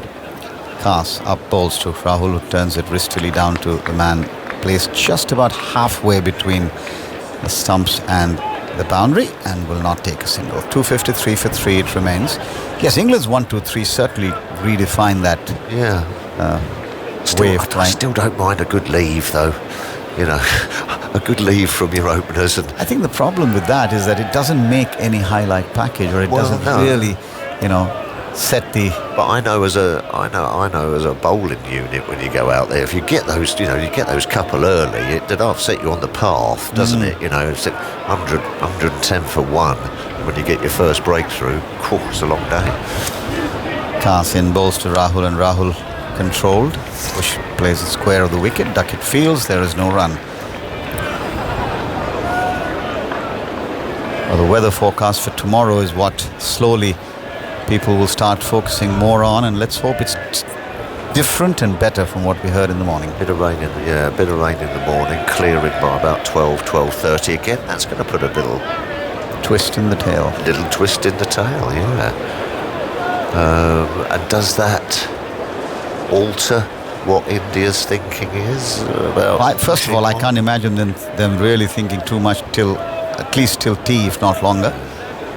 And then they'll probably think about what they want to do. He's bowled a really long spell, hasn't Shoaib? 10 overs now, 2 before lunch, 8 since lunch. The wind still quite strong. Howling. Round the wicket to the left-handed Pant. Bashir is in bowls, and Pant lets it go outside the off stump. I'm going getting there with a boundary, 6 off 4. Well, 3 of his 4 previous hundreds against England he's brought up with a 6. There you go. I thought I got the feeling. Well, I hope he doesn't think of that stat. Bashir bowls and Pant lets it go outside the off stump, thrusting his right pad forward. This looks like a slightly different Rishabh Pant to me for the moment.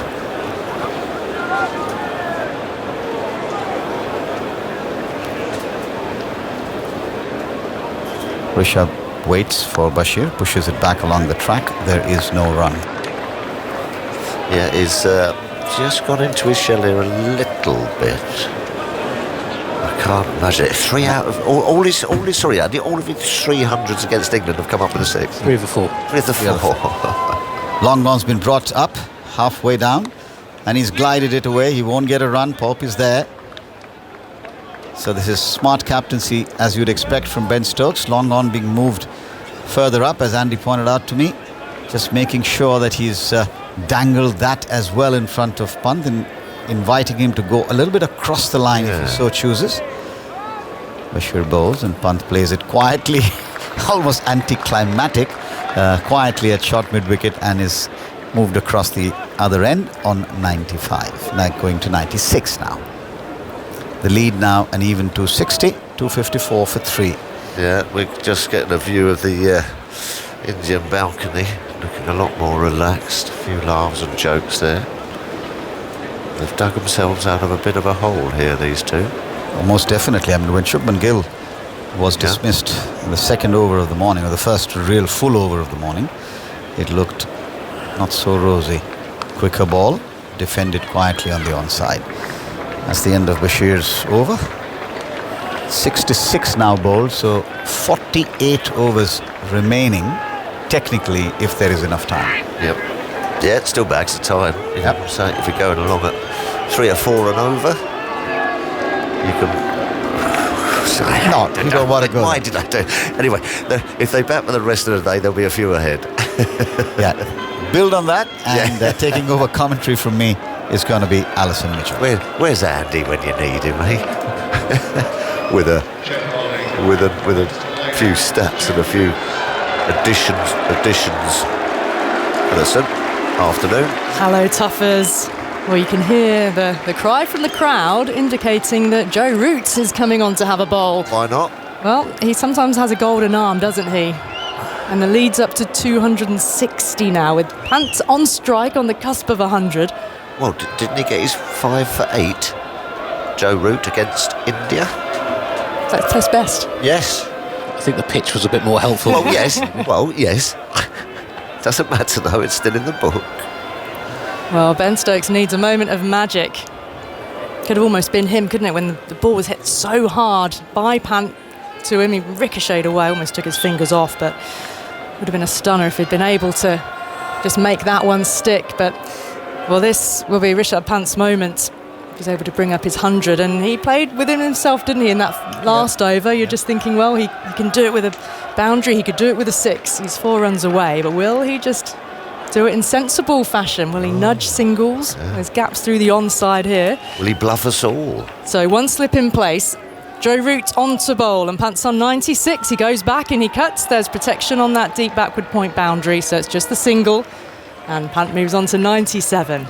Huge anticipation from the Indian fans in the crowd here to see Rishabh Pant try and go back-to-back hundreds. Yeah. A mighty feat in any test match. Well, and wicket-keeper. Yes, that comes into it as well. Only one wicket-keeper has ever done it in Test cricket. That's men's test. I'll check women's test, but I don't think it's happened there. Andy Flower, 142 and 199 not out against South Africa for Zimbabwe in September Only 2001. One wicket-keeper in the whole Test cricket history. Back-to-back Test hundreds. Just goes to show the 100 feat. in each innings. Yeah, it goes to show the feat that it would be. Well, it's Rahul on strike, slip and leg slip, and a short straight mid-on. A little more flight from Root, nudged into the leg side. Bashir is there to pick up. And the crowd murmur their disapproval because they want a single and they want to see Pant on strike again. But he's at the non-strikers. Joe Root with his blonde hair around the wicket too. Rahul, a bit more flight, goes for the sweep. Bottom edge into the ground and out towards deep backward square. That is the single that will bring Pant back on strike on 97. India's lead, 262. We've got 7 wickets in hand. It's been a mighty stand between these two.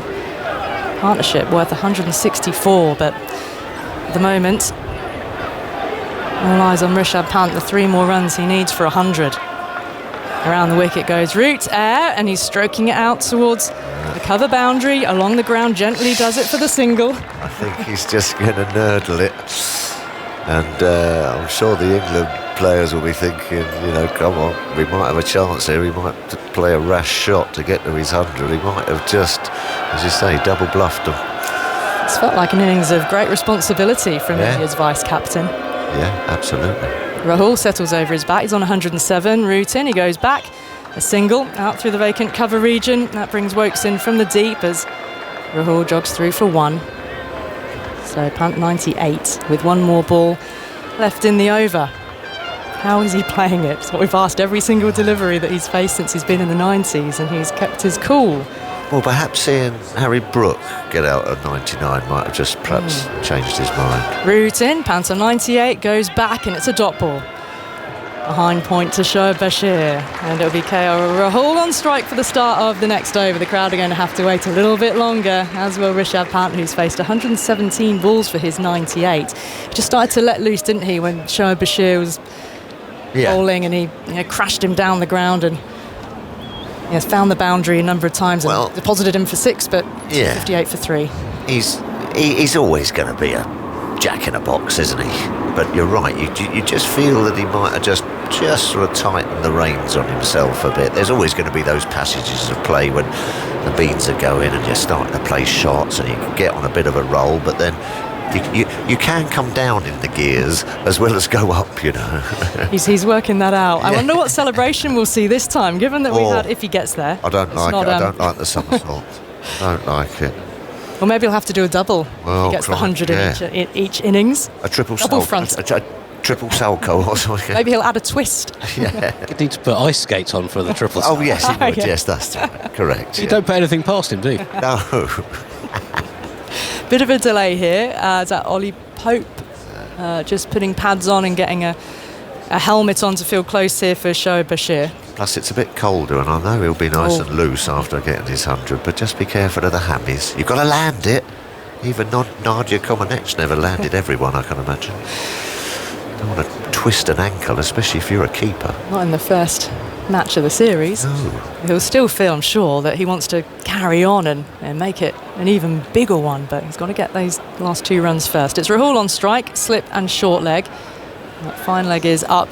There's a backward point as Bashir is in, and Rahul goes back, strokes it well in front of point, is able to take 1, and in fact they're coming back for 2. Here's the throw into the keeper's end, and Rahul sliding his bat in as the ball arrives in the gloves of Smith, who was right over the stumps, but a well-judged 2.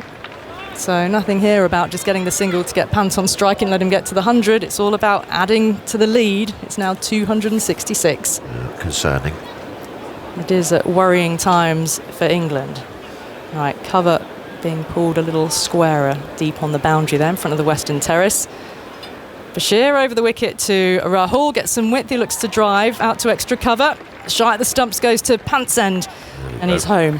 Here we go. What's he got? He's got a cup of tea's just turned up, thank you. He's got 4 balls. Yeah. Lots of gaps. Huge gap on the leg side. Trying to encourage him, perhaps turning it against the spin might get a leading edge. Got a couple of sort of guys in the extra cover area as well, but just knock it into that leg side. Pants on 98. Bashir around the wicket, a little bit quick and some width. He reaches for it, misses, and into the gloves of Smith. And the crowd oohing and ahhing, and Pant is trying to look like the coolest customer. 261 for 3. And he's helped to bat his team into the most dominant of positions. He's on 98. Pant awaits as Bashir moves in, fires one in quick, and he pushes it along the ground. 2 short extra cover, and it's another dot ball, so they're keeping him pegged down. Yes, they are. They're just playing on the nerves. Even the likes of Rishabh Pant can just feel the enormity of it, as you said. Only one fella before him to do it. Bashir around the wicket to punt on 98. He lets that one go. Doesn't offer a shot outside the off stump. One more ball left in the over. Pant needing 2 runs to become only the second wicket keeper in Test history to score twin hundreds in a Test match. Bashir, with the wind rippling through his hair, moves into bowl to Pant around the wicket. Pant now forward, and it's defence, and it's a dot ball. And he's keeping everyone waiting a little bit longer. His teammates on the balcony are having to wait. I think he's enjoying it. I think he's actually enjoying us all. I think he kind of gets the feel that everyone's oohing and ahhing and everything because of the way he plays. I think he might just be finding another way of adding to the theatre of the way he plays. Yes. 261 for 3, the lead 267, and so that only wicket of the day, Shubman Gill, who was out for 8. Oh yeah, seems a long time ago. That was the first over, wasn't it? First full over after Bashir completed the one from the night before. So that was a Bryden Cast as Gill chopped onto the base of the off stump, enough to dislodge the bail. It was 92 for 3 at that point, and England thought, right, we've started something. Well, they hoped they did, but not the way that Rahul and Pant have batted in partnership. 169 they've put on together. Yeah, they really... Excuse me. Oh, there's a cup of tea there for you, Tuffers. Rahul is taking fresh guard, a catch at about a strip, a pitcher's width away. It's a short, straight mid-on, and one slip. Rahul settles, so Root trots in, around the wicket he goes, and Rahul goes back out through the vacant cover region. Now this brings Pant back on strike with Root bowling, and Woakes picks up in the deep, sends the ball back into the gloves of Jamie Smith. Tuffers has disappeared. He's all right, by the way, but it was time to change over anyway, I think, cricket, wasn't it? Alistair Cook back in alongside me here on Test Match Special. What a time to sit down, Alistair, with Rishabh Pant on 98. Also so unusual for him just to be actually batting sensibly in the 90s.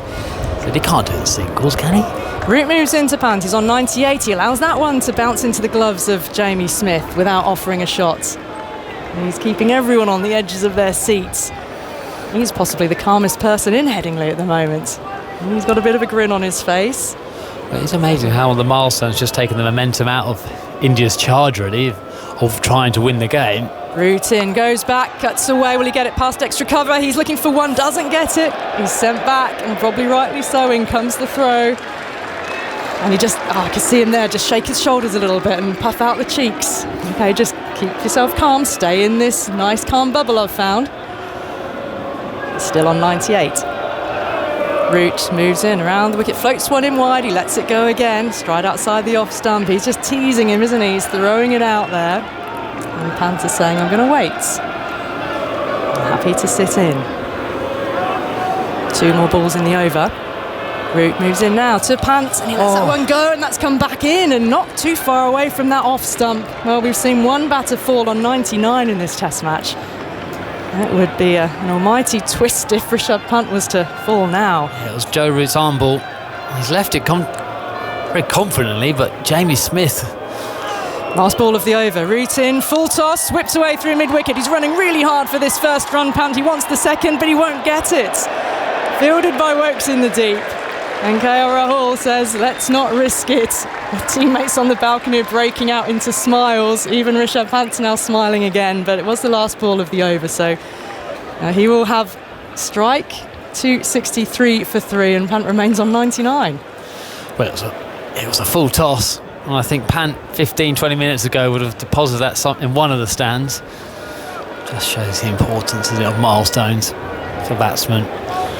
It shouldn't really make any difference because he's played brilliantly and he's put in India in a really strong position. And when he walked in after losing the captain in the second over of the day, England were right on top, but he's managed to find a partnership with KL Rahul which withstood all the pressure and then accelerated on. It's only been this last few overs where the run rate this session has been slow. But you feel if he does get the magic 3 figures, all bets are off. Yes, what will he do after? But he's got to get this precious single first. Here is Pant on 99, and he's facing up to Shoaib. Bashir moves in. It's a wide all. It's going to be a bite. It's gone through Jamie Smith's legs. No, they don't actually run. Pant is staying firmly where he is. I'm not sure why they haven't run, because I don't think it hit his pad. Unless it did just clip his pad as he left it, and obviously no shot, you can't run, but... It was pushed out wide. Well, let's see. Punt 99 again. There's one slip in place. There's a catcher at short extra cover. Bashir moves in, pants on 99, lets that one go again. There's some turn away from the left-hander. And that one safely into the gloves of Smith. Oh, I can feel my heart rate increasing here, Alistair. I don't know about yours. Goodness knows about pants. Well, Bashir's bowling quite wide into the rough, and that has turned sharp. That was a quick ball, about 60 miles an hour. Did bounce. Pants still on 99 as Bashir fires one in quicker, and that's gone through Jamie Smith's legs as well, and still they don't run. And it's left for Brook to chase back from slip. Just since he reached 95, he scored 4 off 21. Oh, goodness me. I don't think you need to check this stat, but this must be the slowest he's ever got through the 90s. He's been out in the 90s 7 out of 14 previous times, so I can see why he's being a little careful. There's 7 other hundreds against his name. This one will mean so much. He's on 99 still. Bashir in outside the off stump, chops it into the ground, sets off for the single, slides his bat in, and Rishabh Pant, a magnificent 100, a swirl of the bat. And now he removes his helmet, raises his bat high as well, and with a nod to the great Sunny Gavaskar, that is super, super, super. Rishabh Pant is 100 not out. And now there's no backflip, or at least not yet. He's just raising one hand to his ear. And he's taking the applause of the crowd. And in fact, Sunny Gavaskar is on the big screen. And in fact, there you go. Rishabh Pant has seen him on the big screen, and he has acknowledged him back. And I think Sunny is telling the crowd to keep going. And he's urging Rishabh Pant to do the somersault, in fact. He's saying, come on, flip it, flip it, flip it. He's taking a bow now. What an extraordinary achievement.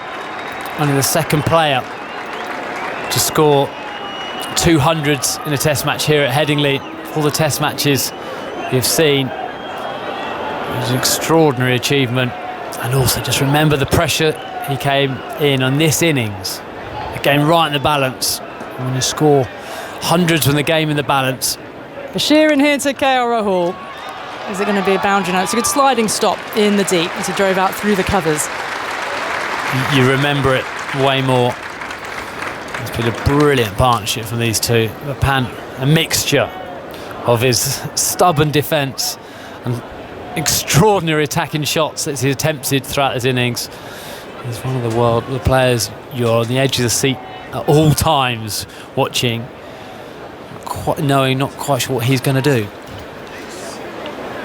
Twin hundreds in the opening test match of a 5-match series in England. And that is a feat and a half, and it's only the second wicketkeeper in the whole of test history to achieve that. He waits now as Bashir is in. It's a full delivery, strokes it along the ground, bit of a puff of dust there as he goes through for one out through point. 265 for 3. The lead's gone up to 271. Zoltz, give us some figures. Well, I mean, Rishabh Pant is a player who sort of defies statistics, but let's have some of his numbers. 130 balls to reach his second 100 of the match. 2 sixes, 13 fours, the 8th 100 of his career, following the 7th in the first innings, as we mentioned. Only the second time a wicketkeeper has made 2 centuries in a test match in men's or women's cricket. Andy Flower was the only other keeper to do so. That was in 2001 for Zimbabwe against South Africa. It's the 4th second innings 100 that he's scored as a keeper. Only Andy Flower with 5 has ever scored more than 3 second innings 100s as a wicket keeper. His 4th 100 in England ties him second on the Indian all-time list, most 100s in England. Rahul Dravid had 6. Pant has joined Dilip Vengsarkar and Sachin Tendulkar on 4. Roots in here, reverse sweep attempts. He's always played it back onto his stumps, but it's actually running away now down towards the sight screen. Smith wasn't able to save it. Buys, yes, didn't actually get anything on it. Just to continue, it's only the 15th time in a test in England that a player has 2 centuries in the same game. Joe Root did it against Sri Lanka last year. The only other one at Leeds was Shea Hope in 2017 for West Indies. And I'm going to have a list of the visiting players with twin 100s in England after this ball.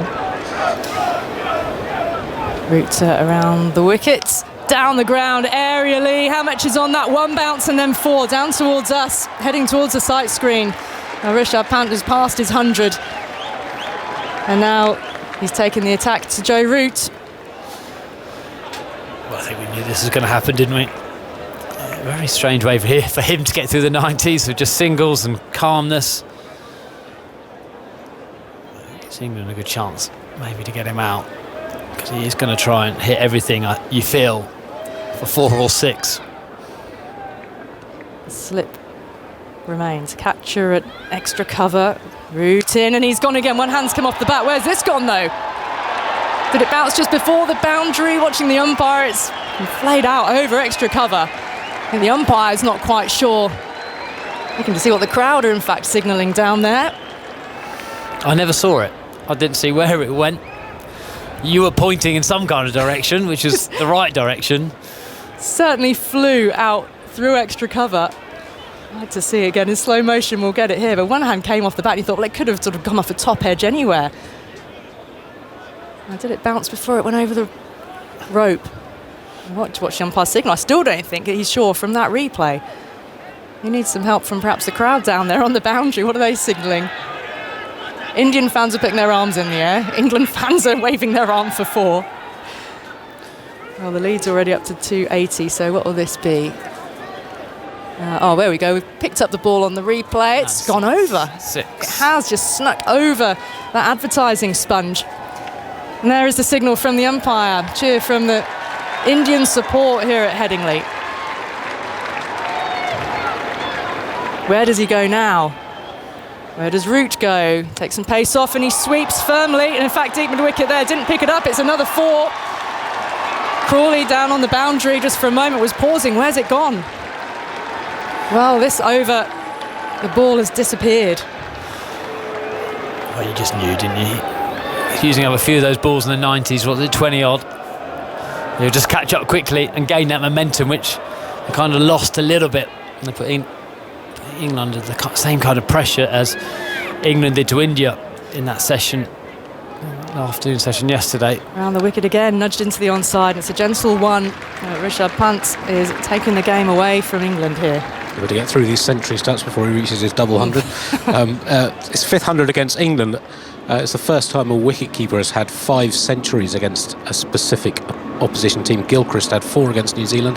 Cameron Atwell of Pakistan had 4 against India.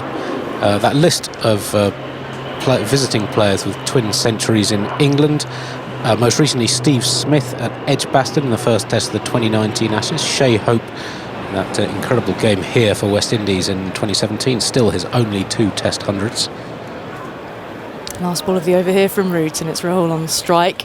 And Rahul forward, and very correct defence, as has been his way. So I'll let you continue with that for a moment, because Agar is going to come in here with India's lead already up to 291, Pant 116, and Rahul, he's overtaken him now, he's on 113. Before that, you've got to go back to Steve Waugh in 1997 at Old Trafford, Gordon Greenwich at also Old Trafford in 1976, then a big jump back to 1947, 2 South Africans, Bruce Mitchell and Alan Melville at the Oval and Trent Bridge respectively, George Headley, the great West Indian, in 1939 at Lords, and Warren Bardsley of Australia at the Oval in 1909.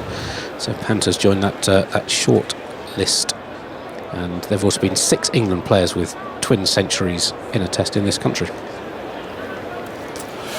Thank you, Andy. Yes, 285 for 3, 15 minutes to go until tea. We'll catch up with events in Chester Street during that, and of course the rest of the county cricket roundup as well. But some terrific batting going here. Pant's now overtaken Rahul.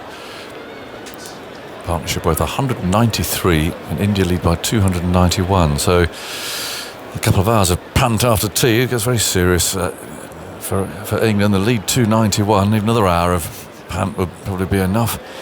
Anyway, Bashir's on his way, bowls to him, and he's gone for a massive one-handed hit into the leg side. Hasn't gone all the way. I say he took his bottom hand off the bat handle there. Swept it one-handed out to, well, deep, straight mid-wicket. Really didn't quite get to the pitch of it. I'll tell you, through nonetheless. If you're Karen Nair, who's next in and on a pair, he'll be up and down when he... This is kind of when you'd think. So he's trying to hit every ball for 4 or 6 at the minute. Bashir again, reverse sweep this time, and he misses it. It's taken by Jamie Smith.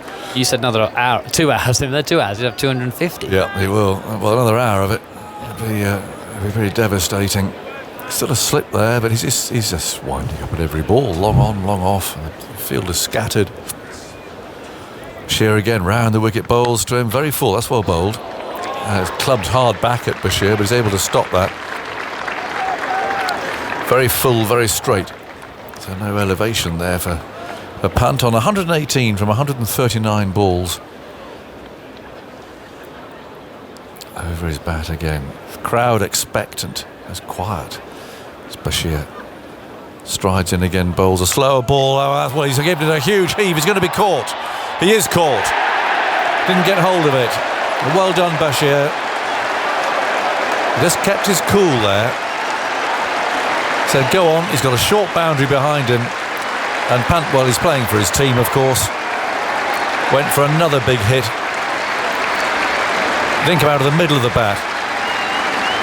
And he's taken by Crawley running in from long on, and Pant's doing a pirouette below us. He's waving to the crowd. Double centurion. He kisses his bat. What entertainment. It's only the first match of the series. Looks skywards. He's walking over the boundary edge below us, and gets a hug there from Karan Nair, who's coming in next.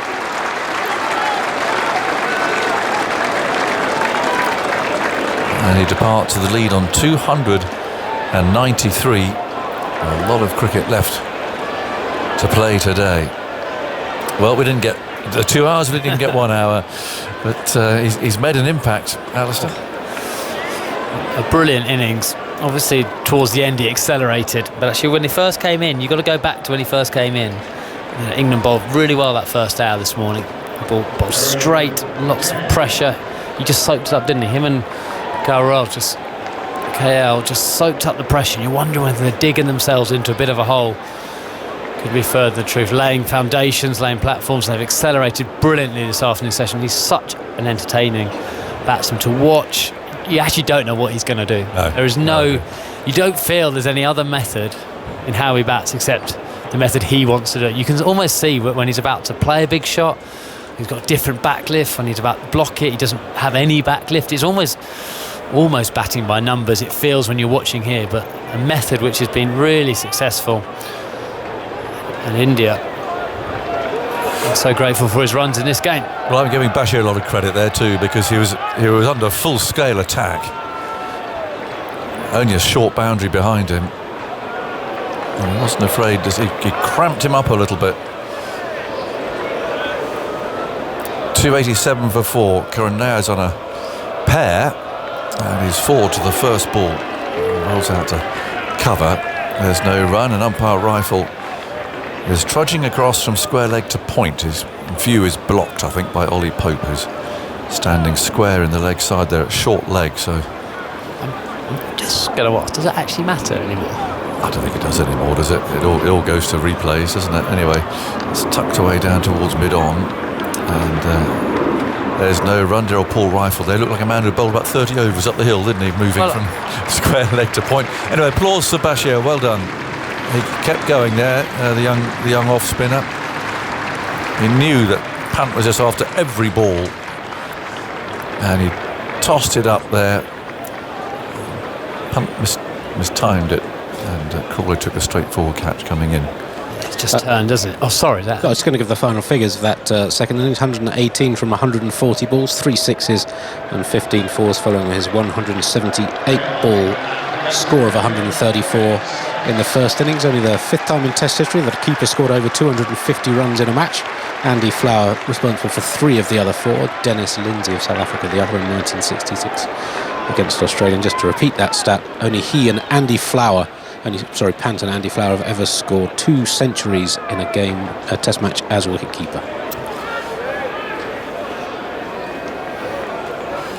Well, Ben Stokes is loosening up busily below us here. He's bowled 11 overs so far.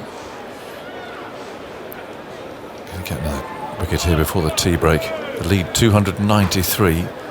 And goes Stokes. Bowls outside the off stump, and Rahul on the back foot plays a beautiful square drive. Racing across the practice pitches there to our left. Beautiful stroke. Bit of a loosener from Stokes. It wasn't that bad a ball, but he put it away with style. really was. But you don't mind getting there, do you, when you're on 113? Has played as well as he has done in both innings. Just a feature of his batting up in this game is how well he has timed the cricket ball. Just lovely, isn't he? Doesn't try and overhit it at all. He's on 117, 291 for 4. Stokes again bowls. And again, it's got width. Oh, well stopped there. It's Brook, who dropped Rahul earlier. He's dived there. He saved 4 runs down to that short third man boundary. The partnership was 197 of 47 overs, 88 from the first 31 overs, then 107 from the last 16. 292 for 4. Now, going there. Can he get off the mark?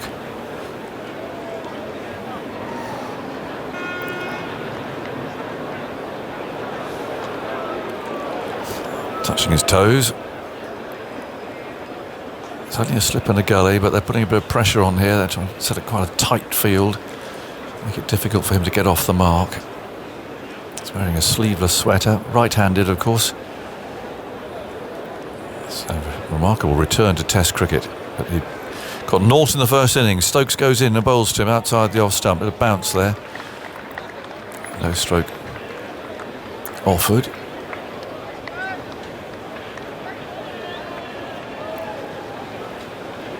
Stokes continues to loosen up. 292 for 4. Ball returned to Stokes. There waits bat on his shoulder. For all the talk about the pitch doing a little bit more, there's only 2 wickets have fallen today. Yeah. A tee. Almost a tee. Here's Stokes. Bowls outside the off stump. Now ignores that. Taken again by Smith. Ted in Manchester says Karan Nair has the highest difference, brackets, of 277 runs between the highest, brackets 303, and second highest scores, brackets 26, of any batsman in the history of Test cricket. If he gets going today, he's in danger of losing that record. Is that right, Andy? Is that the record? Sounds right. 292 for 4. In goes Stokes again over the wicket, moves in, bowls. Oh, he let that go almost over the off stump. It was very tight indeed. I think the results are sulking a bit that he hasn't thought about that one. Well, he's not played many innings, so doesn't count then. Well, I think this sort of counts. But I don't have we have a sort of way of searching highest scores, a way of searching second highest scores. Spending a romantic evening with a spreadsheet. Well, you wonder what Ted's been up to, don't you, in his garden shed. 292 for 4, now yet to score. Slip gully, ring field. Stokes kicks up his heels, in he goes, bowls to him. Oh, there's a little tempter there, but he let it go. Could have had a little flirty drive at that. He's smiling, nodding at Stokes. Oh, he's in that horrible place, isn't he? Yeah. The thought of getting 2 noughts in your comeback. Well, there's lots going on here in Nair's mind. There's a new ball round the corner. There's India trying to press on to put England under real pressure in this match. He's coming back into Test cricket. He got naught in the first innings, so he's got a bit going through his mind. I think the Indian team can allow him the next 6 minutes until tee of just batting. Yeah. But then I think they've got an opportunity here, haven't they? Now, they've got such good an opportunity after 3.5 days' work of putting this England side under pressure in the first Test match. You hope they take the positive option and go for the win. I still think they can go for the win and really almost bat England out of the game as well. Yeah. So there's 5 minutes to go until tea. Bashir parts his hands and bowls, and Rahul turns him away into the leg side. Smith picks the ball up, and there's no run. Some stewards gathering over to our left there. Not in any sort of sinister way, I don't think. They're just having a chat. But, in their day-glow yellow jackets, standing out now under the cloudy skies. Bashir bowls. Forward comes Rahul. Turns it away. Yeah, and I mean, Rahul's well set. He's up to him really to get a bit of a press on now too, isn't it? 223 balls he's faced. He's 118. Yeah, I think it's probably important for India, they certainly play cricket the traditional way. Try not to lose 2 quick ones just before tea as well. Bashir bowls, back goes Rahul. And Bashir makes sure he can't get a run there.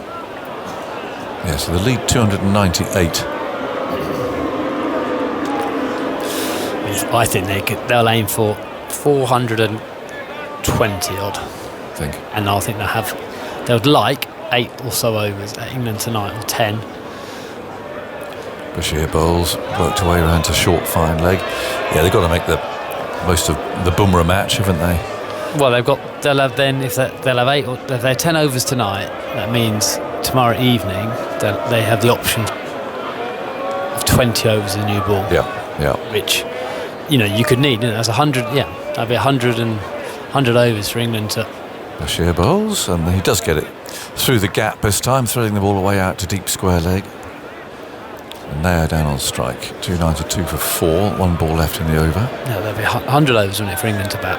I wonder how many times England have batted in this era under Stokes for 100 overs.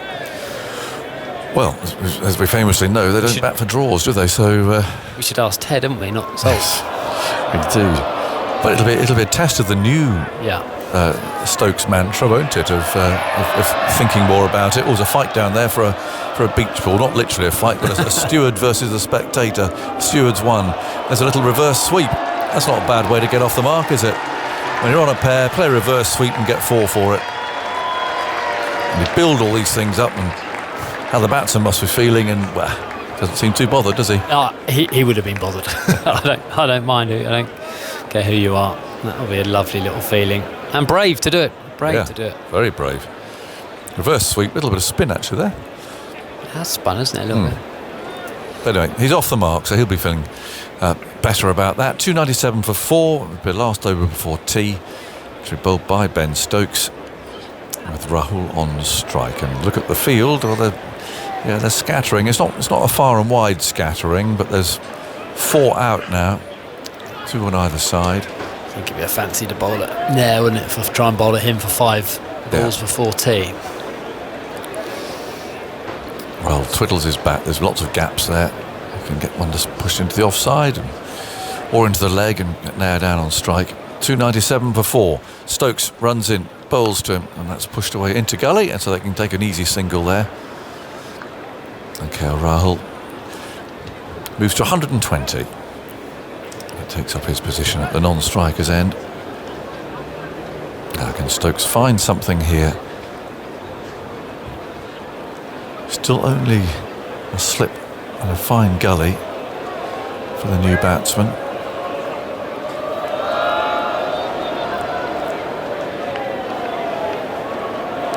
New ball due in 5 overs time.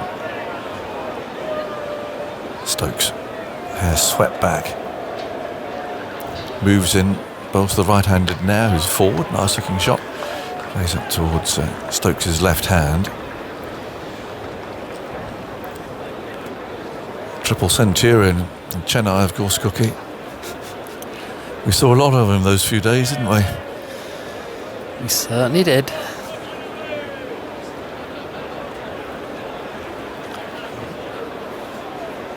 I would have said he would have played more Test cricket.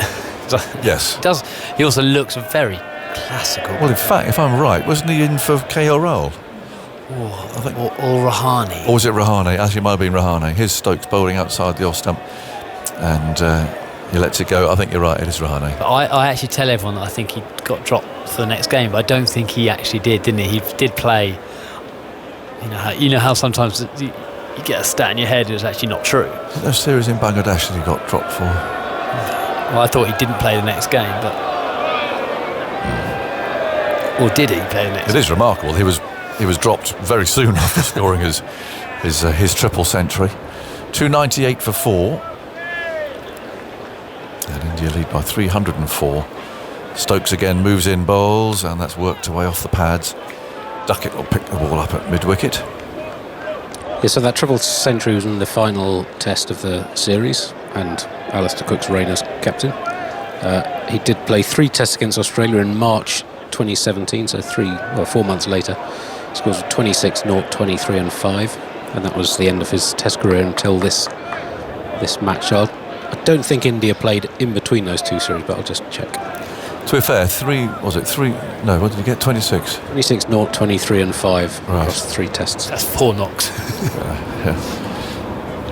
But with very strong batting elsewhere. Stokes bowls a bouncer at him, swishes the bat and lets that go through. 1 ball to go, then it'll be tea. I said we'll catch up with events around the country.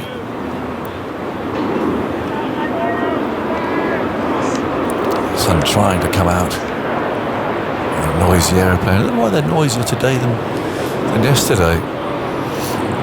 Whether it's the wind blowing the sound of the aeroplanes our way today. Here's the last ball of this session. 298 for 4. Very much India's session again. They lead by 304 as Stokes runs up, bowls, and Karan now defends. Stokes allows the ball to trickle away to be fielded by the umpire, and that's the end of the session. 298 for 4, the lead 304. With KL Rahul at 120 not out, and now on 4 not out. And with 75 overs bowled in that innings, it means a new ball is available in 5 overs time. And that lead 304. Well, I suppose if they were to get 6 wickets quickly, well, England would still believe they'll certainly have time to score whatever would be left, but it's looking a tall order now. KL Rahul has got a headband on. He's taken his helmet off. He's played some beautiful shots in that innings. He really has.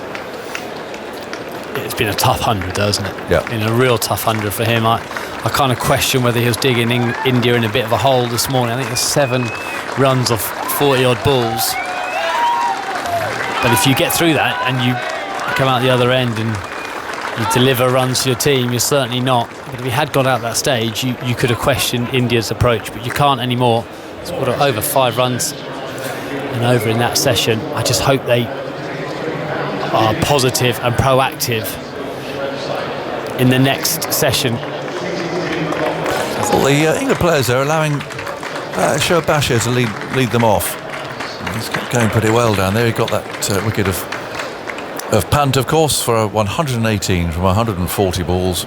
And the only other wicket to fall today, Shubman Gill, who was out to the 7th ball of the morning. Played the ball into his stumps from Cast for 8. And English hopes were high then, jumping about and thinking, here we go, another couple of wickets. And there was some movement, there was some bounce, there was some... So I think that session this morning is arguably the session that not necessarily will decide the game, but it was the one where England could really have enforced their position, and India battled through it very well. Well, I don't think England did much wrong in that hour and a half. I thought, in particular, I think Woakes and Cast, they swapped ends, and Cast bowled down the hill, was outstanding this morning, and not to only pick up 1 wicket. Yeah. Therefore, you then have to credit the Indian batsman. I know Harry Brook dropped KRL, but that's when he was on 58. But, he had done. That wasn't during the hard period, really, was it? When he'd only just got through it. So England threw everything at India, and they withstood the pressure of the situation, the quality of the England's bowling, and you get rewarded for it. If you don't lose wickets in those situations when you're up against it, you cash in a bit later on, and Pant has certainly done that. And there's an extraordinary 100 full of all kinds of shots and blocks and attempted shots at certain times. But India have actually been really impressive today. Yeah, they certainly have. And I spotted there one of the England cricketers, couldn't see his face, one of the bowlers, selecting the second new ball, which of course they have to do. Bob Burns was there with the box. It would be Chris Woakes probably. I think it was Woakes, yeah, going through and deciding, because in 5 overs time they will have that. The umpire band is out on the field. That'll be nice. We'll enjoy listening to that. Cookie, thank you very much indeed. They'll be out there again in about 15 minutes or so. Thanks, Aggies. Shoaib Bashir then from the rugby stand end will be bowling to Karan Nair at weight 8 years. In fact, it will be KL Rahul to set up. I didn't see him there. Karan Nair was standing at that end, and he's now just heading back up to the other end. So, but it was interesting. 8 years to play Another test match for India again. He was on a pair and he got off the mark with a reverse paddle just before the tea break. 5 overs to go until that second new ball, then 298 for 4 India with a lead of 304. They absolutely dominated that second session after setting it up in the morning session, going at 2s and over, but very responsible from KL Rahul, as we might expect, but also Rishabh Pant, which allowed him to play with a bit more freedom after the lunch break. And they were going at 5s and over in that second session as Bashir comes through to KL Rahul on 120, who just knocks that out to deep backward square off the back foot, comes through for a casual single, goes to 121, 299 for 4 with a lead of 305. So India in the box seat, but a tricky phase coming up with the second new ball as Karan Nair just marks his guard. Stokes is moving Joe Root to extra cover over to the leg side, so slip, backward point, deep cover and a wideish mid-off. And a packed leg side field with a short leg. Bashir. The tall frame steps forwards. Now into his delivery motion as Nair is working the ball to short leg on the floor. No run. Welcome back, Cheteshwar. Thank you. It'll be interesting to see how Karun Nair bats today. He started positively. It's a great opportunity for him to score some runs. Bat hovering. Gets back and across and defends the ball back to the bowler. He's waited for a long time to get this opportunity, Karun Nair.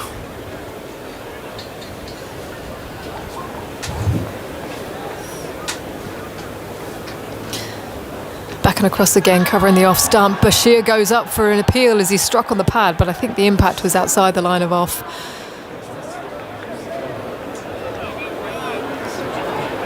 They're very interested in that one, but they're not going to go up for the review. Yeah, I thought it was quite outside the off stump. Significant turn though, off a length, as Bashir comes again and Nair is on the back foot and defending it to the leg side. No run. Ravindra Jadeja might be having a close look at that. Be very interested in that. What Bashir has done really well is mix up his paces throughout his spell as square leg has gone out to the boundary as Nair gets out the reverse paddle again, but it's stopped by Bryden Cast at deep backward point. Good fielding effort there to his left, past him, and it was 4 at the end of the over. It's 299 for 4 and a lead of 305. Nair run for Rahul on 121. Andy. Just a few more Rishabh Pant stats. Well, in fact, let's start with one on India. 5 centuries in this game. It's only the 6th time in Test history that a team has scored 5 centuries in the same game. Only the second time in England. Previously, England did it against West Indies at Lord's in March 2007. And Pant, just the second wicket-keeper to have 4 or more second innings centuries. Andy Flower with 5 was the other one. Sorry, I have a question for you, Andy. Is there any batter in the Test cricket who has scored centuries in each inning and reaching their 100 mark with a 6 in each innings? Because Rishabh was close to it. He did it in the first innings. He didn't hit a 6 in the second one. There's a job for you, Salts, as Stokes comes into Rahul, bowls down the leg side. It's a bit of a strangle. They heard a noise. I think it might have been off the hip. Jamie Smith isn't that interested behind the stumps, and Joe Root just signalling, has it just brushed his thigh pad, has it gone through? Ben Stokes is still conferring with mid-wicket with extra cover. He's not sure, but decided not to go for the review. England have 2 remaining after it was given not out. There's a yellow balloon blowing across the field of play here, and a blue one.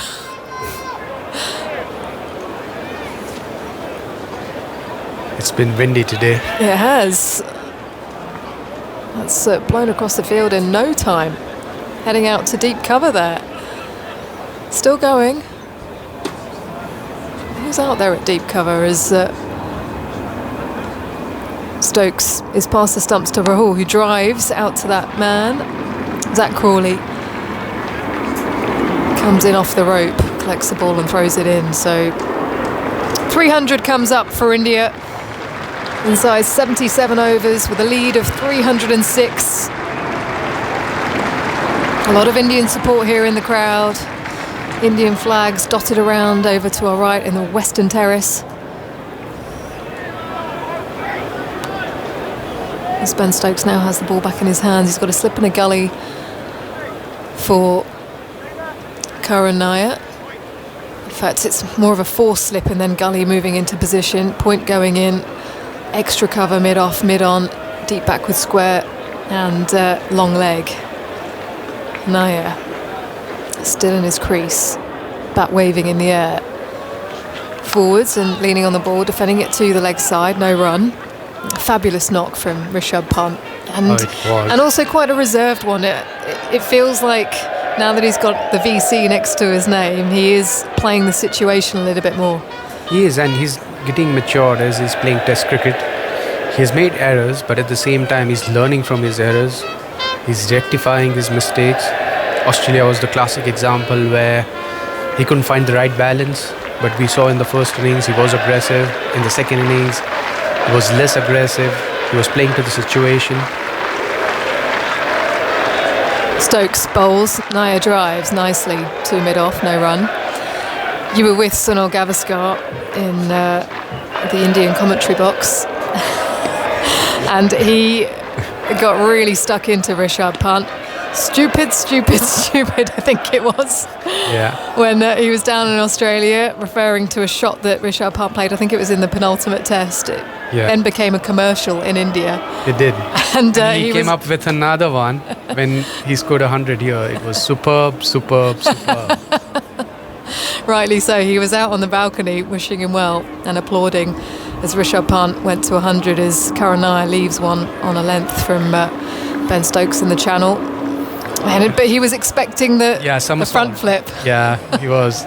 I saw that. He was on the balcony. He was requesting Rishabh Pant to do the somersault. And Rishabh from there told him that I'll do it the next time.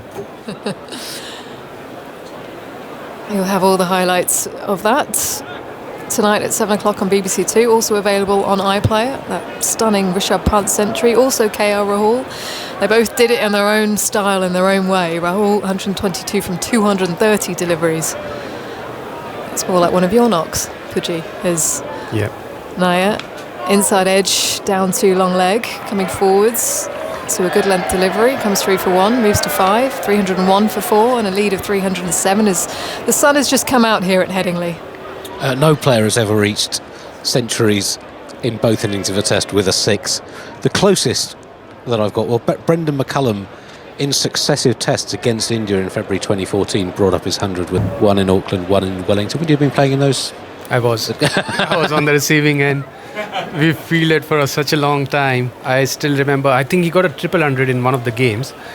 Virat was fielding at short mid-on and he dropped Brendan McCullum when he was batting on 19 or 20. And since then, Virat, he's so disappointed even now because we were just playing with 4 seamers and Zahir Khan got injured, so we were just left with 3 bowlers. Karan Nair facing up to Shoaib Bashir on the back foot and patting the ball to mid-wicket. And I think that's the longest I've been on the cricket field. It was more than 180 overs, close to 200 overs we had fielded. Wow. Bashir past the stumps slower as Nair is forwards and with an angled bat just defending it to the offside. McCullum also scored the fastest century until that record was beaten by... I think he still has that record. It was his final test against Australia. Yeah, it was. Like 54 balls. Defends, but then comes through with the bottom hand and hits the outer part of the bat as it heads out to cover. Karan Nair moves to 6 for a single, 302 for 4, lead of 308.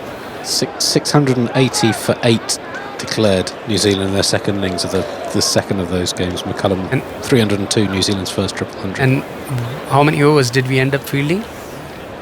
210. Ouch. Oh, that's the highest. Did you bowl any overs in there? Nah. Wasn't good enough. Dhoni bowled an over. Was he keeping? Took his pads off and his gloves off, did he? As Rahul looks to work the ball leg side, but catches the inner part of the bat to short fine, no run.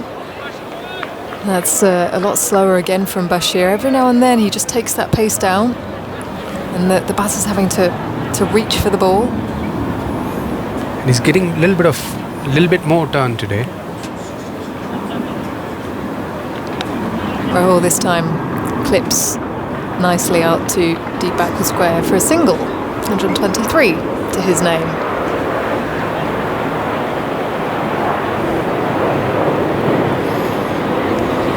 How did you used to keep yourself occupied in the field, Pudgy? In what was going through your minds? Did you sing any songs? Was it while fielding for 200 overs or in general? Nair defends the leg side at the end of the over. Just 2 overs then to the second new ball. 303 for 4 and a lead of 309. Well, you weren't in the slip cordon. So, for the Indian team, when I made my debut, I was given a position of short leg. We had Sachin Tendulkar, Gautam Gambhir, Rahul Dravid, VVS Lakshman.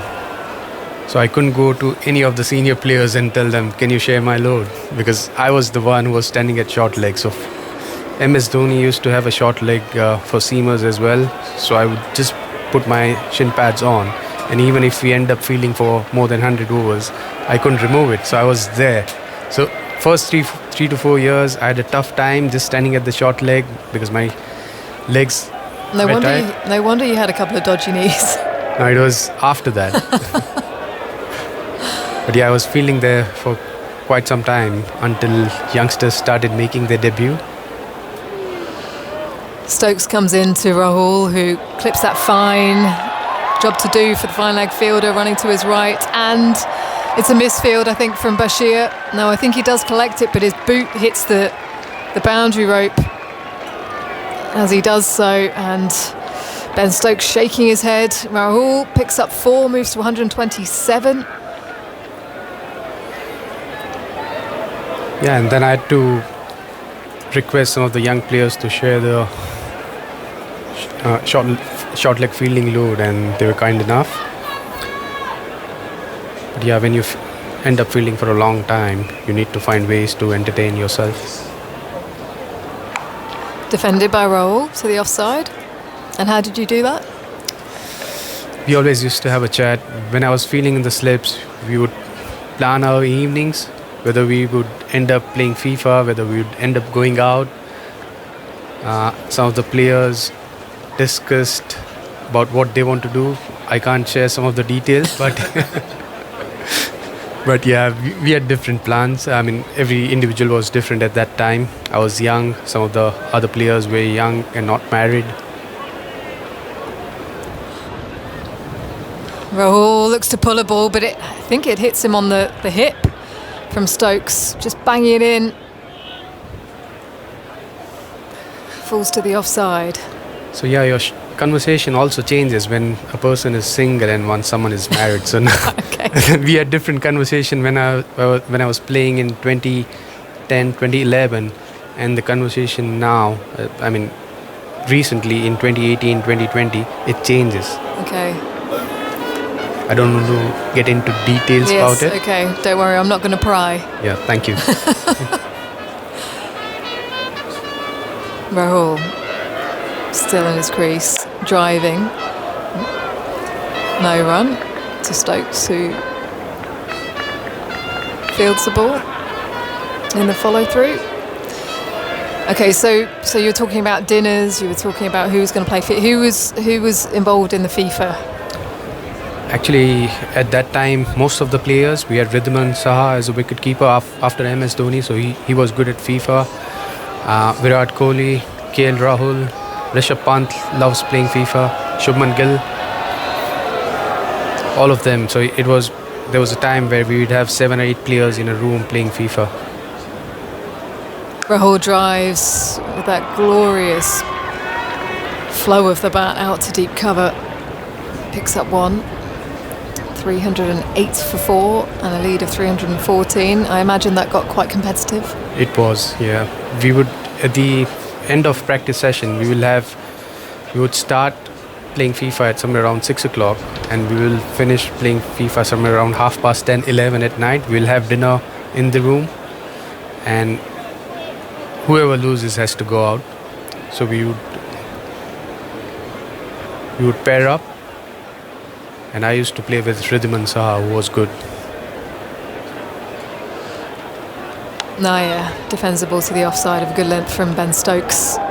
Bright sunshine here at Headingley now, a couple of clouds dotted around, but a lot of blue sky as well. As that is the end of the over for Stokes. 308 for 4, not getting a lot of movement out of that surface. Old ball, one more over then to the second new ball and a lead of 314. Yeah, Braden Carse, I think he's warming up there. Also Chris Bogues, both of them, they'll be looking for the second new ball.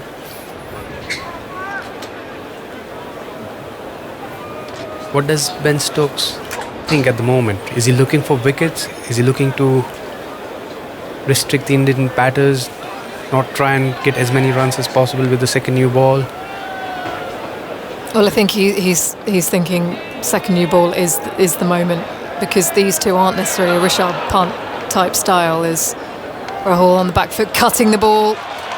There's no point. There was a man out at deep cover. It's Chris Woakes there who's shuffling around to the left in front of the Western Terrace, but it is the shorter part of the ground, and Rahul fetches 4 as he moves to 132, 312 for 4.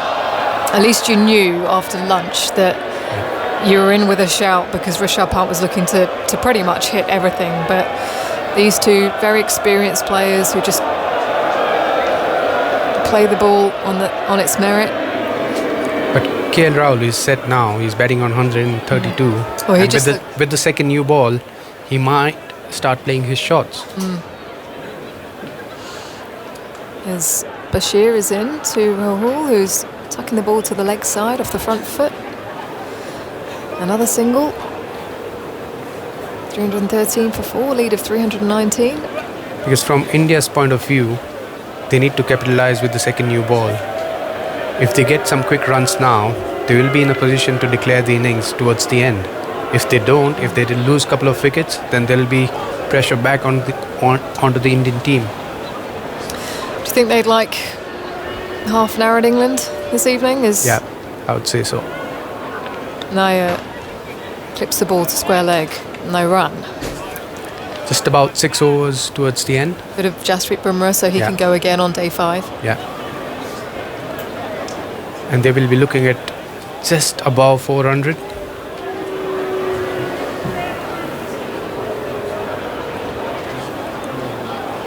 Wide open space on the offside. Karan Nair steps forwards and defends the ball. Bit of extra bounce there from Shoaib Bashir. Pops up in the air but falls safely in front of mid-wicket.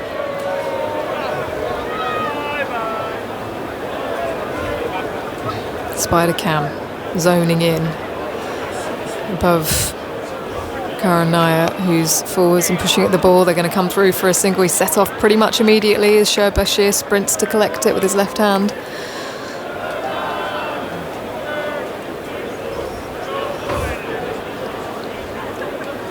It's been a good partnership between KL Rahul and Karun Nair. Both have played together for Karnataka before Karun Nair moved away from Karnataka. He was dropped from the team.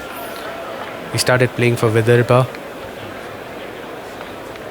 But both of them live in Bangalore.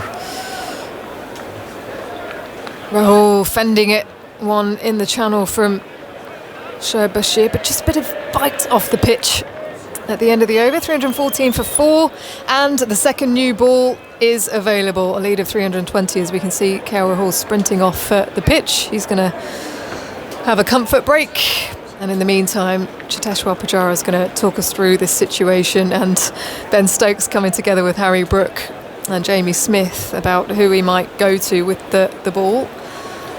I think it will And be. Prakash Wakanka will come in here. I think it will be Braden Cars who is going to bowl from the pavilion end, and it will be Chris Vokes from the far end. Cheteshwar, how much would that Edgbaston game from 3 years ago be playing in the mind of Shubman Gill now? India in an almost identical position, 320 ahead with 4 wickets down in second innings before Shreyas Iyer was out, and England went on to win that game. Does that sort of echo? Yeah, it does. I'm sure that they will be thinking about it, but at the same time, it's a different pitch, different conditions. Also, there's not much time left in the game, because in that game there was enough time for the England team to chase the total down, although they chased it in 70 odd overs. But in this game there's a little bit of rain around tomorrow, so on this pitch I think they'll be looking at 400 plus. If they can get to that as quickly as possible, they won't mind bowling few overs towards the end, but we'll have to wait and watch, because India still needs, they are 320 ahead, they need another 80 runs, and this will be an important phase, because second new ball, you can score some runs quickly, or if they lose a couple of wickets, then get things down. Absolutely. So I think very crucial phase of this test match now, with the second new ball in India's second innings, at the moment under bright sunshine. And KL Rahul and Karun Nair, as you said, old Karnataka teammates, both of course fluent in Kannada. Not that that's a concern here. That only happens when the opposition understands Hindi, right? Then you've got to slip into various other regional languages. Yeah, they do quite often when they are playing Ranji Trophy, because the other players, they understand Hindi. Correct. Well, here's the first ball with the second new ball. Cast to Karun Nair, and Nair sort of almost from his stance, really, just dabs it away quietly on the offside. I don't think we talk enough about Karun Nair, the mental strength that it would have taken him to have gone from that high and then get dropped from the Indian team, losing his place in the state side, and making a decision to move away from his zone of comfort and then literally break the door down with the weight of runs. Tremendous strength of character. Here's Kas into Karun, bowls, and outside the off stump he lets it go. He's an inspiration for many young cricketers back in India who's playing first class cricket, who is trying to get into the Indian Test side. If you look at the current Indian Test side, many players are coming from the white ball circuit. They've performed well in the IPL. They've done well for the Indian team in white ball format, and then they are picked in the Test side. But it's not the case with Karun Nair and even Abhimanyu Ashwin, who is part of the squad. He hasn't got his first opportunity yet. Very true. Country of 1.4 billion. Cast balls, and it's a beautiful drive. Full face of the bat, just leaning into it, and it drives it straight past on the offside below us, and 4 very good runs to Karun Nair. That'll make him feel good. Yeah, that certainly will. He was in a very good position. He's a good player. Look at his balance. He was very well balanced, just getting into a nice position to time that ball. Full face of the bat. Bound to make him feel good, certainly. 318 for 4 now. Nair is into double figures on his return. He's on 11. And 2 slips a gully. Wait as Kas goes away from us to bowl to him. He's up, he bowls, and Karun lets it go through outside the off stump. Still very windy. Joe Root just losing his cap as he took the ball from Jamie Smith and ran to toss it back. So you can figure how much the wind is. Were you ever bothered, leave aside the temperature, but if you had really strong winds as a batsman, did it bother you? Yeah, I struggled a lot when we were playing in New Zealand. Because Wellington, it's known as windy Wellington. And when I used to take my stance, I had a low back lift, so my bat used to... Wow. Kas goes in bowls wide outside the off stump. The umpire actually does call it a wide. Yeah, so the bat would shake. It used to shake, and when I used to tap, I started at one point, but I used to finish at a different point because of the wind. Wow. So I struggled a lot there, and then I just had to put my bat down and not lift it quite often. So that was your way to adapt to that particular problem. Yeah, it was just at the Wellington. Apart from that, I was fine. But yeah, you do lose your balance as well when you are in the stance. Cars goes in the middle of the crease balls and solid defense of the back foot from Nair. It's no run. It remains 3-1-9. So you think if India were to think about setting targets, you're saying 400 is what they're going to look at? Yeah, 400 and above. Maybe if they can score some runs quickly, they can get to 425. It depends. So what would be priority if you were making the call? Getting, 30 minutes or so at England this evening, or the number of runs you need? What would be your... I think with the current young Indian side, it will be the runs rather than the overs. There's Braden Cars in bowls to Karun Nair, and Nair opens the face, runs it down to the deep backward point area. He'll pick up a comfortable single and will retain the strike as a result. 3-1-9 for 4, and Nair goes to 12. Many of us were there in that Chennai game. I know Aggers was there when Karun Nair got that 300. Only the second Indian to score a triple century in Test match cricket, and what a future beckoned. And then just one of those things that happen in life. It was for Karun because he deserved a few more opportunities, but he missed out, and since then things hasn't been easy for him. No, definitely not. Which is why it's remarkable to see him back. But for those of our listeners who may be interested in knowing the fact that so many batsmen, bowlers in Indian cricket, first-class cricket, tons of runs, tons of wickets, either played their cricket at a wrong time or simply couldn't get a look in. And if we have a couple of notable players from Saurashtra as well in that. There are Gujarat, Saurashtra. And there's another player from Mumbai whom you might know, but some of the listeners may not know, but someone like Amol Majumdar, who scored tons of runs in domestic. Who, by the way, is now the coach of the women's team. He is. He missed out. He never played for the Indian team, but we had someone like Rahul Dravid, Sachin Tendulkar, and VVS Laxman in the middle order, and he was a middle order player. And going back to times before you, Rajendra Goel, Padmakar Shivalkar, unfortunately their careers clashed with Bishan Bedi's. There was no chance for them to come in. So you do need your share of luck, but the love for the game in terms of just persevering and carrying on, great. So Chris Woakes now with the new ball from the rugby stand end. The umpires seeming to suggest or have a word with Stokes. Anyway, whatever it was, been sorted. And here's Woakes now into Karun Nair. Comes in bowls and to a ball that's rising outside the off stump. He lets it go through to Jamie Smith.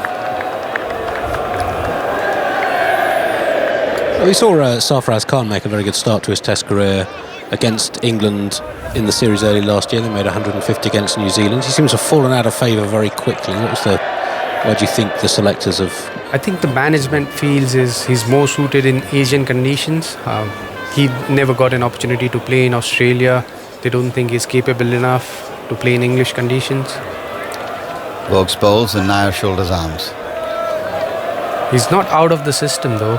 He was part of the India A squad. He played an intra-squad game. He scored 100 in that. He's a good player, but he will have to learn. He will have to get better. He will also have to get better at his fitness, and he has been told about that, and he's working on it. But when they picked this squad, they thought that he's more suited in Asian conditions, and he might get his opportunity going forward. Woakes is in bowls and he beats him genuinely, looking to play defensively. The ball just nibbling away, and Karun Nair is beaten. I guess when you're an India selector, you're never going to be able to please everyone. And I think the man at the crease right now, Karun Nair, many would argue, is the one because of whom, whether it's Shreyas Iyer for different reasons or Sarfaraz Khan for whatever other reasons, couldn't find a place. Also, it's a bowler-heavy squad. It is. No question about it. There's Woakes in bowls, and this time again playing just a little bit tentative there, Karun Nair. It doesn't seem to be getting a full stride forward or back, isn't it, Chidishwar? Yeah, he's getting stuck in the crease. He will have to move his feet forward It was a back of length delivery, but he still needs to move his feet. Yes. He's just stuck in the crease. It was a good length, slightly short of good length, but you still, on this pitches, with the second new ball, you need to move your feet, try and get close to the pitch of the ball. Vokes sub bowls, and this time he's fully forward and plays a lovely shot. Just a gentle push, really. It will be cut off, and they will stay content with a single bit of acrobatic fielding by that man again, Ben Stokes.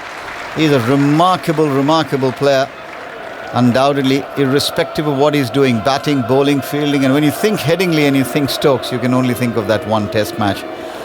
Single-handedly carried England through. Yeah, that was probably the innings of the century. Remarkable. I remember watching that. I think I was probably in Chennai and on work. Stayed up. Here's Vokes bowls, and Rahul plays much more competent, back and across, full face defending, and that will be the end of Chris Vokes' over. It's 3:21 for 4. The lead now is 3:27. Time permitting, 32 overs remain in the day's play. And as Stuffers gets into the seat alongside me, we'll get his thoughts on how he thinks England will approach this now, or is it all up to India? It's all India, I'm afraid. It's just whether how long they fancy having a bowl for tonight. For me, I don't think that's happening. You don't? What, with Bumrah up your sleeve? That tricky hour, tricky 30 minutes? Oh, I'd be out there like a shot. Going to rain in the morning. Carr starts a fresh over, and this is again a little bit of a nothing stroke, really.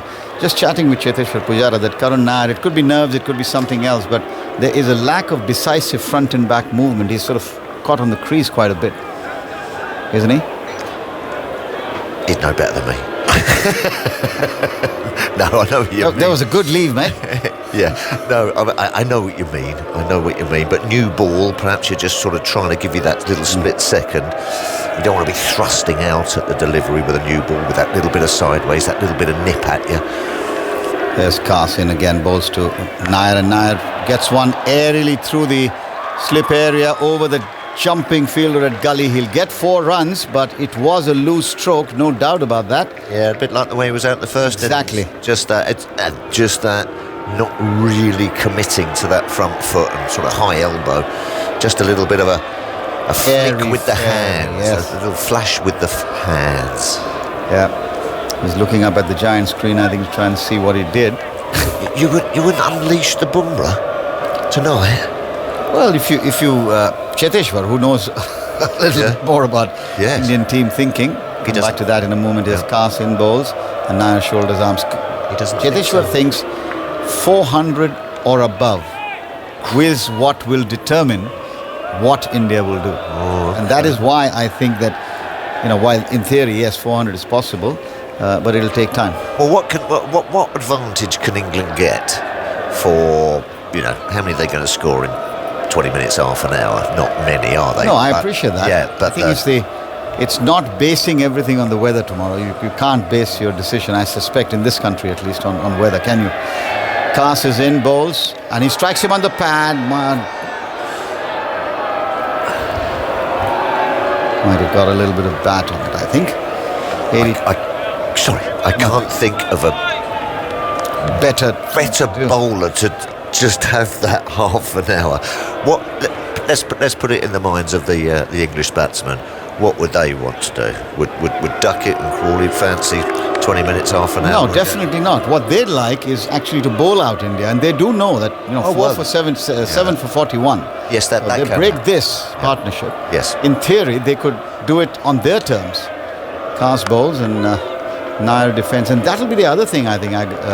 Toughers, that'll be in the back of the batter's mind. Perhaps I might be quite an aggressive, positive captain. I think you would have been brilliant. If I was given the chance. Brilliant captain. I was never given the chance. Yet. Yeah, yet. You won't catch me walking out on a cricket field anymore. Well, I don't know if they still do it, but back in the day in Davis Cup tennis, you had non-playing captains. Oh, nice, yeah. That's a nice one, isn't it? Oh, I wouldn't mind doing that. There's Kaas in, bowls to Nair, and Nair gets one that gets up. He takes his bottom hand off, the ball runs off the face of the bat. He'll take the run that was an offer. But we've seen a fair few sort of climb from this end. Yeah, that would be playing on the England batsman's mind slightly, that there is just that opportunity that even if you get in and you're then looking to play that positive style, you might get an absolute corker. Well, Karun Nair has actually stolen the strike, maybe not intentionally. 2 overs running now. And KL Rahul, I think, has faced only 2 balls after the new ball. He's faced 1 ball since the new ball. Yes. Nair's got singles off the 6th, 5th and 6th balls of the overs. Yeah, and that can break your rhythm and tempo, can't it? And that ball can break your thumb as well. That has really climbed, hit him on that sort of right-hand thumb as he's pushing forward. With that little extra padding you generally have, but sometimes that's not enough. Vokes into bowl to Karun, and Karun eases the ball on the offside to the left of Kaas, who will get there but not prevent the single. 326 becomes 327. The lead now is Triple Nelson, 3-3-3. Yep, feet up. Rahul 133 now on strike. Karun Nair's on 19. And it seems to have now cleared up. It's probably the brightest it's been all day, on and off. But now it looks even away to our right. Large patches of blue sky. Crowd urging the England bowlers along as Vokes goes in and bowls, and Rahul defends on the offside straight to Kaas. I didn't like days like this when I was in the field. You wanted them consistent? Just, you'd be lurking around at third man or fine leg, wind whistling around, cold, batsman in control. Tough days. It's been a tough day for England. Started really encouragingly. Very, very encouraging, wasn't it?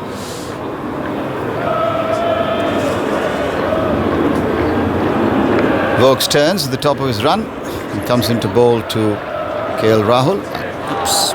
Moves away from him sharply, and Rahul just drops his wrists. Rice grin on his face, but he's batted superbly today, hasn't he, KL Rahul? It's been the classical Test match 100 in many ways. Absolutely, just left beautifully. Really sort of went through the gears. Didn't play any risky shots early on, and. That's all right. Sorry. And just got into his knocks, didn't he? He evaluated the situation. Bowls and back foot defence back along the track. I mean, you think about Rahul's batting, first innings, second innings, last evening and today. You think about it, he paid the price with his wicket with 1 loose shot in the first innings, got a reprieve here. Yeah. When he had that sort of half leave and Harry Brook couldn't latch onto it. Yeah. And you could see the disappointment in the first innings, sort of couldn't believe it, and he's done the job. He's done the job here. He certainly has. Vokes bowls outside the off stump. Left alone again. 133, little bit of swing, just gets in a beautiful position just to leave alone. Not giving the English bowlers a sniff. Very, very composed innings. And as you said, when Pant was at the other end, he was the sort of calming influence. Yeah. Last ball of the 84th over coming up as the trumpeters are in full flow here. In comes Vokes, and Rahul just plays it, opens the face, runs it down. He'll get 4 runs for it. That's another boundary to him and to India. Rahul moves to 137. India move up to 331. The lead now 337. More thoughts from Phil Tufnell, and then for commentary, Jonathan Agnew. Yeah, he's just ground England into the dust. KL Rahul. There was that one chance, but apart from that, he's given them no window into him. Hello, Philip. I've not caught you all day. Where have you been? Well, I've been knocking around. Yeah. Doing this and that. Yeah. It's lovely to catch up with you. And you. Fascinating day. Interesting day coming up tomorrow. Yeah. See how England fare. They've just got a bat, which it looks to be the case In goes Carse, bowls on off stump. Rahul gets right behind it and plays back to the bowler again. Now we're old school, aren't we, John? Really, we'd be having a bowl tonight, wouldn't we? We'd be having a little cheeky, 7, 8 overs. Well, there's still 29 overs. We won't get to 29 overs, I don't suppose. But well, we're close to 5, 6:30, isn't it? So an hour and 3/4 left. What's that? That's going to be 26 overs left of play. Take a couple out of innings, so it's 24. How many do you want to have? 6 overs? 8 overs? Bumrah. Yeah. Carse in the sunshine bowls a great leap. That's pushed away by Rahul square into the offside. And there is no... they take a quick single. 3:31 for 4. So that means that 8 overs, 10 overs, so 14 overs of batting. Yeah. And how many do you want? How many do you want your lead to be? Well, I want it to be lurking around the 400. 410? Yeah, something around there. I'm going. I'm not worried. I've got Jadeja to hold an end. I can bowl over and round the wicket. Yep. Left and right-handers. And I've got the Bumrah. I want Bumrah to at least have the opportunity. Yeah, to win the game. Makes sense. You've also got a few bowlers there who went round the park a couple of days ago. Here goes Carse again, bowls, and he's dragged into his stumps. It's the end of Rahul. The end of Rahul. Up on his toes, he tried to force that through the offside, and his excellent innings comes to an end. And Carse, for the second time today, has got a batsman to obligingly knock the ball into his stumps. But it was short outside the off stump. He's dragged it a long way in. Bit of a sad end to what has been a lovely innings. Yeah, beautiful innings. Really dug in that first session against some really good English bowling. Yeah, I see the applause for him. 137. He just rocked the helmet slightly up on his head. And now salutes the crowd. He has played some lovely strokes in both innings. And a real pleasure to watch. And he's made sure from India's perspective there are no slip-ups today in batting. Yeah. They had still some batting to do. It was a very awkward morning. And he and Pant negotiated that. And he's got his team in a very strong position indeed. Just what Shubman Gill asked him to do last night. And this morning probably. Just go out there, get over that tricky first session, and then slowly get us back into this game. And then they're in a fabulous position now, 339 lead. 9 times out of 10, that's enough. Yep, absolutely. 137 from 247 balls with 18 fours. His 9th Test 100, and he became the first Indian opener to have 3 Test centuries in England when batting as opener. Highest targets chased at Headingley, thanks Henry. 400 media, features certain Don Bradman. 362 for 9, features certain Ben Stokes. 322 for 5, West Indies against England. That was an amazing game, wasn't it? In goes Carse bowls, and that's pushed away towards mid-off. So Jadeja on strike. It's 315. So look, 404 is the highest. 362 is within their range, and highest target made by England against India, 378. Of course, at Edgbaston in 22 at the start of the Bazball era. It's a lot of runs, and even scoring 300 batting last in a Test match doesn't happen that often. It's happening a little more often now than it did. 333 for 5, and in goes Carse, bowls, and just hits him on the pad there. Today looking to work the ball into the leg side. Carse moves through quickly, picks the ball up.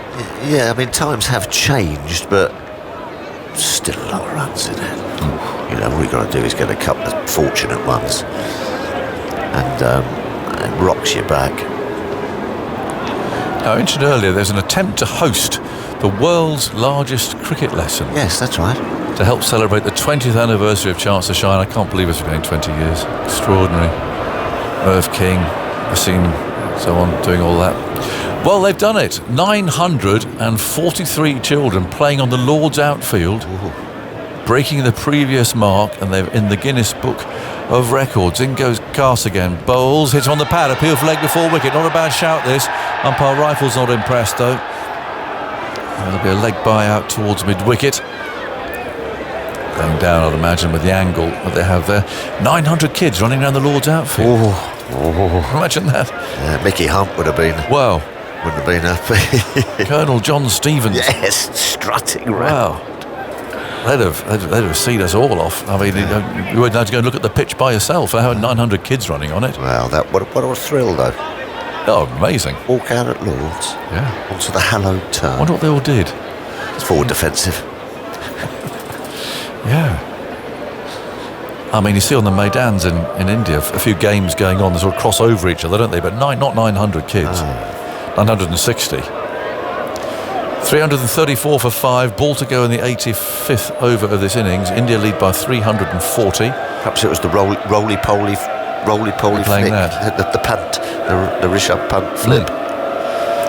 2 slips and a gully. Now on 20. Cast runs in, bowls. That's outside his off stump, and now allows that to go through. What are India thinking now? 340. There's the applause for Cast. They finally dispose of KL Rahul, although via a substantial inside edge. Lead by 340. So England was saying, come on, get 5. Get these last 5 quickly. And let's face it, they swept them away in the first innings. Yeah. Lost 7 for 40. Yeah, we're might only be chasing 365. It was a good test of India's batting lineup. That you know, it was a good mental test. Yeah. Because that third innings can be notoriously tricky to marshal. It was steely, I thought, this morning. Yeah, absolutely. It wasn't easy at all. No, it wasn't. It was nipping about. Yeah. You had one bouncing as well. Yeah. They didn't get carried away. No. 334 for 5. The lead 340. Jadeja yet to score, is on strike. Mental fortitude. That was the word I was looking for. Yeah. Tell you what, well to pluck that out at 10 to 5 on the 4th day, Tuffers. Square leg brought up. They're very straight and short mid-on. I don't mean Duckett's stature. I mean, that's where he's standing. In comes Wokes. Bowles, and Jadeja's hit on the pad there. Duckett raises his arms, and so does Wokes as he follows through. And there is no run. 334 for 5. Trevor Hobday from Clitheroe. The forecast for tomorrow, would you not declare now? It's keen. Go at England for 90 minutes tonight. Well, they can add the time on tomorrow, you say. That's the thing. So, or at least add an hour on, can't you, tomorrow? Yeah. And it is rain in the morning. It's not just overcast and everything, so it will just freshen it up a tad. Yeah. I think we probably disagree with you there, Trev. But thanks for the thought. Then comes Wokes, Bowles, and that is Jadeja's first run, prodding forward. So picked up it backwards. I'd follow him out. No, I'd follow him out there. Would you? Yeah, come on. All right, Skip. Love that. Come on in. 90 minutes. Come on in. Let's get 4 for. It might be viewed as one of the more generous declarations. Perhaps. Because they can add that time on. Yeah, it's just whether you're desperate to go one up, or whether you're sort of, you don't want to lose. Where's India at? Well, I hope they're in Bumrah territory. They think this is when you got it. He's only got 3 games. Yeah. Yes. Absolutely. Got to use him. Here's Wokes, the tattooed Wokes, and this is pushed away out towards an extra cover. You're right. Because they've almost. Listen, if it gets tight, I'm sure we might try and squeeze another one out of him. But you're right. They've now manipulated the stage of the game to where he now comes into his forte. What's the point of having him in the team? Absolutely. One of only 3 matches. If you're going to go and get 500. Exactly. Yeah. So that's what I'd imagine, though. Well, yeah, you've plucked that out as well, haven't you? Well, I'll be thinking about it. Here comes Wokes, moves in, bowls, thick outside edge, ball runs down to Duckett to field at gully. 335 for 5. Well, also, you see, because then you get a bit of Bumrah tonight. Yep. Bit of Bumrah in the morning. I would have some Bumrah tonight. Yeah, I would. And then I'd have a couple of Bumrahs tomorrow. Well, you'd also have Bumrah with a new ball tomorrow. Yes. Second new ball. Absolutely. And there you go. That's how you win the game. Yes, it is. It is. Oh, I know, a lot's going on. This is where Test cricket's so brilliant, isn't it? Wokes again, bowls outside the off stump, and now allows that just to swing harmlessly by his off stump, and it's taken by Smith. Decent crowd today. I mean, it's it's a work day, Monday after all, and it's not full, but well over half, I'd say. But, certainly those who are here are making up for the absentees in terms of volume. They've been in pretty good voice. Yeah. It's been cold today, isn't it? Yeah, but they're over there. They're protected on the West Terrace today from the wind, aren't they? Oh. Wokes bowls very full. Oh, he's hit that hard back at him. And has he caught it? I think he has. Nares has driven a return catch back straight back at Chris Wokes. He's still standing there as if he can't believe it. I'm afraid you've got to go. Finally turns and incredibly disappointed, he now starts to walk off, but that was all very anticlimactic, and for a moment quite hard to see that it was a catch. I mean, we've got our backs to it, so he just hit it straight back at Wokes, who took a very, very simple catch. He doesn't throw the ball in the air, he just gives himself a little catch at the end, and Nair, I'm afraid, needed some sort of JCB to get him off. Yeah, you might have to phone Headingley Taxis. Can we have a taxi, please? I mean, he'd be disappointed how he got out in the first innings as well. Yeah. Caught in the covers, and then he's been caught and bowled. Interesting listening to Prakash. He said he wasn't quite, he didn't look quite committed, Yeah. Wasn't right back, wasn't right forward. He was just a little, and that was that was his downfall there. Just a little sort of poke, and it just lollipop. Well, not lollipopped it, but quite firmly, didn't it? But straight back at him. Yeah. Well, so now we've got Shardul Thakur. Again, he's a perfectly decent lower order batsman. But then you're down to your Bumrahs and your Sirajas. England go boom, boom, boom. Yeah, now. well, that's it. I think that might have informed India's cautious approach since Pant was out. And thinking back to that game we keep referring to 3 years ago at Edgbaston, an almost identical situation in India's second innings when their sort of collapse started. They got to 190 for 4, which was 322 ahead, and then lost Shreyas Iyer, Rishabh Pant for a good 57, and then Tail didn't put up a huge amount of resistance, and that gave England that target of 378, which they chased in 76.4 overs. So you can see why that game would be echoing around their minds. That's Chris Wokes' first wicket of the match at the end of his 39th over. Ah, right. Well done, Wokesy. It just pegs India's it just prospects back a little bit, doesn't it? And if you could go boom, boom, boom now, England might have an hour. There you go. There you go. Absolute carnage. Oh, just the whole Test matches just evolve, don't they? Things happen, and suddenly, it's wonderful. So Carse is bowling, Jadeja's still there, and he fends this ball away off his pads, and it's been picked up there at mid-on. So they take a single, get a new batsman down on strike. Wow. 3-4-2. Can they knock these ones over? Can they be chasing 360, 370? Poor Nair. I mean, he's still looking at the replay. That's 15 seconds, isn't it? Well, that's a long time. But he just blasted the ball back to the bowler, caught and bowled. Nice catch. Yeah, yes, nice catch it was. But no, he didn't want to go. There wasn't much that was going to save him, I don't think. And goes Carse again, bowls the ball, swings away. Thakur watches it going into the keeper. Well, I know he's got sort of the weight of runs now, hasn't he? You know what I mean? But it's quite it's sort of a defensive pick, isn't it? Oh, it's a no ball. Sorry, doesn't interrupt there. You know, for him coming in, what's he coming in as 6? No, who? Yeah. No, yeah. Yeah, he's a bit of a plodder, isn't he? Yeah. Yeah. I thought he might have batted at 3, actually. Yeah, or something like that. You know what I mean? Yeah. Perhaps that's just a slight worry about that tail. Yeah. Carse runs in, bowls, tucked away into the leg side, going for a quick single there, and they're going to make it okay. The speculative throw from mid-on, they're on the run. Misses the stumps up at this end. Chris Wokes picks it up, immediately gets to work on the ball, and Thakur's off the mark. So 3:38 for 6, the lead 344. We'll go through to 6:30 this evening, so another hour and a half of play. And tomorrow could go really quite late because of the times made up from the morning.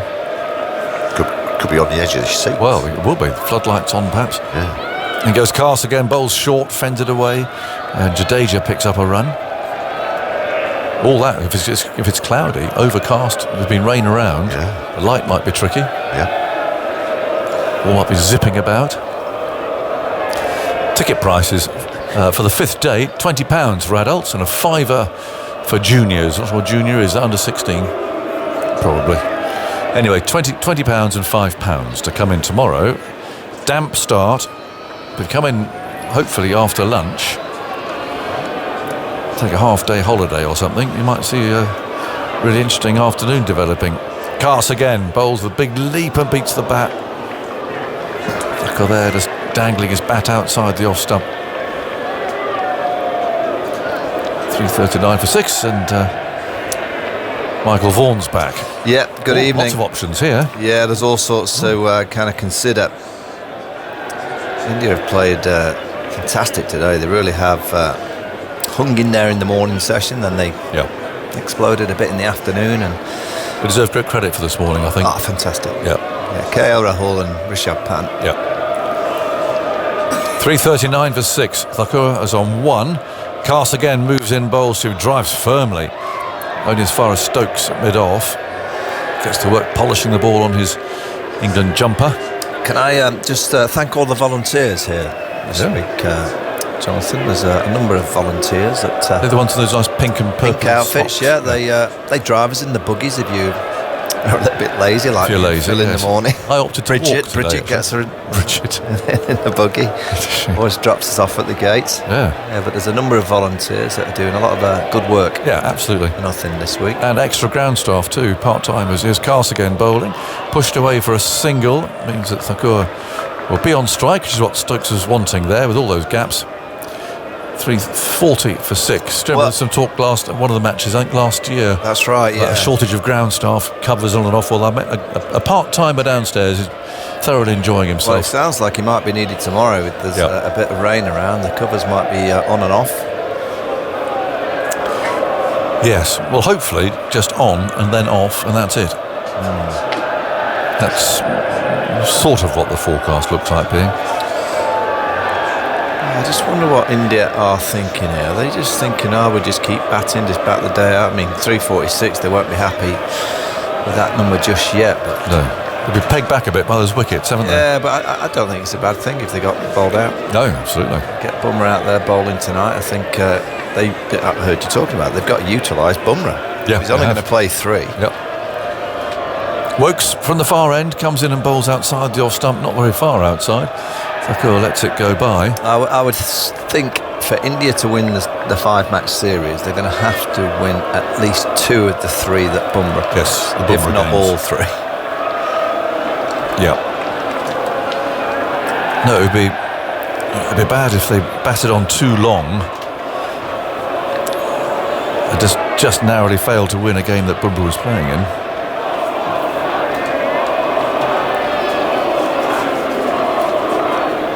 Wokes wheels round in the distance. Watery sunshine, I'd say this is. But he bowls on off stump, and there's another run to India. To go. Pushing the ball square. Crawley field coming in off the boundary with the Western Terrace behind him. 3:41 for 6, and now the field changes round. The left-handed. Yeah, you've got to think that Shubman Gill will want a little bit out there tonight. I mean, Britt Bumrah to Zach Crawley in that first over in the first innings. 3. I mean, if you wanted 3 of him, therefore that's 5 overs. You could 3 Bumrah tonight, and then he'll probably bowl 4 or 5 in the morning. So 8 overs of Bumrah with the new ball. Yeah. There's not many opening spells in Test cricket that I haven't seen him get at least one right-hander out. You definitely want him to bowl tonight. I don't think there's any question. Wokes bowls, and that's dabbled away. Offside, going for a quick single. The throw misses the stumps. It's Bashir coming in from point. The throw is backed up, so there's no overthrows. 3:42 for 6. The lead 348. Bashir only had 1 stump to aim at there. So some positive running from India, 342 for 6, Jadeja 4, Thakur has 3. And today they lost Gill to the 7th ball of the day for his overnight 6. In comes Woakes bowls, and steered away down to square third man. He got 8 in fact, there we go. Thank you Andy. Pant, excellent 118. Rahul 137, he gave a chance in the 50s. We've seen now caught and bowled by Woakes for 20, so that's the various dismissals we've seen during what has been again a really good day's Test cricket, a day in which India have been trying to shore up their position here. Batting third under pressure. So they've made it through to 343 for 6, a lead of 349, still with 4 wickets in hand as Woakes moves in. Bowls, Jadeja works that away into the leg side, plays it firmly, but there's a fielder over to our right hand side. And the lead goes to exactly 350. Yeah, you can just see that India are just chipping away. They've played with a great deal of... sometimes in Test cricket in this series you don't see the fight. When the pitch is just doing a bit, you see, it's the way we play our shots. Well, I look at someone like Rishabh Pant this morning, he just went, all right, danced down once or twice, but he just hung in there. KL Rahul's given a masterclass of a technical display. Here's Woakes, last ball of the over, driven uppishly and firmly but safely, just short of the diving mid-on.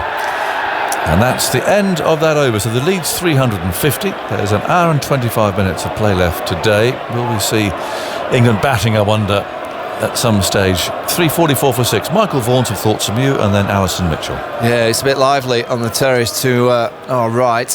Not too sure what's happening up there, but they're having a few fun and games, making plenty of noise. It's going to be Josh Tong to replace Bryden Cars.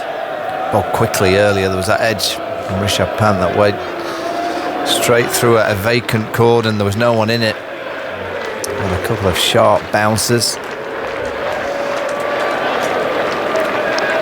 Afternoon, Al. Hello, Michael. Well, haven't detected at all any change in tempo from India through this innings in terms of potentially looking to set up a declaration to have Bumrah bowl a little bit at England tonight. I mean, now that they've lost Rahul and now lost Nair, well, 4 more wickets, maybe the innings will evolve and come to a natural end, and they might still get an opportunity to have Bumrah, so it might not be the worst thing for these 4 wickets to fall. I think they've just got to keep playing the shots. Tongue around the wicket here, it strikes him on the boot. Does it sneak through? Some inside edge certainly. The ball dribbling up towards mid-on. Strangled appeal dies away. He speared him from around the wicket into Jadeja. He's there on 5. Both these players are natural stroke players. They're not going to hang around. If the ball's there, they'll certainly try and hit it. That swung in actually. Full toss. It hits that right pad. It's going down the leg side. Look how deep mid-on is. Stoke kind of just hovering quite deep and wide of it's not really mid-on, it's almost mid-wicket. 2 slips and a gully. He's Tongue into Jadeja, through to Jamie Smith it goes. He came forward, a little bit of a prod, and it fizzed on through. The lead exactly 350. What do you think is in the mind of Shubman Gill at the moment? I mean, what would he worry about England chasing? He'll know that England are a really good chasing side, particularly here at Headingley. It's 350. He'll want I guess the last time they're here in 22 and England chased, what was it, 374? 378. 378. Tongue in, driven by Jadeja, wide of Stokes at mid-on, and Stokes will pull up and allow that ball to run to the boundary. 4 more valuable runs, 354 the lead. Yeah, so I think they'll want at least 378 plus. Just try and feel like they've psychologically and get to 400. Look, the 354 in front, and if they bat the next 50 minutes, you'd think that they're going to get at least another 40 or 50, which will take them past 400. How many overs could there be then? Maybe just even 4 or 5? Even if it's like 20 odd minutes, just getting Bumrah out there for 2 or 3. 348 for 6 is the India score in the second innings as Tongue is in. It's again dropped into the ground out towards the offside by Jadeja. Scampers through for 1. Rolls out towards deep backward point. You could easily open with Jadeja and Bumrah.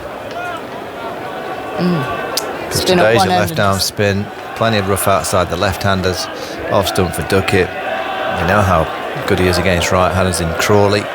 And then he bowls his overs so quick that Bumrah basically gets the ball every 3 minutes. That's true. It's almost double Bumrah, isn't it? Double the value. Tongue at the end of his mark, but waiting here for a change in the field for the right-handed Thakur. Biden Cast moving across from leg side to offside, will position himself in the covers. So 2 slips to the gully, deep backward point, really kind of halfway between backward point and where maybe a deep third might be. Tongue in here to Thakur, full, defended out towards exactly that spot where Carter's been moved to. On those multiple strips that stretch right across the ground here. The square, it gives it that real patchwork effect. All the different pitches, various degrees of biscuit colour, bright green, lime green, dark green circles in some cases there. Stokes just pushes himself a little wider to the left. The 2 slips go down. Tongue bounds in, strikes on the body. Thakur, the ball drops into the ground by his feet. And it's the end of the over. So Tongue none for 60. 355 is the lead. We've had 89 overs now, so 9 with this new ball. And Chris Woakes got a much-deserved wicket with that caught and bowled. Seemed to take most people by surprise. I think the crowd, certainly. Woakes' celebration was very nonchalant, just tossed the ball up in the air. I think even his teammates were wondering whether it was a bump ball, perhaps. And then Karen Nair just stood looking down at the pitch for about a minute before he turned and walked off. So his first test match in 8 years was a 4-ball duck in the first innings, and then 20 off 54 in the second. But after brilliant hundreds by Rishabh Pant, and then KL Rahul, 137 for him, just outstanding. Was given that chance, 58, when he was dropped a really hard, fast chance to Harry Brook in the gully, where he got 2 hands, parried it goalkeeper style. Really did travel to him. Karen Nair looks like a player that has got the technique to be at 3. Really? Yeah, I think he's. Saiswar Rasim could easily bat at 6. I mean, they've gone for the opposite. Woakes in, draws defence from Jadeja, thinks about a single. He's running back now, and the throw from Bashir is wide of the stumps. Tell you what, Jadeja is no stranger to run-outs in Test cricket. Well, I don't want to get deep in trouble, but he basically said off air the other day, so Jadeja, when he's running between the wickets, is a nightmare. Well, do you know what? He just sets off.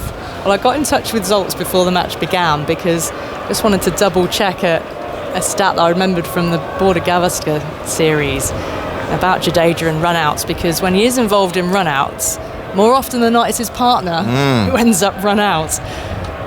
Around the wicket here, and the left-handed Jadeja just skips forward to shape as if to play defensively, and then allows the ball to go through. So he's actually been involved in 9 test run-outs, and on 8 of those occasions, wasn't it, Zoltz? It was his partner. That's a good ratio. Was run out. That's good play. I think I did something on telly actually in Australia where we called it the Roasters. Right, yeah, good barbecue. I think Steve Waugh is the best barbecuer of all time.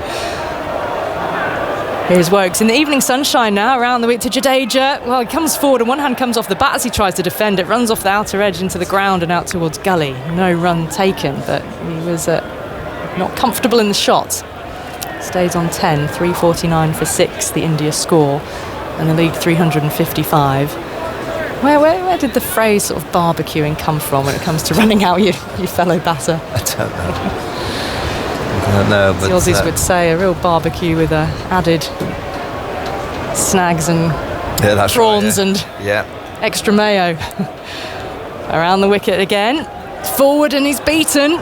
Fizzes through into the gloves of Smith. Just looks a little off balance when he's prodding forward. Yeah, that's a good ball. The ball before came back, and that last ball just nipped away from Jadeja around the wicket. The angle, it kind of always forces you into playing, and then there's just a little bit of movement away. It's a good ball.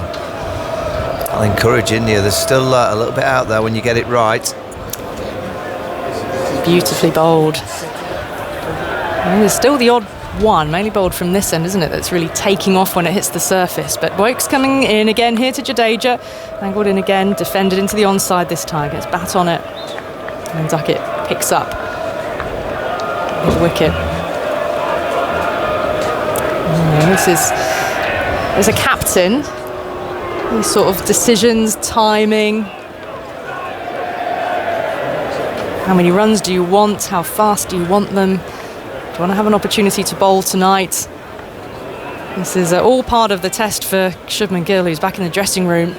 Woakes moves in outside the off stump, and no shot offered by Jadeja. He's comfortably wide. Didn't draw him into a shot, so end of Woakes over, where he did challenge. He's got 1 for 43 from his 17. India's lead 355 with how many overs have we got? 24 left in the day, where there'd always be 2 for a change of innings. We certainly won't get through 24, we never do, but it's an hour and a quarter of play left. Yeah, I mean, generally, we will always talk about declaring a little bit sooner than captains do. So I would think they'll probably bat longer than we think. But what I will say to if you arrive on day 4 in England and you get beyond 400 and then give them 5 overs, 6 overs tonight, say England get 25. If you get hit for 375 on the last day with Bumrah and Jadeja in your side, something's drastically gone wrong. Tongue bounds a new over, big edge to first slip, and he's held it. Joe Root taking it chest height, fingers pointing upwards, and it's a wicket for Josh Tongue. In the second innings, took 4 in the first to wrap up the tail, and India's lead is 355, but they're now 7 down with 349 the score in the second innings. Yeah, Thakur was out playing the big drive in the first innings, and now again in the second, just a little bit of bounce actually from that full length. Good catch for Joe Root. Alistair Cook did a good piece about catching here at Headingley. They're not easy because of the background. There's kind of a black kind of part of the stand that the ball seems to be coming out of. So that's a good catch for Joe Root. 355 India now lead by. Thakur goes for 4. Josh Tongue going to hoover up again. Hoovered up beautifully in the first innings. Yeah, he's got a chance again to do it in the second. Yeah, we shouldn't forget he got the wicket of Rishabh Pant in the first innings as well, LBW, but then after that he roared through Jadeja, Bumrah, Krishna. So can he do that again, which would then take the game forward on this 4th day? It's now a beautiful evening, light high cloud, lots of blue in the sky, evening sunshine, the shadows just beginning to lengthen. Forecast tomorrow is not very clever. We're expecting some interruptions in the morning. I think it is due to get better as the day goes on. Results? That was Joe Root's 210th catch in Test cricket. That ties him with Rahul Dravid for most catches by a non-wicket keeper in Test cricket. Good pair of hands. I mean, it's been quite blustery all day, but it seems to have just picked up a bit in the last half an hour. You can see the trees just over the terrace. They're waving away. Well, the ground staff have come on and some drinks have been brought onto the field. Now at the fall of the wicket of Shardul Thakur. How many overs left today? The actual official amount? I think you just said 24, so another 23 after this, I think. So we're going to be a long way light of the asking. Yeah. Often the way. It's kind of just the norm now, isn't it? I make it there were 29 overs lost on the first 3 days. There'll probably be, I don't know, 10 lost today. So if you're batting for a draw, that's half a day's batting that you don't have to do. So one way of looking at it. We're going to have lost basically half a day almost of just the overs that Broadly bowled, yeah. Okay. Which I dare say, I don't know, the spectators mind if they're offered a thrilling 5th day finish. Well, they might not get the thrilling 5th day finish because of the 40 overs that haven't been bowled if it rains. Those 40 overs might come in very handy tomorrow for a team that's going for the victory. And if you lose 40 overs on the last day through rain, don't complain. Neither team could both as bad as each other. It's always at this stage impossible to know exactly where those overs are lost. Which team is it? And at the end of the game, they get totted up, don't they? And it's England during the last World Test cycle that we're on the end of a lot of. Well, that's right. And penalty deductions. We've all been talking about the World Test Championship final last week. How spectacular it was. And England have not managed to get into one yet. Don't be part of the system in 2 or 3 years' time and we've not reached the final because of our over 8. Well, really, the points they lost this time is what really stopped them progressing up the table. Yeah, it cost them a lot. In the first edition of the World Test Championship, Australia didn't reach the final because they were deducted points due to slow over rate. That let New Zealand into the final. They beat India to become the first World Test champions. Right, Bumrah is the new batter. 349 for 7 and the lead 355. Today the test is on at 7 p.m. tonight on BBC Two and the iPlayer, and the clips are running right now on the BBC Sport website and app of all the action, all the wickets. Here is Tongue to Bumrah, gets it down the leg side, gloves it to Smith, takes a tumbling catch to his left down the leg side, and well, Josh Tongue has got another, and he has got 2 in 2. Well, Jasprit Bumrah in and out, and he has taken a nasty one on the glove. Sorry, is that Bumrah? It's not. No, it's Bumrah. Mohammad Siraj. Bumrah on the scoreboard. I was thinking when he played that, and now we're seeing him ring out his fingers. That is not Bumrah. So Siraj is ringing his right finger, which is his bowling hand. Yeah, he's walking off in a lot of pain, actually. It's a good bouncer. Nice simple one for Jamie Smith, and the Hoover. He's at it again. He's an awkward bowler, he's Josh Tongue. He's tall, he's quick, and that's not an easy one to face. Your first ball, Mohammad Siraj. Well, India are doing what they did in the first innings. Falling in a bit of a heap here. Oh, Josh 55 there. It's better for the game, actually.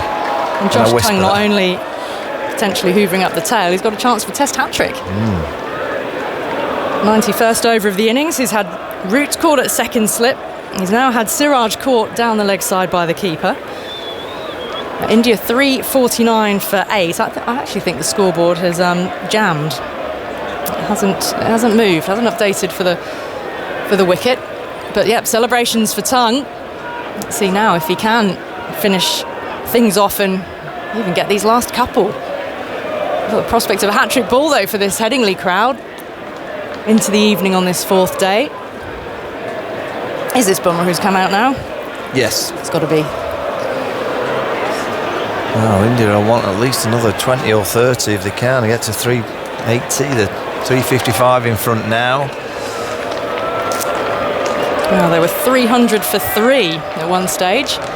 So Josh Tongue, chance of a Test hat-trick, and there's 2 slips, there's a leg slip, there's a gully, there's a short leg. Ben Stokes has called all the fielders in to attack Jasprit Bumrah. India's spearhead bowler is trying to stop Josh Tongue from claiming a Test hat-trick.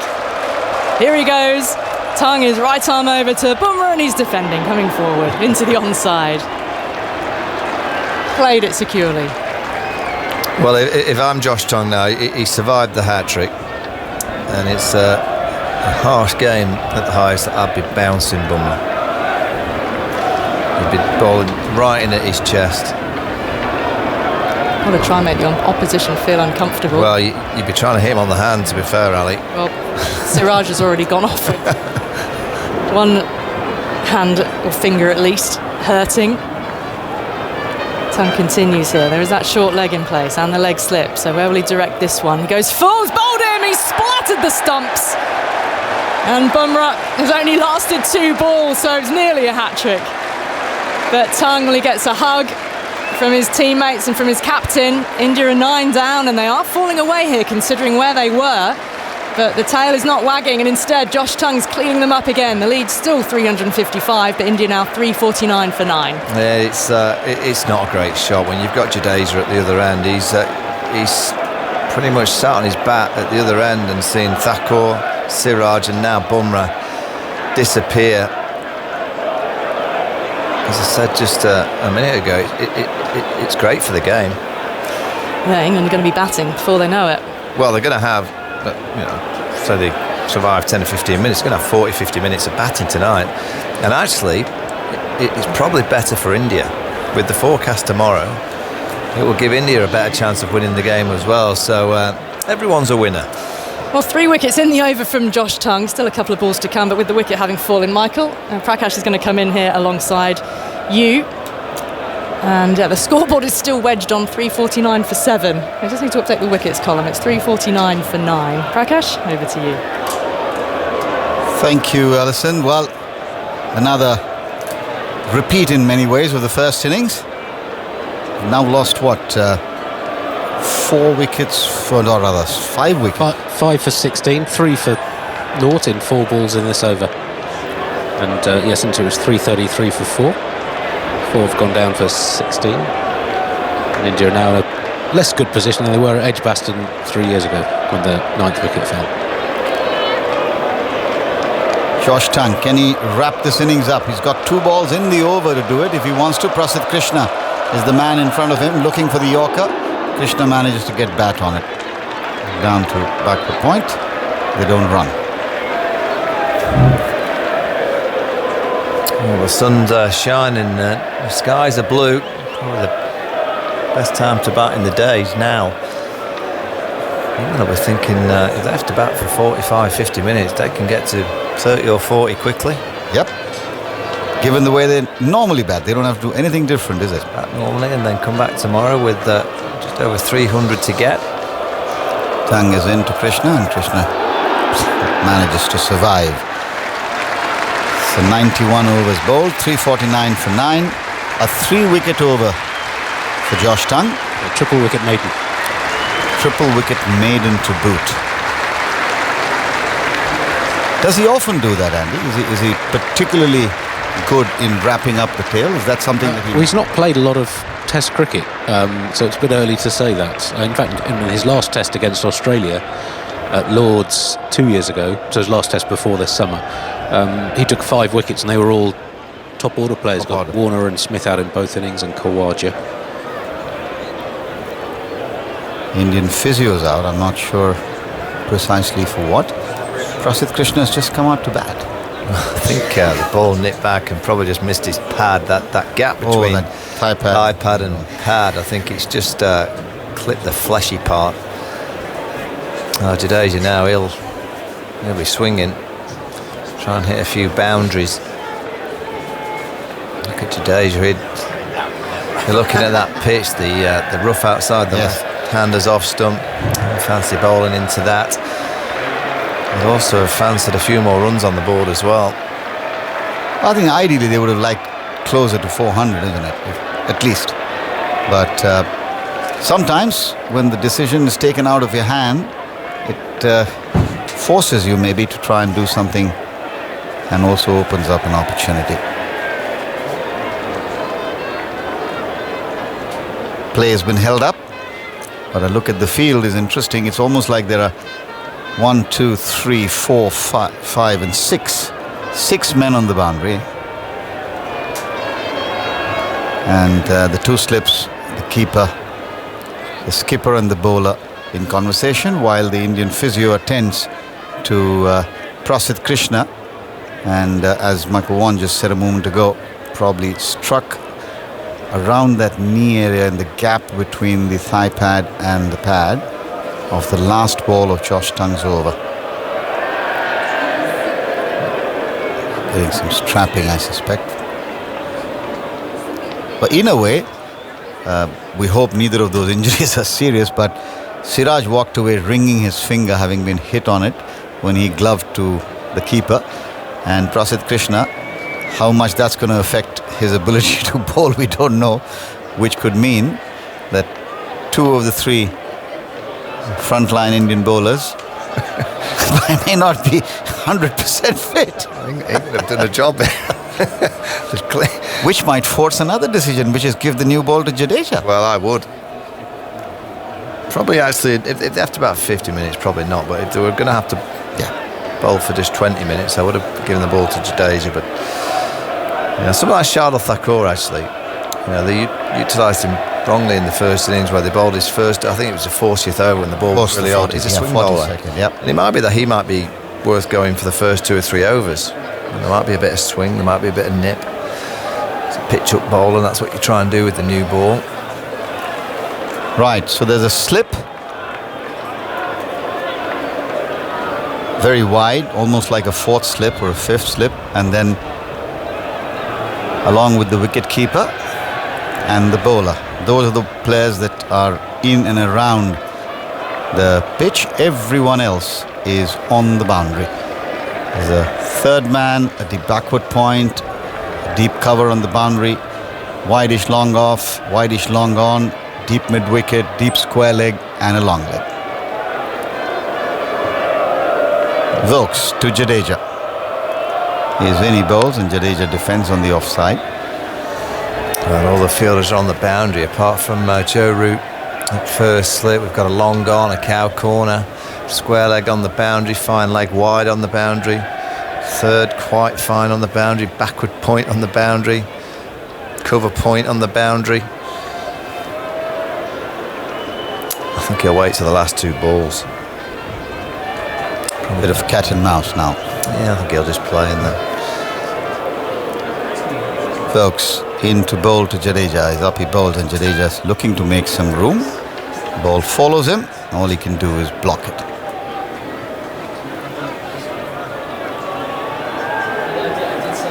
Cricket, glorious cricket. 333 for 3 at one stage. Well, the wind has England at 19%. It has India at 78%. The draw's now gone down to 3%. Does this factor in the predicted weather? Not necessarily, I guess. There's Wilkes in bowls, and Jadeja was looking to find that ball and place it towards fine leg. I think it's taken the toe end of the bat, might even be the side edge, and just trickled away towards where short point might have been.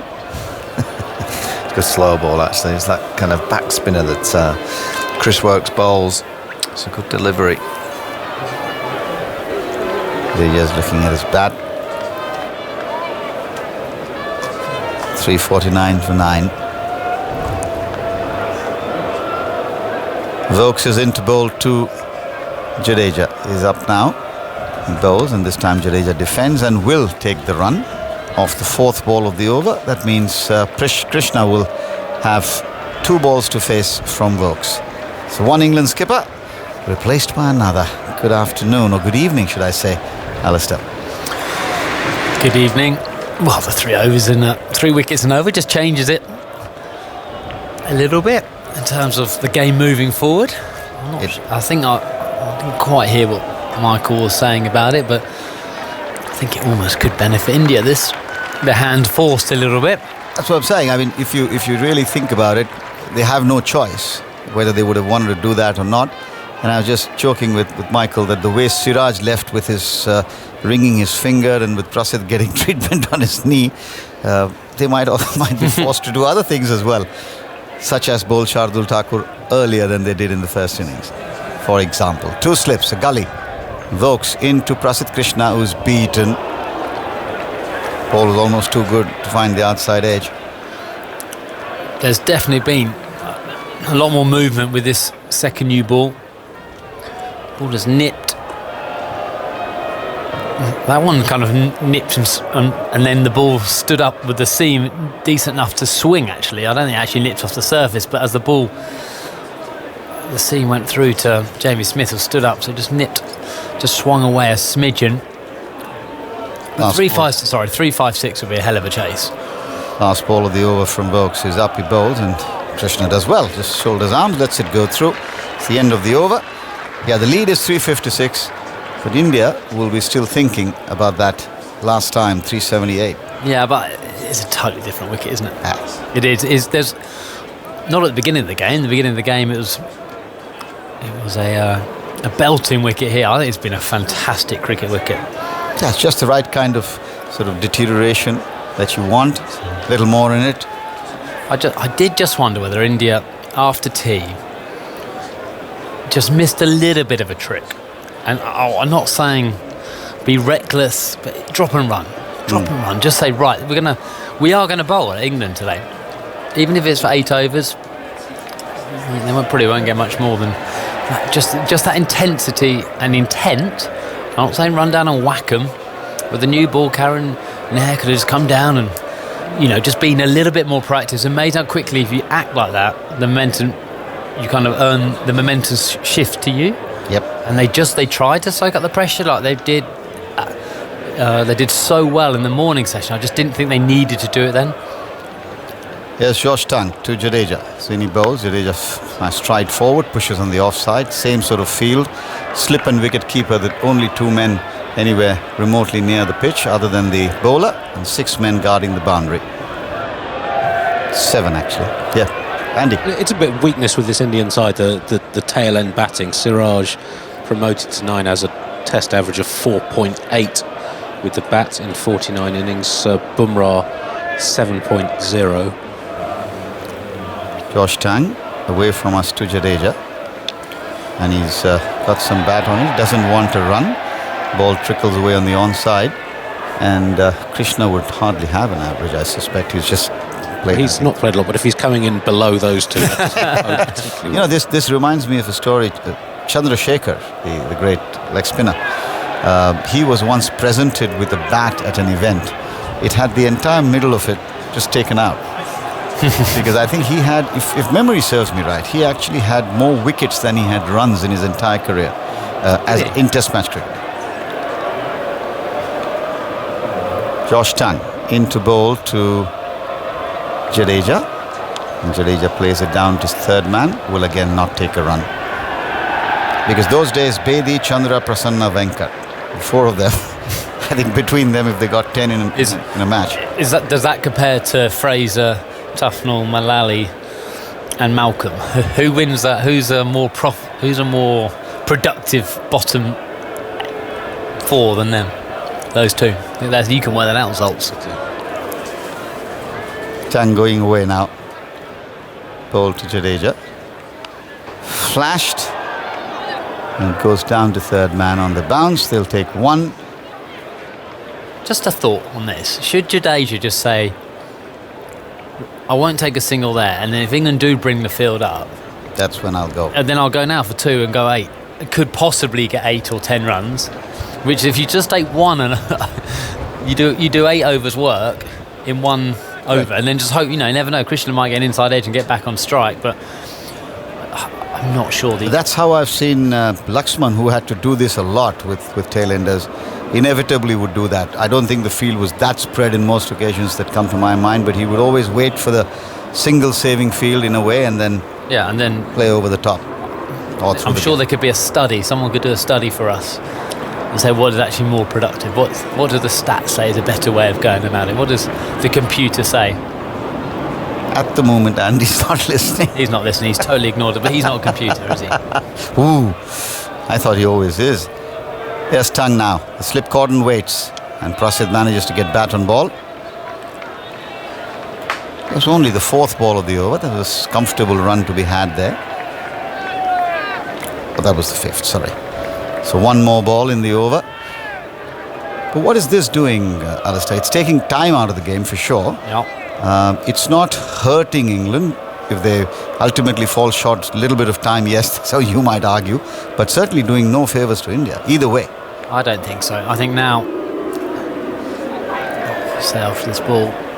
Tongue bowls and Prasidh pushes away on the onside. Again, no run taken. 351 for 9. It remains the lead. 357. Yeah, the lead now is the most important thing, isn't it? You think, well, let's just get a run. If we don't get the runs, the extra 4 runs, I don't think are going to change. The end result. 10 or 15 runs aren't changing the end result. Are they? India, 3 results are clearly still possible. Just as a mental thing as a side, England are probably smiling a little bit. They're thinking our reputation has stopped India from being brave, and India still could win this game. I mean, I'd imagine the odds. Crick Viz, our favourite thing, who just kind of says doesn't really. He just says, well, it is at this exact time and changes like the wind. But I just feel India 357. The conventions they are doing. They are in an outstanding position. I think, and also with the fact they've got Jadeja, who can bowl into that rough. Pokes into Jadeja, comes down the wicket, but signals too early, almost a repeat of what happened in the earlier over. Ends up in an awkward place, just drops the ball at his feet. Because if India bowls, say, tonight, and you think they suddenly get 1 wicket, the amazing how momentum can change very. You get a bit of momentum with the ball, you could pick up 2 or 3. The longer this goes on, there's less likely that's going to happen. Yeah, I agree entirely with you. I think England will be feeling almost like we've got them a little bit scared, if not worried. Worked away on the onside. But India shouldn't be. They've played some outstanding cricket in this game. There've been periods with the ball at certain times where they didn't get it right, and that's fine. That's allowed to happen. But with the bat in particular, they've had the batting and the quality of their batting on the first day, the quality of their batting today under pressure. When the game is right in the balance, has been exceptional. They did it their way. I remember saying, "Oh, they're batting a little bit, digging themselves into a hole, not going anywhere." But Stokes in to bowl to Jadeja bowls, and where's that this one's gone up in the air, has it? Oh, he just spills it. And because they didn't run the first run, were ball gazing. What could have been 2 turns out to be none. But I can say this, I think, with reasonable confidence. The previous dispensation under Shastri and Kohli, this would not be the way the last part of the game would have gone. They would have gone to get the runs and try and get England in. Yeah, it's so hard because when you're desperate, and I've been there as a captain, and I've definitely batted on too long, because when you're responsible for it, if India then pushed on and they didn't get it right and they didn't have enough runs, everyone would be. I know what the press is like back home in particular. Skill's first game as captain. Pushed away up towards the long on area, and the amble across for a single. Yeah, I think the first test, not wanting to sort of go into the second test with a deficit, taking precedence. I understand that, but they could find themselves behind the games very early on in that next game, and suddenly all this hard work's done for nothing. And we don't know what the weather's going to be like. They've had a great opportunity, still got a great opportunity to go on and win this game. Absolutely. It's not this bit actually. I just think I'm not sure how clear they are what they're trying to do actually, and you have to. That's why sometimes you just want a little microphone into the dressing room saying, right, we decided we only want to bowl 25 minutes, because then Bumrah can bowl tonight for 4 overs, tomorrow for 5 or whatever. But I thought their intent after tea in particular, after that brilliant partnership from Rahul and Pant, they could have just pushed on a little bit then, and I don't think they'd be in this situation. Looks in, bowls to Krishna. Krishna pushes on the offside.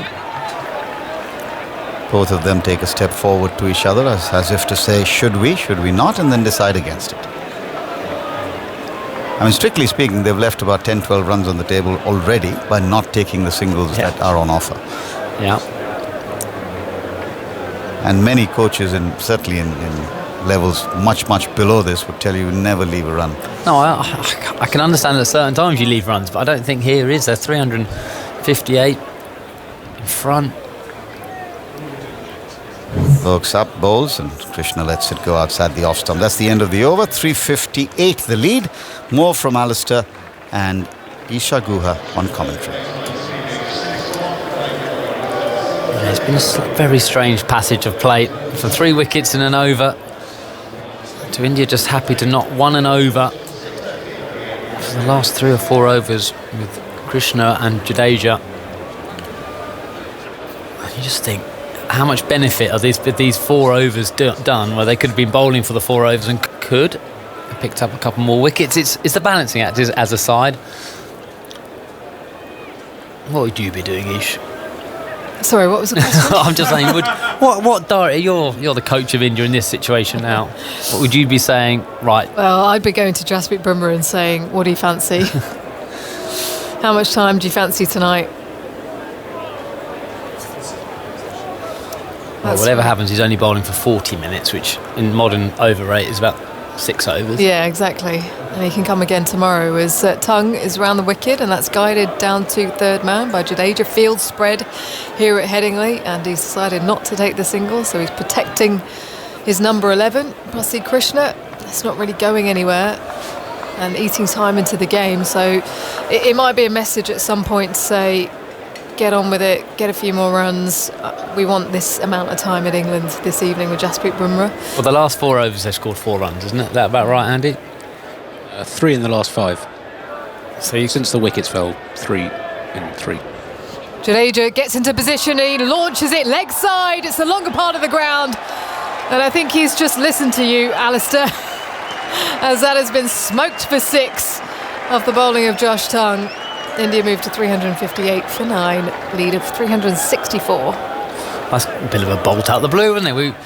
Not much has been happening. It wasn't a bad ball from Tongue at all. And Jadeja, I don't know how he's got that for 6, because it didn't go particularly high. I think it's fairly flat, and England have got 3 men out on the leg side, or 4 men if you include fine leg, but 3 deep backward square, deep mid wicket. I don't think anyone picked it up.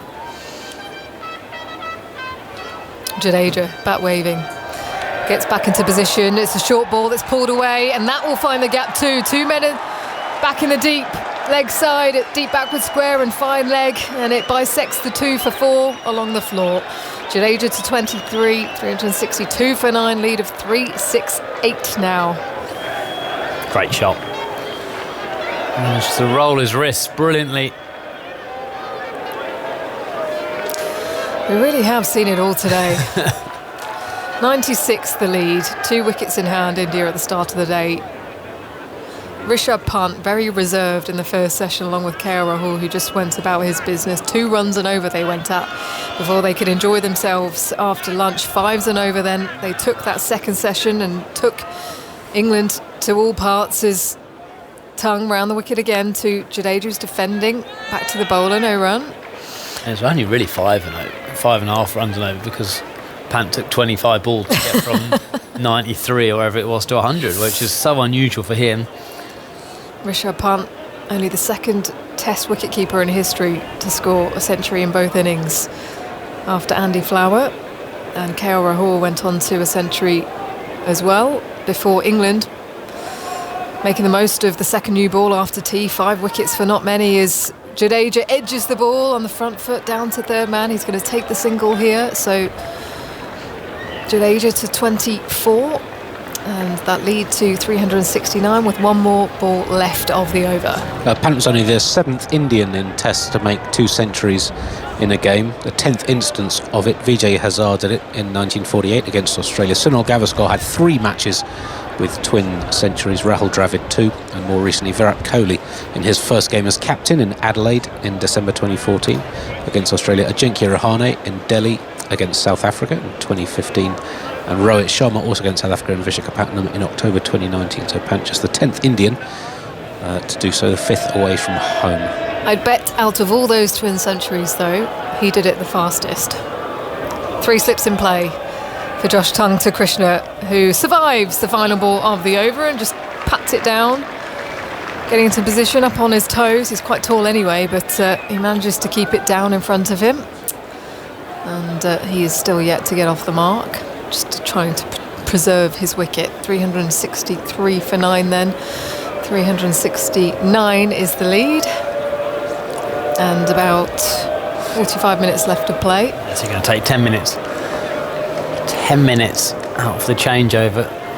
So pretty much the most England will bat will be half an hour from now. Have you done a little masterclass for us, Alistair? Well, A fair few catches have gone down during this match, and Alistair, for tonight's highlight show, done a piece explaining why that might be the case. Did you take some catches as well? no, I wasn't brave enough to do that. I didn't have quite. I had 90 seconds. Well, so- even though it's pre-recorded? even though it's pre-recorded.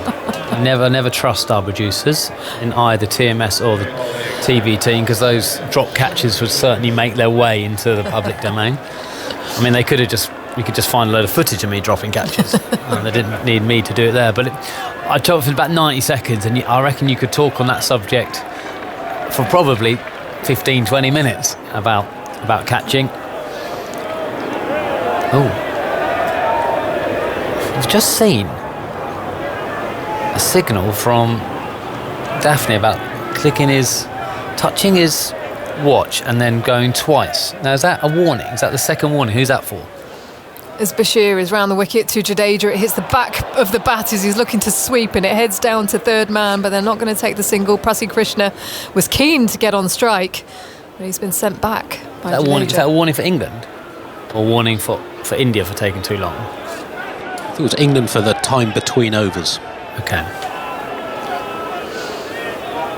Field spread on the offside, everyone on the boundary, apart from a slip, is Jadeja. Looks to drive the ball, but then lets it go wide of the off stump. Well, how many? Do you get 3 and then you lose 5? 5-run penalty. Okay. I probably should have known that. Follow the rules. Is Jadeja forward presses and lets it go in the channel. Everyone out on the boundary apart from slip. All around the ground. 3 balls left of this over then. There's Bashir, bowls slower, Jadeja forwards and pushing at the ball to the offside. He'll take this one. Goes to 25. Lead now extends to 370. So 2 balls for Bashir to try and extract Prasidh Krishna. How do you think he's going to bowl these? I think he'll go very slowly with one of them or dart one in with the other. But just looking at the rough areas, it's certainly developed quite a lot today. I just think India they're kind of forgetting they've got Jadeja, they've got a world-class one-day bowler as well, who, if he wants to hide, if England get a bit of momentum going, he can always bowl over the wicket into the rough. You know, that is to consistently score at 5 runs and over, which England will need to do at some stage when you've got someone darting in there without losing too many wickets or taking risks out of it. Krishna forwards, beats the edge. I think Harry Brook in between those balls was encouraging Prasidh Krishna to have a whack. Well, it's definitely a bit of movement because down by the Indians all sit. Gill's all in his whites. Quite a few of them are in their whites. Well, the field is spread for Krishna for this final ball. There's a slip, a leg slip and a short leg as well, but everyone else is out on the boundary for him to get down the other end. As Bashir bowls, as Krishna does go for it, and he might have got himself out. He has. Josh Tongue out in the deep. A deep mid-wicket. He's about 10 metres off the rope. He comes in, he dives to his left. He's now signalling at something in the sky, probably the sun in his eyes. But England have wrapped up this innings. Shoaib Bashir with his second, and India are all out for 364. And England to get batting. Well, whatever Harry Brook said to him, it worked. I don't mind that. I think 370, if England win from here, it's a brilliant catch by Tongue in the end. I don't think he was in the perfect position to do it, and then the sun, and if you're just looking how windy it is out there, obviously with those trees and the gusts of it, but great catch. But India batted well to set up this position they're in, and sometimes when your hand is forced, it might end up benefiting the side a little bit. I'm quite sure they quite got their tactics right in the end, and they've got a fantastic lead on the 5th day, and a tricky half an hour for England to face.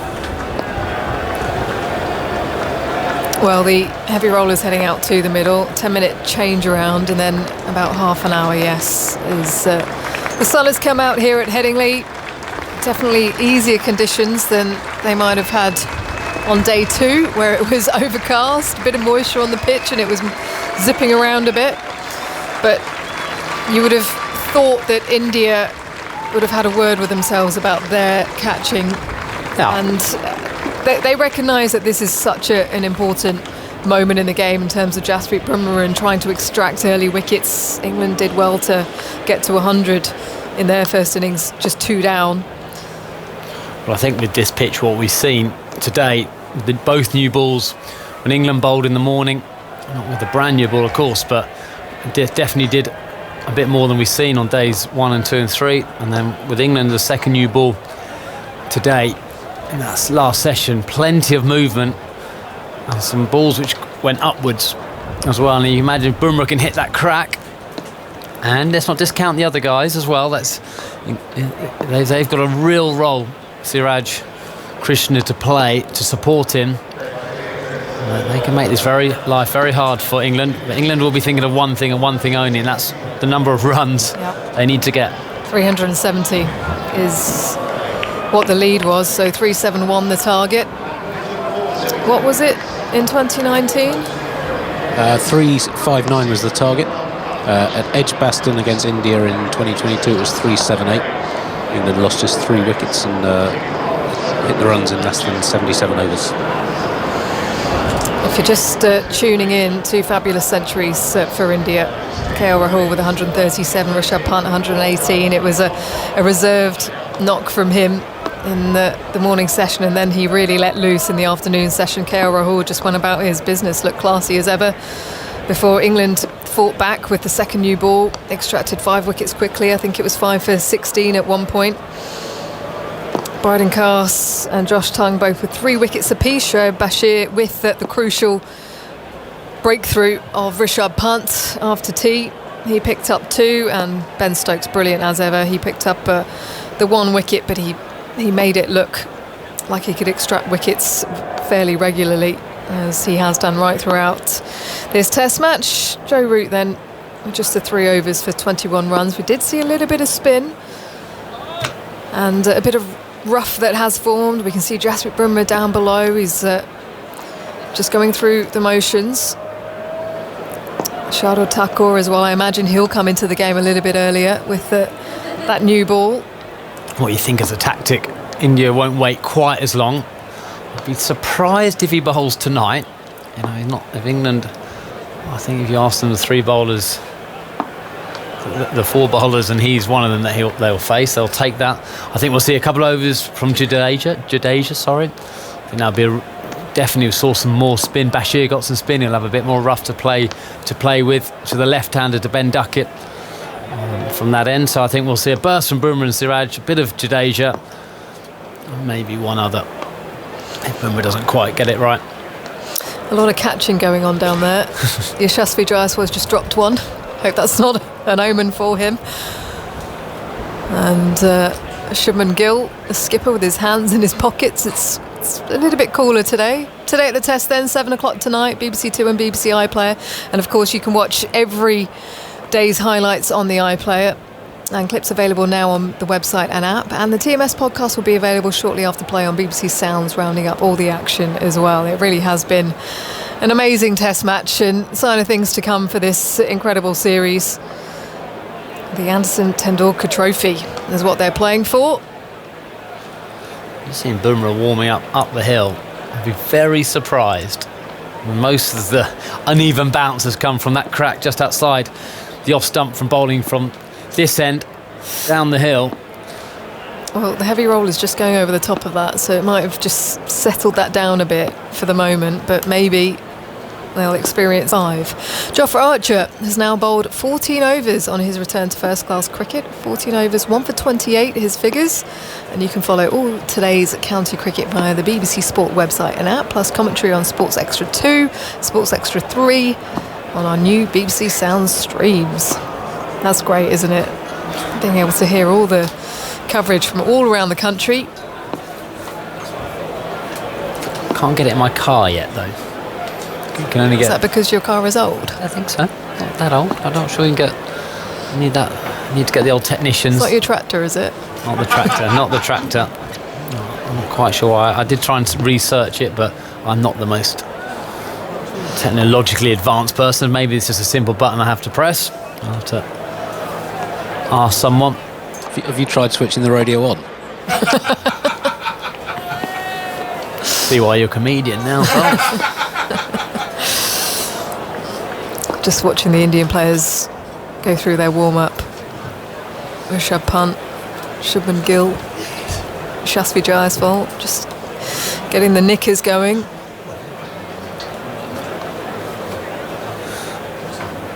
Okay, big half an hour for Zach Crawley, isn't it? No runs in the first innings. Got a good 100 against Zimbabwe, but before that, didn't score many in the New Zealand tour. And half an hour's batting. Sometimes it's a horrible feeling as an opener. You kind of, how long are we going to bat today? You get up to tea and you start asking your mate, "God, how long have we got? Do you reckon India pull out?" And you start sub-guessing the time. I think, well, it might be this, might be that. Well, will the pressure just transfer over to him from Ollie Pope, having scored that century? He was out in the first over, Zach Crawley, for 4, and he is someone who likes to field bat on ball, and Jasprit Bumrah will know that. there's always someone. That is, unfortunately, when you play for England, the nature of the beast. That is what separates playing at the highest level, say from domestic level. There's always someone, fairly or unfairly, the players sometimes see are under scrutiny. Anyway, as Ollie Pope did in the last 2 innings, was answer with some runs, and Crawley's got a good opportunity here. You know, you'd imagine, it'd be really intriguing to see how attacking Gill is with his field placings, how many slips and gullies. Does he have an extra cover in? We'll see how worried he is with the runs, with how attacking his fields. I know I'm going tough as you're sliding in. See you, Alistair. Thank you very much for that. Sudarshan's just taken a good catch to his left, although he did just let one go that he probably should have taken to his right. Jaiswal's taken a comfortable one down there as Phil Tufnell has stepped in, and an enticing half an hour about to come up here on day 4 of this first test match. A few words from you, Tuffers, and then Aggers is going to step in. Yes, evening all. Going to be a tricky little period of play. Andy, you're poised. Have you got something? Just on India's 2 collapses, they lost their last 6 wickets for 24 in the first innings and for 31 in the second, so a combined total of 55 runs, which is the second worst combined total for a team to lose its last 6 wickets in a test in England since 1978. Only the Sri Lankans, also on this ground in 2016, made fewer runs for losing their last 6 wickets in both innings combined. Well, they've been swept away, haven't they? I mean, Tongue, what a remover of tail enders he is. Yes, well, it was mess about. Quite a find. He's found someone. Yeah. That's always been a bit of a sticking point, isn't it? No messing around at all. No, he's got that big sort of in-ducking sort of action, hasn't he? Big, tall, strong, bowls quick. And he's done the job. He's becoming a bit of a tail specialist. He is. Well, Bumrah has done his loosening up, and he's striding off the field at the moment, and the Indians all loosening up, doing catching practice and getting themselves ready. It's going to be a brilliant half-hour play, this. Yeah, it might be a few whizzing around. Well, I think there will, but tail ender strapping them on, night watchman. Oh no, I'll be finding a nice little quiet cupboard and sitting there under like a load of used towels or something. I found a broom cupboard at the Oval in 1984 against West Indies. Yeah, skulked in there. Where's Agnew gone? I'll pass night watchers. Pat Pocock, sorry, get them on. Yeah. Who would they have as night watchman? Perhaps Cars or something? Well, I don't know. He's quite a good player. Yeah, I suppose he is. Yeah. Wouldn't send out old poor Bash, would you?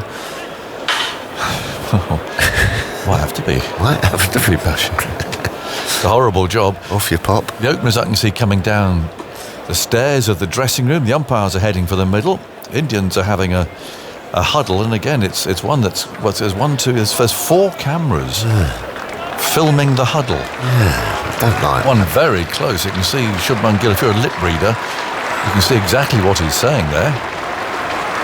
Cameraman absolutely sticking his lens in. So out they go. Duckett's doing some sideways skipping. Crawley's playing a few shots.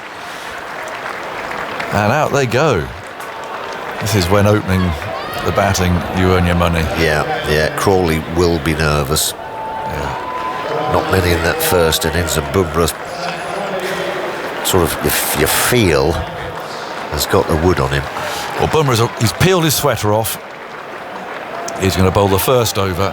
Crawley's heading for the far end. And of course, Bumrah's dismissed him once already. Is this a tactic I've just perhaps sort of thought? Would you now look to perhaps start, why give Crawley the first ball against Bumrah? Does he bowl better at right-handers than left-handers, Bumrah, Andy, perhaps, or not? Not really in Test cricket. It's almost the same in white ball cricket. A bit better to right-handers. Yeah, but I mean, the ball's swinging away. Why don't you just sort of, as your mate, why don't I just take him left-hand? I just sort of...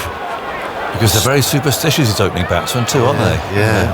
Perhaps Crawley always does take the first ball. Yeah. 3 slips and a fine gully. I think we can call them 4 slips probably. Wind blowing at their trousers. Bumrah, his sweater is off. He did a little run through of his run up there and ended up about 3 yards from Crawley.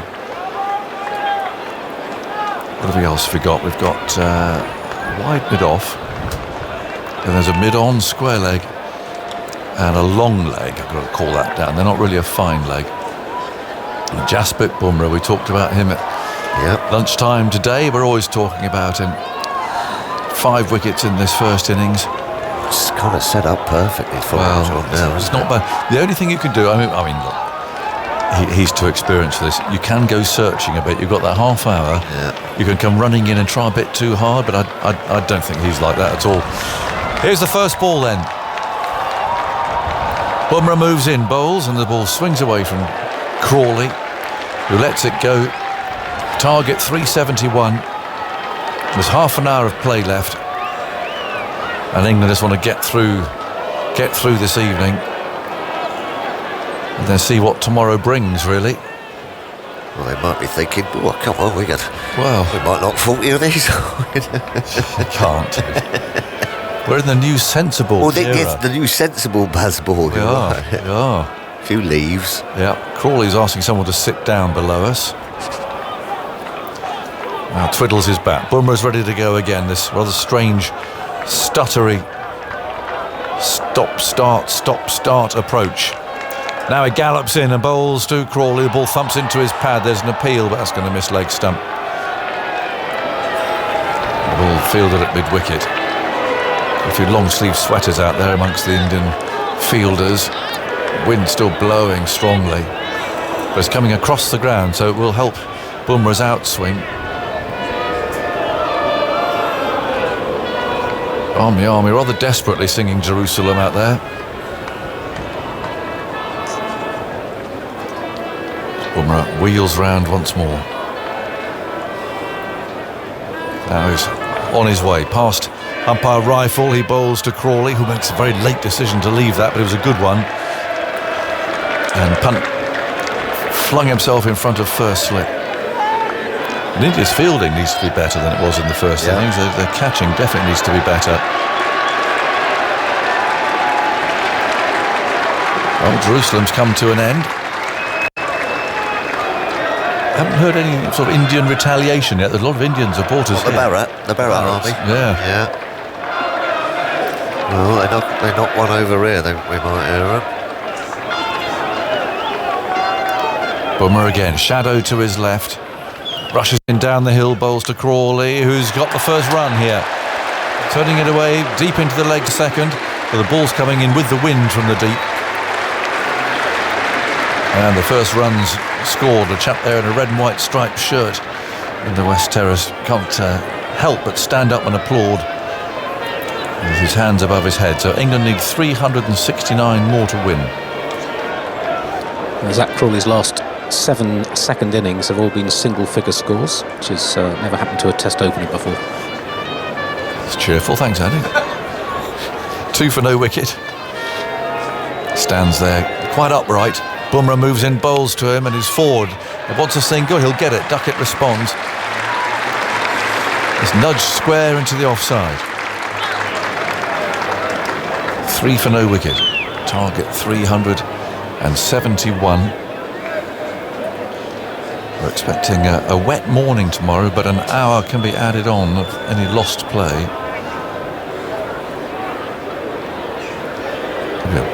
Gripping final days. It's £20 for adults and a £5 for juniors to get in. We don't know actually what a definition of a junior is. No, youth. What's a youth? It could be under 15, it could be under 16, it could be under 12, it could be under 10. Oh yeah, I'm sort of going under. Yeah, I'm going under 10. I think so. Junior school. Duckett will face the last ball of Bumrah's over. Bright sunshine now. Duckett stands still, bending slightly at the knee now as Bumrah moves in. Bowls to him. He let that go. Was not far away from the off stump at all. There's some swing there from Bumrah. But Duckett survives. Crawley survives. They come up and touch gloves. I suspect breathe a little collective sigh of relief. They've made it through that first over, but they've still got 25 minutes to go. Another leave. It was a leave. It was spotted. Yes, it was definitely a leave. Yes, well, that's respect, isn't it? Well, it is. It's that new era. Yeah. Oh, it could be that as well. Yeah, let's just get through tonight. Well, Spider-Cam's having a very close inspection of John Crawley there. It's right in front of his nose it went past him. Now it's doing a sort of a sweeping pass. It's got some speed, this Spider-Cam, you know. It really takes off. No, I don't think Crawley was aware of that. And Mohammad Siraj, who hurt his fingers when he was batting, is scuttling in from the far end, bowls outside the off stump. And Crawley ignores that. It's taken by punt in front of first slip. 3 for no wicket. If you're just joining us, India were bowled out. All very exciting, but at the end, Josh Tongue took 3 wickets in 4 balls. I'm not sure when the last Englishman who did that was. So it's its own little stat, isn't it? 3 and 4. Not quite a hat-trick. Siraj bounds in, bowls, Crawley gets a thick edge. It's fielded by Jadeja, backup point. Well, I think that might concern India a little bit. You know, the way that those, in both innings, have just fallen away a bit. You know, that will be something that they'll be discussing. You know, got some wonderful players in that top 4 or 5, but food for thought for them.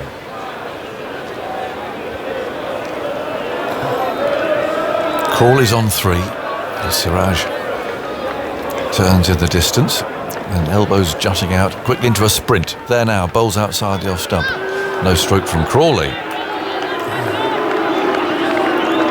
Well, 9 balls gone. England only scored 3. Oh. This is the new era, Tuffers. A lot of relief from people, actually. Look, there were times where they were reckless. I mean, it's very entertaining. Well, yes, but this is the perfect scenario, isn't it? You know, we've got nothing to gain. There's no point just thrashing around. All you're going to do is lose a couple, aren't you? Yeah. So get through. Yeah. 20 minutes of play left. Here's Siraj. Bowls. Crawley covers up nicely. Ball's picked up at mid-on.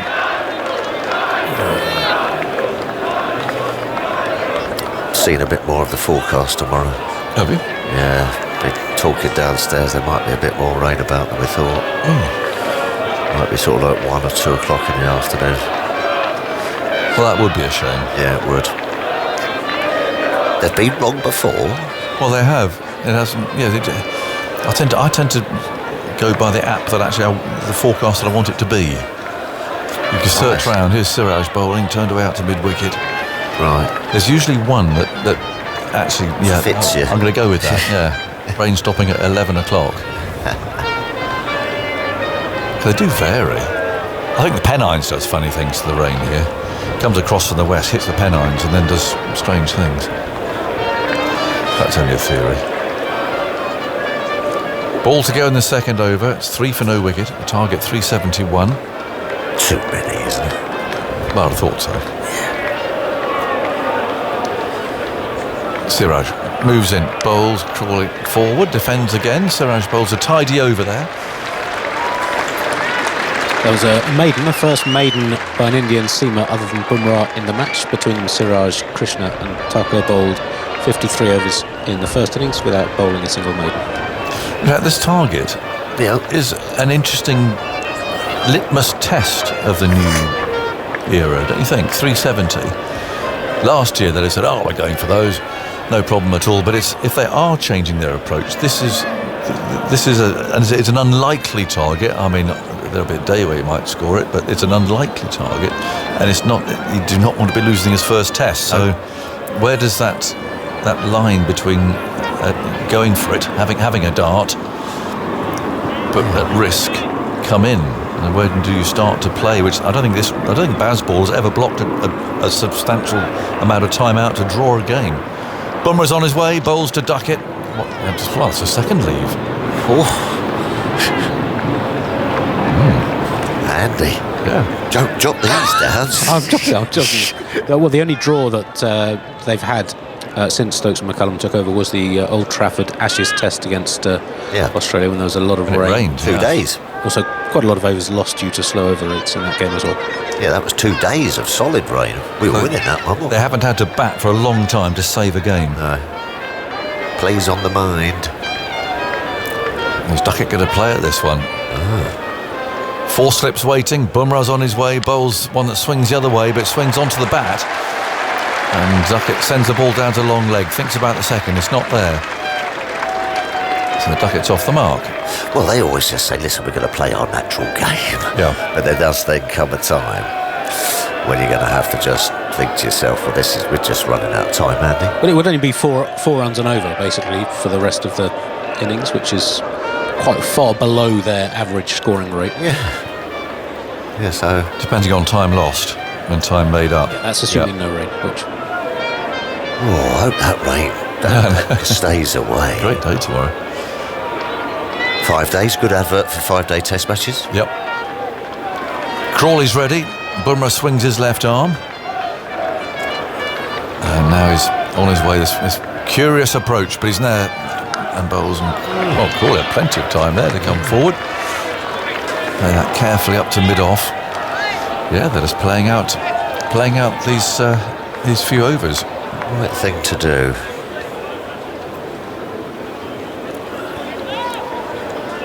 Four for no wicket. We're into the third over of England's second innings. And 371 to win. I don't think too many have left. The crowd enjoying this. It's obviously a crucial part of the game. Sun's out helps. Yep. Bumrah moves in. Bowles, Crawley forward. He's up to mid-on this time. And nice and straight. Four for no wicket. Very bright and clear over Leeds now. It's blue sky in that direction. Cranes still not moving. No. I wonder if there's a shortage of crane drivers or operators in Leeds. They don't seem to move at all, none of them.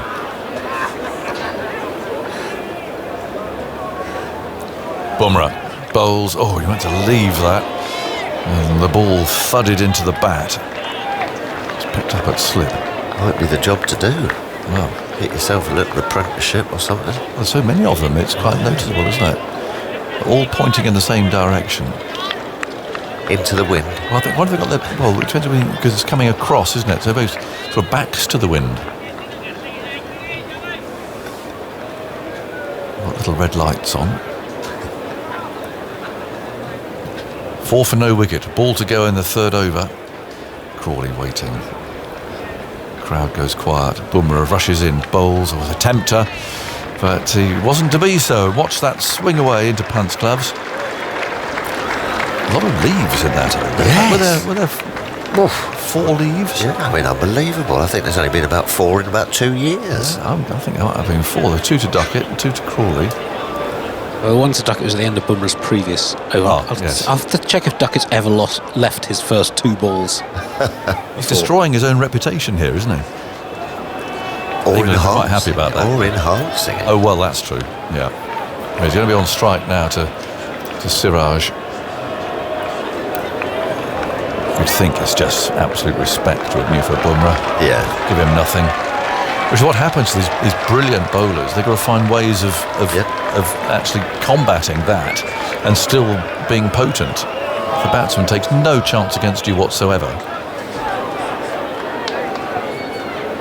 A never-ending fight, isn't it? Yes. Batsman versus bowler. It is.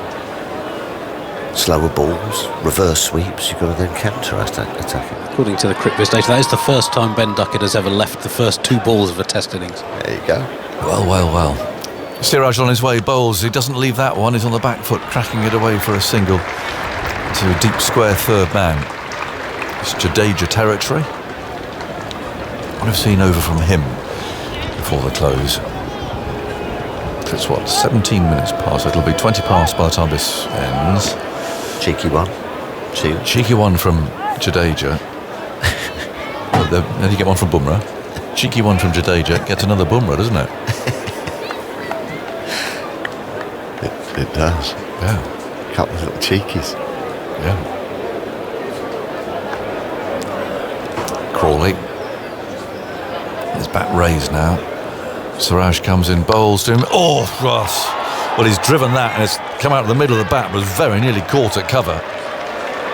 Landed about a foot in front of the fielder. He was wringing his hands. It was hit very hard. Ouch. Very hard. It's the Crawley shot, isn't it? But it was in the air. Slaps into the mitts, doesn't it? With that hard new lacquer on the ball, as well as you said, absolutely climbed into it. Was upward, It's landed just in front of him. Yeah. Poor Field is still wringing his hands there. Yeah, I remember that pain. It's Sardashan, isn't it? I think 5 for no wicket. And this one is turned through mid-wicket for 4. Glorious.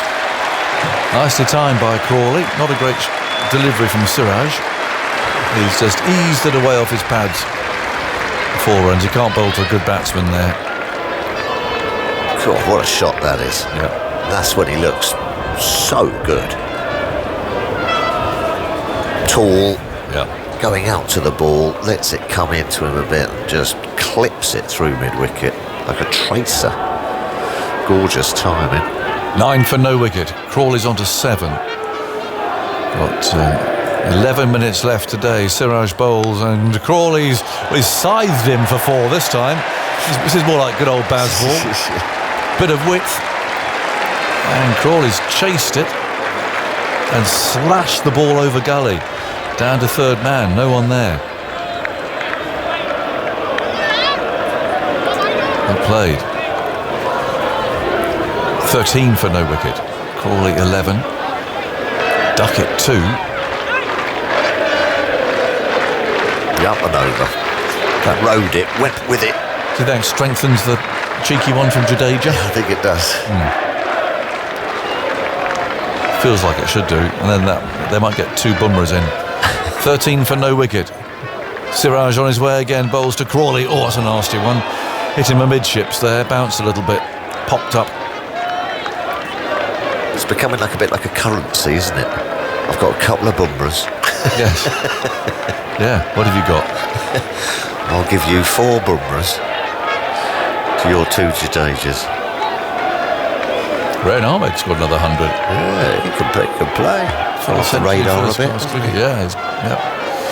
Jofra Archer's bowled 14 overs in the championship today. 13 for no wicket. Ball to go in this over. Siraj bowls. Oh, that keeps a little bit low and wasn't far away from the off stump. But Crawley survives, hit 2 boundaries in that over. And it's 13 for no wicket. So there's just 10 minutes to go. That's all. At the end of this 4th day, the target 371. Bumrah's going to continue from this end, of course, but I wonder what they might do at the other, if they will get Jadeja in, because this... Well, it's always nice if you can just crowd, couple in your face. You would like to get another over him, wouldn't they? Yeah, but just to get a 3 point in there, short leg in there, bit of chatter. Jadeja's, class. Yeah. So, Tuffers, 10 minutes to go. I'll leave you. Prakash is coming in here. Yeah, 10 minutes. They've done it pretty well. They've been watchful. If the ball's there being a hit, they've hit it. Prakash. Well, 13 without loss. 4 overs gone. 10 minutes to play left. Bumrah with the ball. Yes. I've negotiated the first couple of overs fairly comfortably. Yeah, a couple of leaves. And there's nothing that sort of...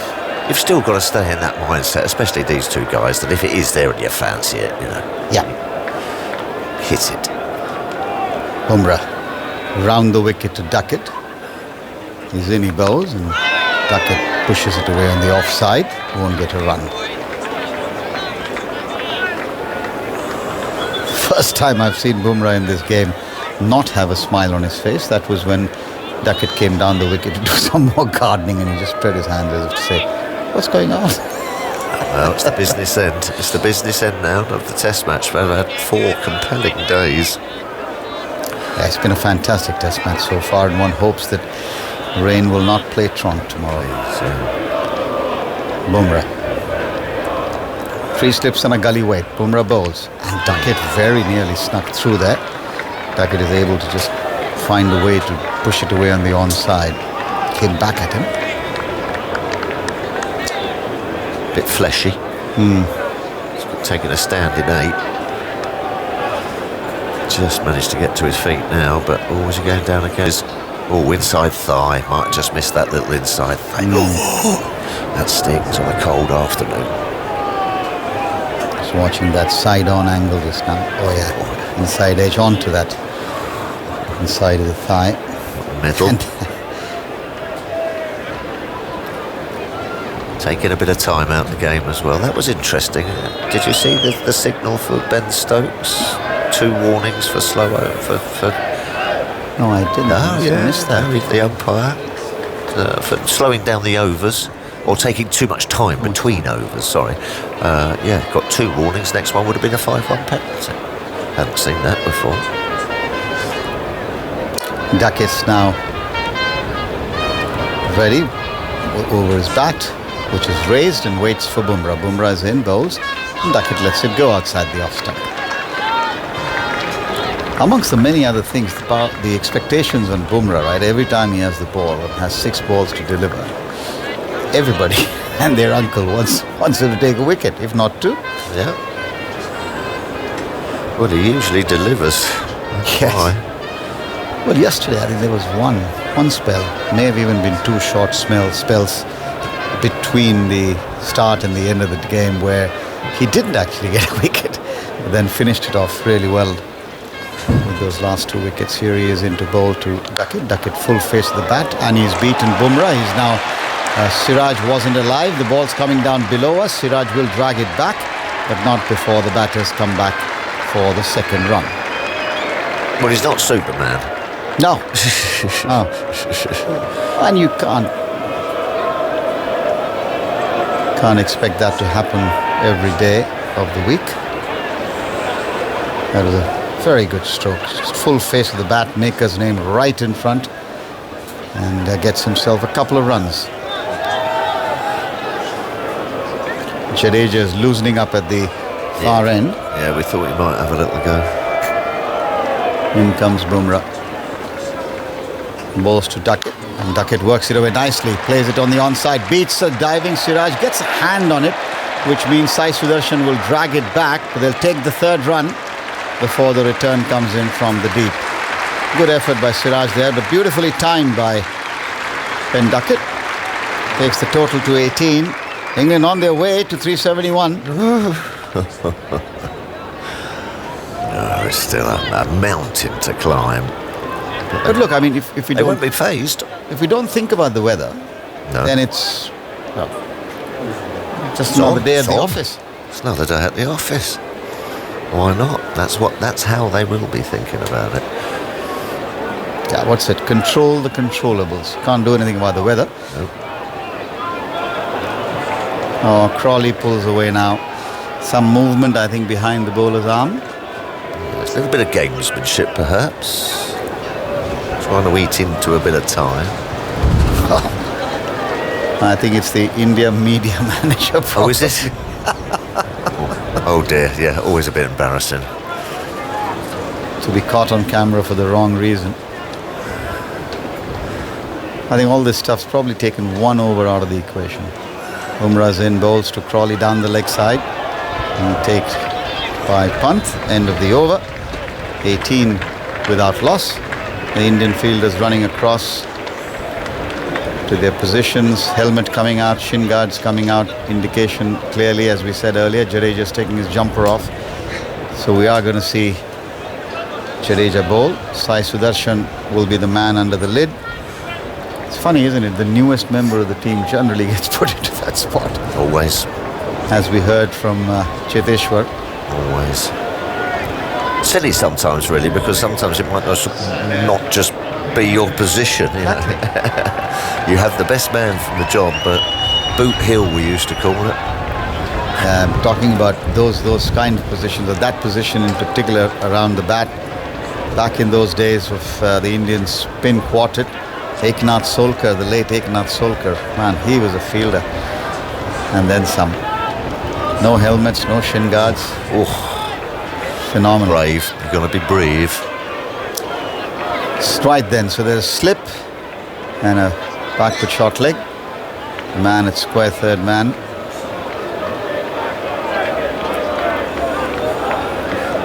orthodox point and a wideish mid-off. That's the field for Jadeja, bowling to the left-handed Duckett in bowls, and Duckett turns it away on the onside comfortably, picks up a run. No real alarms whatsoever for England in this innings, short duration so far. We're in the 6th over of the innings, and the giant scoreboard clock suggests 16:28. Another little chat between the batters. They're trying to eke out as much time here. They don't want to face another one of Bumrah. Well, that's what they're going to try and do. Yeah. And they'll probably succeed. Just about, yeah. Though Jadeja is known to be able to get through his overs, but even he can't do it, I think, that quickly. Crawley now, the tall Crawley settles. Jadeja bowls, it's eased away on the offside. Another run. Let's look at the ball tracking data for the opening 3 overs of Bumrah in each innings. He's only got about 40% of the amount of swing in the second innings as he got in his first 3 overs in the first innings. Jadeja. Shubman Gill is at first slip. Sudarshan at a leg gully sort of position. Swept fine by Duckett. And Yashasvi Jaiswal does the fielding. Wanted a second, did Crawley. Rightly sent back by Duckett. Good straight return. Still a stiff breeze blowing across, and we're now, I think, on the verge of this being the last over. 6:29 local time. Jadeja bowls and Crawley defends, back to the bowler. You can hear that wind, can't you, coming through the mic? Yes, you can actually hear it. Wind's picked up. Jadeja up bowls. Crawley defends with the full face of the bat. Nice big stride forward. And that's it. The clock turns 6:30. 1 ball. This could be the last ball of the day. It most certainly will be. Crawley. Slightly open stance. Jadeja bowls. Crawley pushes on the offside. And that is Crawley's walking back. Yeah, he's had enough. There we are then. Target of 371. England have knocked off 21, so they have a round 350 to get tomorrow to go 1-0 ahead. India need 10 wickets, and the rain has its own plans. Well, it does. Let's hope it stays away, because it'll be a fascinating day tomorrow. I think England will go out and look to be positive, and India, with the Bumrah effect and all the other guys, will be busting to get the 10 wickets. It's going to be a cracker of a day. Yes, I think what we need now is a nice final day for what's been an absolutely brilliant test match. 4 days of absorbing cricket, fortunes going back and forth, some brilliant batting on both sides, great bowling efforts as well. And I think KL Rahul in particular set the tone from a tricky situation this morning, and India managed to get to a point where they set a target of 371 for England. Yeah, a day of mixed fortunes for the England bowlers, really. I think they came out and bowled beautifully in that first session without a lot of luck, beat the bat a lot. The ball was just doing a bit for them, and only managed to got the wicket of Shubman Gill very early. And thought themselves, right, we've opened the door here. But then fantastic partnership, a energy-sapping partnership from KL Rahul and Pant, who played the situation beautifully. Lots of leaves, no real risks even from Pant. A couple of his trademark kind of run down the pitches and what have you. But they've got themselves into a good position, India.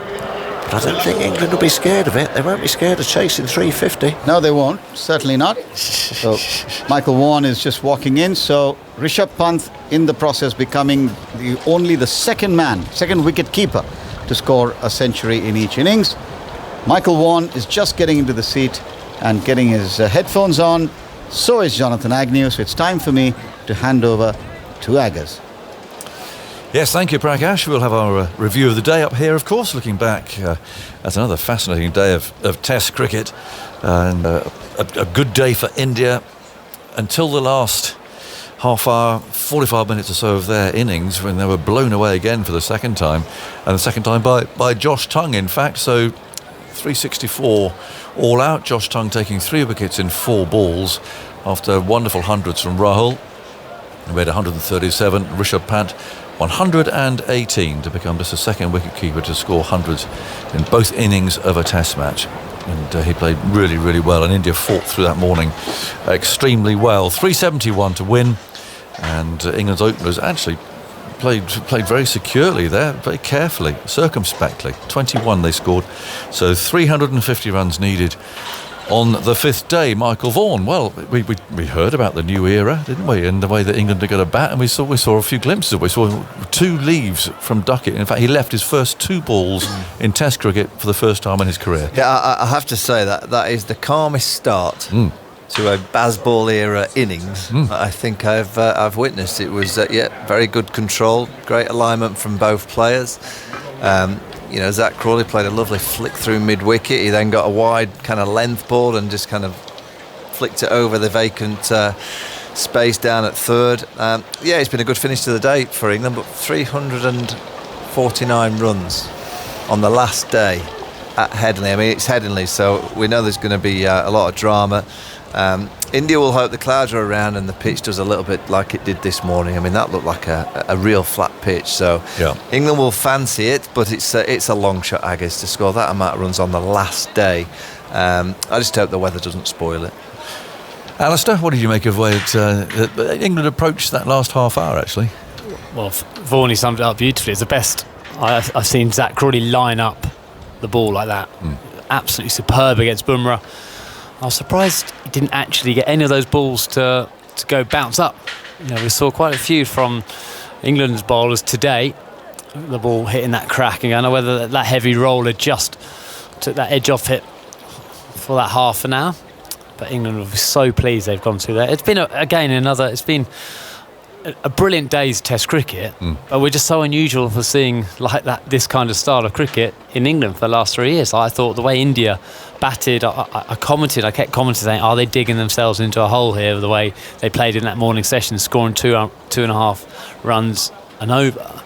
Because if they lose too quickly, they've gone nowhere. They didn't put any pressure on England, but what they did do is soak up the pressure. We're just not used to teams now soaking up pressure like that and be prepared to dig in and then cash in the next session. Those two was a really good partnership, and also are we seeing a bit of a trait here, this Indian batting lineup?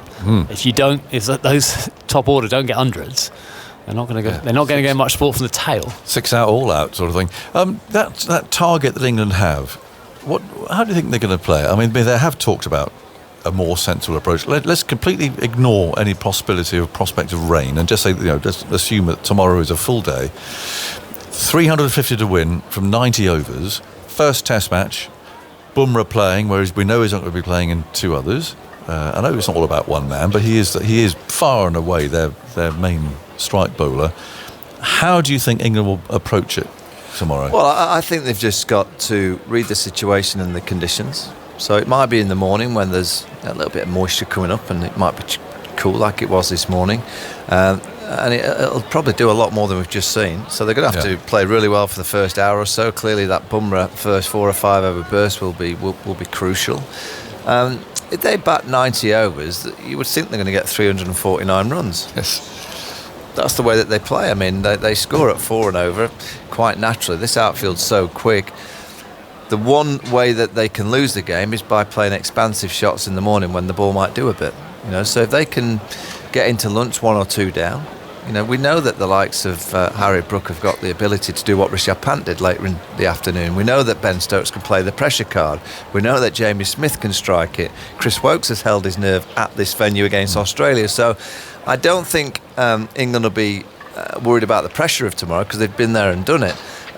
It's just 349 runs against someone like Bumrah, and Jadeja will play a part because there is plenty outside the left-handers off stump, and what he could do if it's getting a bit tight is go over the wicket to the right-handers. So it is a lot of runs, but if there's one team in the world over the last few years that can get this target, it's the England side. So I think we're in for a classic. Well, since the start of the 2023 home summer, England have had 24 previous innings at home, and they've gone under 4 and over in 1 of those 24 innings. That was in a relatively small chase against Sri Lanka at Old Trafford last year, and they went at 3.6 and over. Right. How do you think they'll go about it, Cookie? Well, I think we'll see the side being sensible for the start. I do think that just even the way they played there, and certainly a couple of periods in their first innings, they were happy to go at 3 runs and over for a bit. This is definitely a different side. I thought the way Ben Stokes captained at times in this game where he hasn't been over-attacking. There's been times he's had men on the boundary, he had 4 men on the boundary for a period of time where he kind of recognised the value of how important runs are, where you just said early on in his captaincy, it was all about how we're getting 20 wickets, how we're getting 20 wickets. He kept on putting that message out in the media. Our runs doesn't matter, we'll just chase them down. Actually, you saw today a more controlled effort. Didn't always get the rewards. Obviously, they dropped that catch. So I think they'll say to exactly that. If we bat 90 overs, we'll be there without having to push it. We won't have to. Those players they select for this England team naturally are on the front foot looking for runs. I think, if you're going to criticise India at all if they're batting in their second innings, I thought that period after tea, they didn't take that opportunity of just going right. We're in a good position. I know they'll say, well, look what happened when we lost 1 wicket, we lost all of them. But if you go out there and say we're going to try and put a bit more pressure back on the opposition bowlers, amazing how quickly the field spreads and runs pick up. It's quite funny because the way that India have batted, and you can be critical of it, but it's probably given them the best chance of winning. Yeah. Because they've had the ball in. All right, they've not picked up a wicket, but it's given them the best chance of winning the Test match. Bumrah's playing in this game. We know he's not going to play all the games, so they shouldn't be too concerned in it that they've got 90 overs to get 10 wickets. England need 349. The first session, England can't win the game in the first session, but they can lose it. Yes. So if Bumrah gets it right and he gets a bit of backup from Siraj, and maybe Thakur will swing it around a bit, and perhaps Krishna can bowl a spell.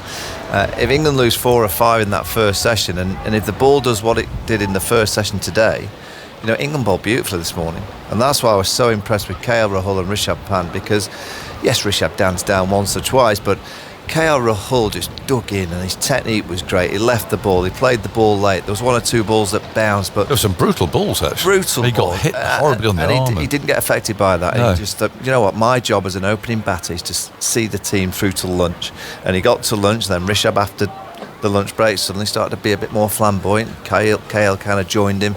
It was perfect Test match style batting, and I hope England take a leaf out of that. I hope they realise that tomorrow morning session they've just got to play the game as it should be played, the old traditional way. Make sure that they don't have too much damage done to their batting lineup by lunch, which could happen, and if they at lunch 1 or 2 down, they'll have a great chance of winning the game. Little note here, Rahul dropped on 58. There have been a number of drop catches in this game. You've been analysing that, haven't you, Cookie? Well, we're just curious to see why there has been so many, and I pointed out whether it's true or not true, or it's just players making excuses. But both areas of the ground, if you look at the Howard stand, there's that black shadow, which is actually almost perfect. You're standing at slip, the ball goes into that.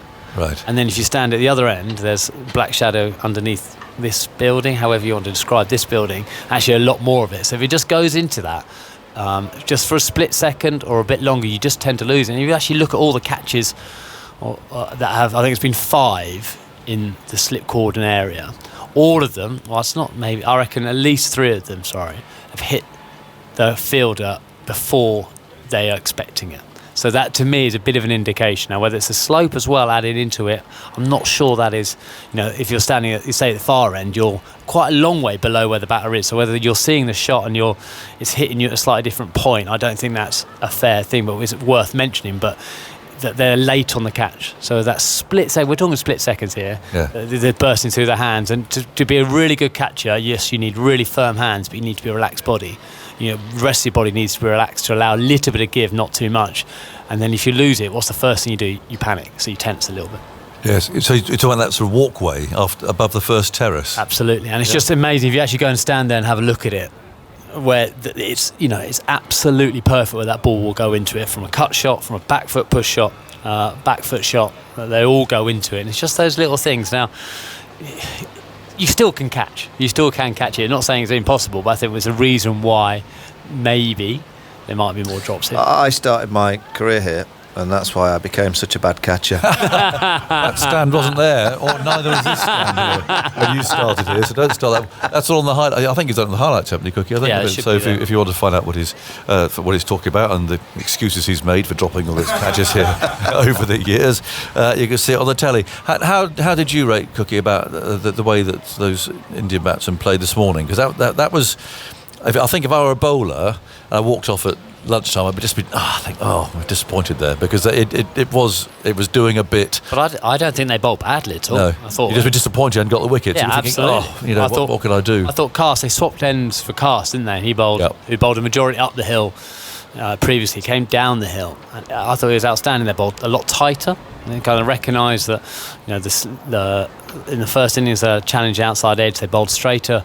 Rahul and Pant had to play a lot of balls, and they made a lot of good decisions to do it. So sometimes you just got to doff your cap and actually say, do you know what? The opposition batted really well in that situation. They did. I thoroughly enjoyed this morning. I was doubting whether I thought India would almost have to lose a couple of wickets. They didn't, so they got their tactics right. And obviously in the second session, they expanded. That is old school Test cricket. Yep. You sort of give certain times, and India gave England this morning session saying, look, we're going to really knuckle down, only lose one wicket, and then cashed in after. I hope a lot of young players are actually watching Rishabh Pant, because he has got the ultra-modern approach with some of his shots. The roly-poly around, the dance down, he whacks the seamers. But do you know what he does as well as anybody? Is defend.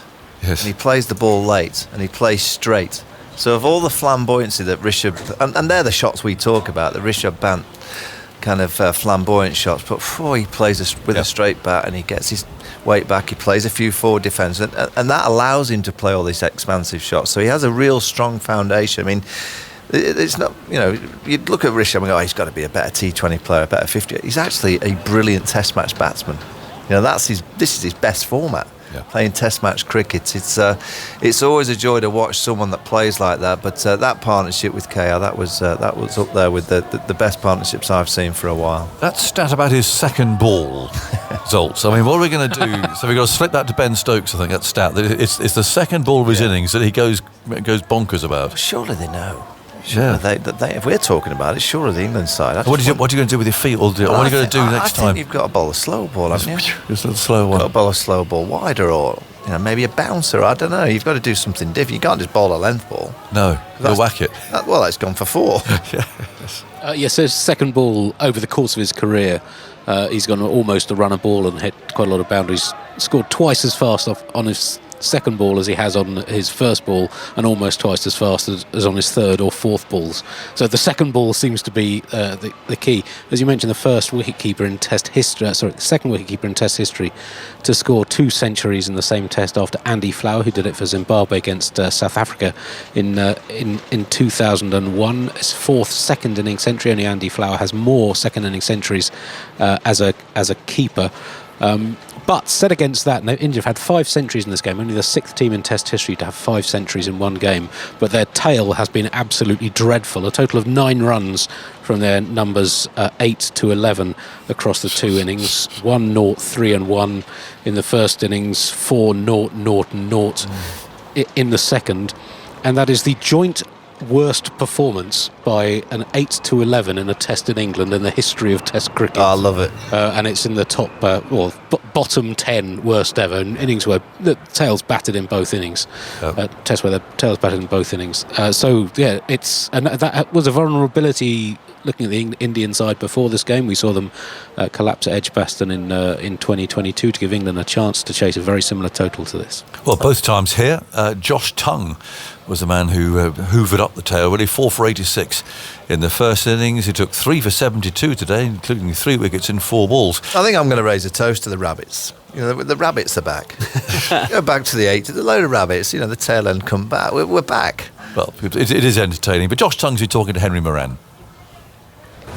Well, first things first, Josh, it is very windy down here. How was it to bowl in that?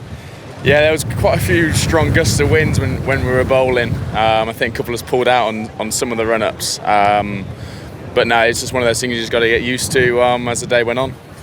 In terms of the challenge of the day, that was one element of it. It felt like a real grinding day for England. Yeah, it was a really grinding day. I thought that first session we bowled really well. challenging the bat. And I thought we were unlucky in that first session, to be fair. We were happy how we bowled going into the lunch break, and all the message was in the lunch break was to hit the pitch hard, try and get something out of the pitch. Obviously, it's still a good pitch. Obviously, it flattened out, and they batted nicely as well during that middle session, and it was nice to get those wickets at the end. Someone like Rishabh Pant is an extraordinary player. It always sense you've got an opportunity, though. Yeah, he's one of those players. He could do anything, to be fair, which he showed today. We thought that we were always in the game with him. He played some nice shots, but we were glad to get him out at the end. What about that over there? Blowing away a tail has been a challenge for England in recent years, but you seem to have made a bit of a specialty of it in this game. Yeah, I don't mind bowling at the tail. I think you got a good opportunity to get wickets. But all I tried to do today was to try and hit the pitch hard. I felt like I got more out of the pitch when I did that. I thought when I went that tad fuller, it was nicer for the batters to get on the front foot and drive me. So I thought hitting the pitch hard as hard as I can, I got more out of it. Have you been given instructions as to what Ben and Brendan want from you? Are they looking for the enforcer, if you like?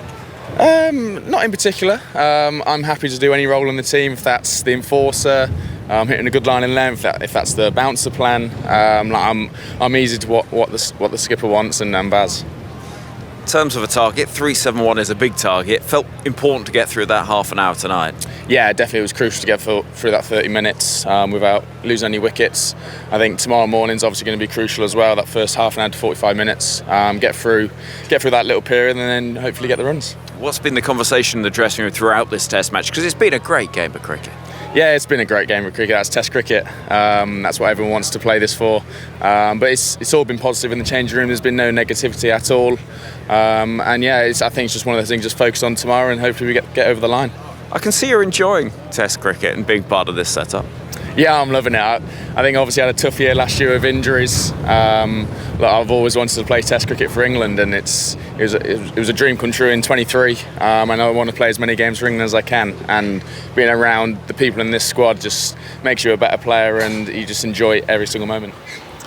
That's Josh Tunks talking to Henry Moran, Stephen Finn's here, and Prakash as well.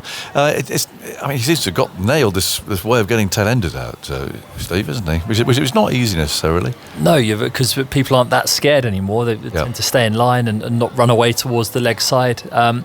Yeah, it's a very valuable skill to have. I remember games that me and Cookie played in where you're tearing your hair out because you think you've done a bulk of the work, and then the tail hangs around. But both innings here, it's kind of what's kept England in the game over the course of the last 72 hours or so is the fact that they have been able to blow the tail away, because if there was any resistance whatsoever, you'd think India would be pretty much out of sight. I think even you, Finney, would knocked over this tail. I mean, yeah, there's a fair bit of rabbit pie out there. There is. It's important that someone gobbles it up, and you want to make sure that you're the one bowling when they come in. I enjoyed Ben Stokes' sort of gesturing at him in the first innings, actually, didn't he? That sort of hoovering up. You know exactly what he was saying. But it's good that he's got someone who can do it. I like Bryden Carse again. You know, he does look a good bowler, doesn't he? I mean, and again, looking further ahead to this winter, bowling on Australian pitches, you can see him really hitting the pitch hard. I actually thought all the seamers bowled well today. They looked far better for the run out, if you like, in the first innings. Not that the first innings of a test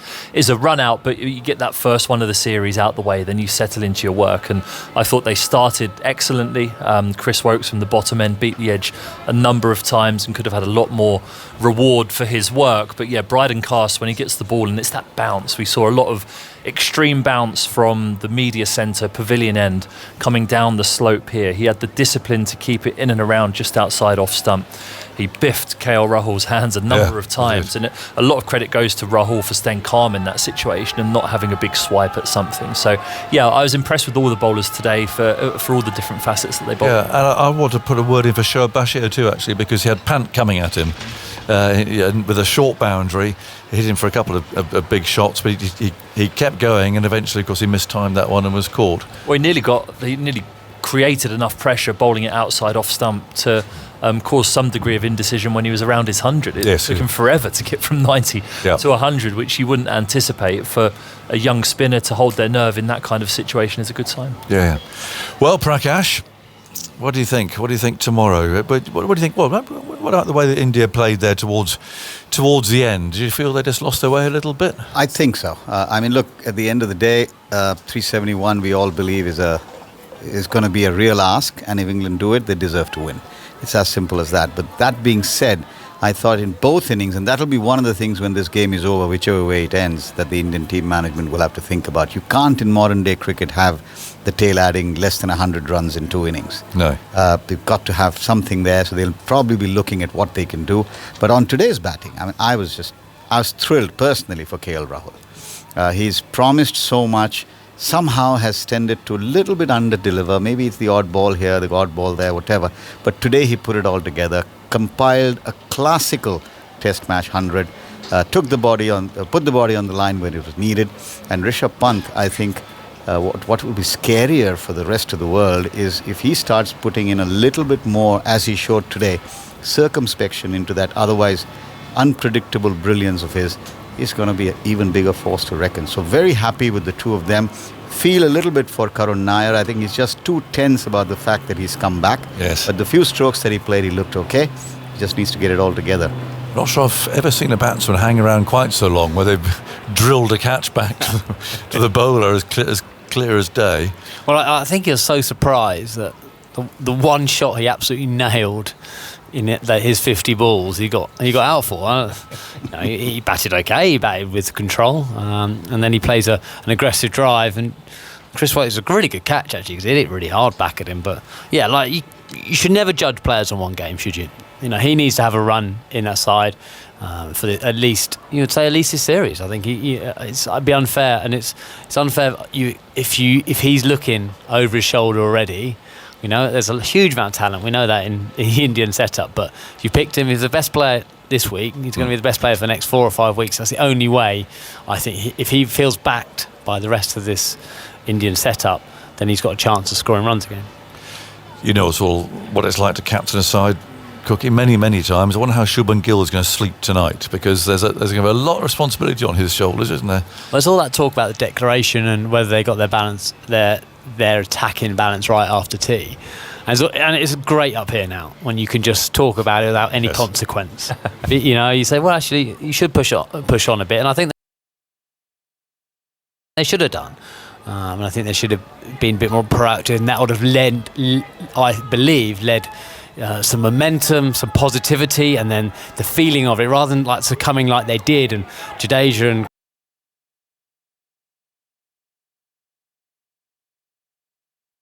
Krishna just blocking it at the end. They're gaining nothing from that, and you could take. Then they almost took that into their bowling. But as a captain tonight, everything means so much. You when you play for your country, of course it means a lot. When you're captain, that is heightened, I reckon, 25%.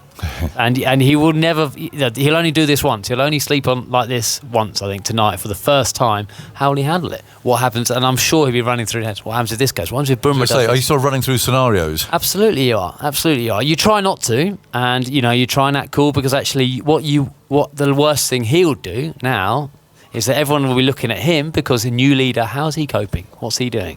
So obviously you might have to bluff a little bit, but when you get into your room tonight on your own, you'll be thinking, God, what happens if this happens tomorrow? What if Ben Duckett just gets going? Zach Crawley, they're 100 for naught after 18 overs. What am I going to do? And you do, unfortunately, fear the worst, because, I did anyway. And, I go back to that brilliant 2005 couple of games at Edgbaston at Trent Bridge. They're the 2 games I slept the worst. Even after day one, when we bowled Australia out for 60 and we were might have been 200 ahead, 220 ahead. 2015, you mean? So what did I say? 2005. God, yeah, sorry, 2015. It's been a long day listening to Aggers. That 2015, when we bowled them out, certainly that one there, I barely slept those 2 days. What if I was the captain, which couldn't finish the deal here? I slept great those 2 days. but that's just what it is. But then the feeling, if India get over the line tomorrow, the feeling you will get there is just just can't. So elation, elation. The fact he scored 100 his first game and led the team and made the right decisions to win the game. You just don't get that feeling. That's the buzz. And obviously the downside of captaincy is when it doesn't go right, you feel the lows even more. Yeah, he's only got 1 billion people to worry about, Prakash. 1.4 when I left India. Well, there's probably 0.4 who are too young to care. But that's the fact, isn't it? I mean, there'll be a lot of people watching this tomorrow. No, absolutely there is. But I think, Shubman and Gautam Gambhir hopefully will be able to do what it takes. This is a young side. They'll want something to prove. I think this group wants to show that, yes, we've lost some really important and big names, but we still represent the country proudly, can deliver results. I think that's the kind of conversation that needs to happen. Hopefully it will. Great stuff. Thanks, you three. Tomorrow we will know. Let's hope the rain stays away and we have a really, really good final day.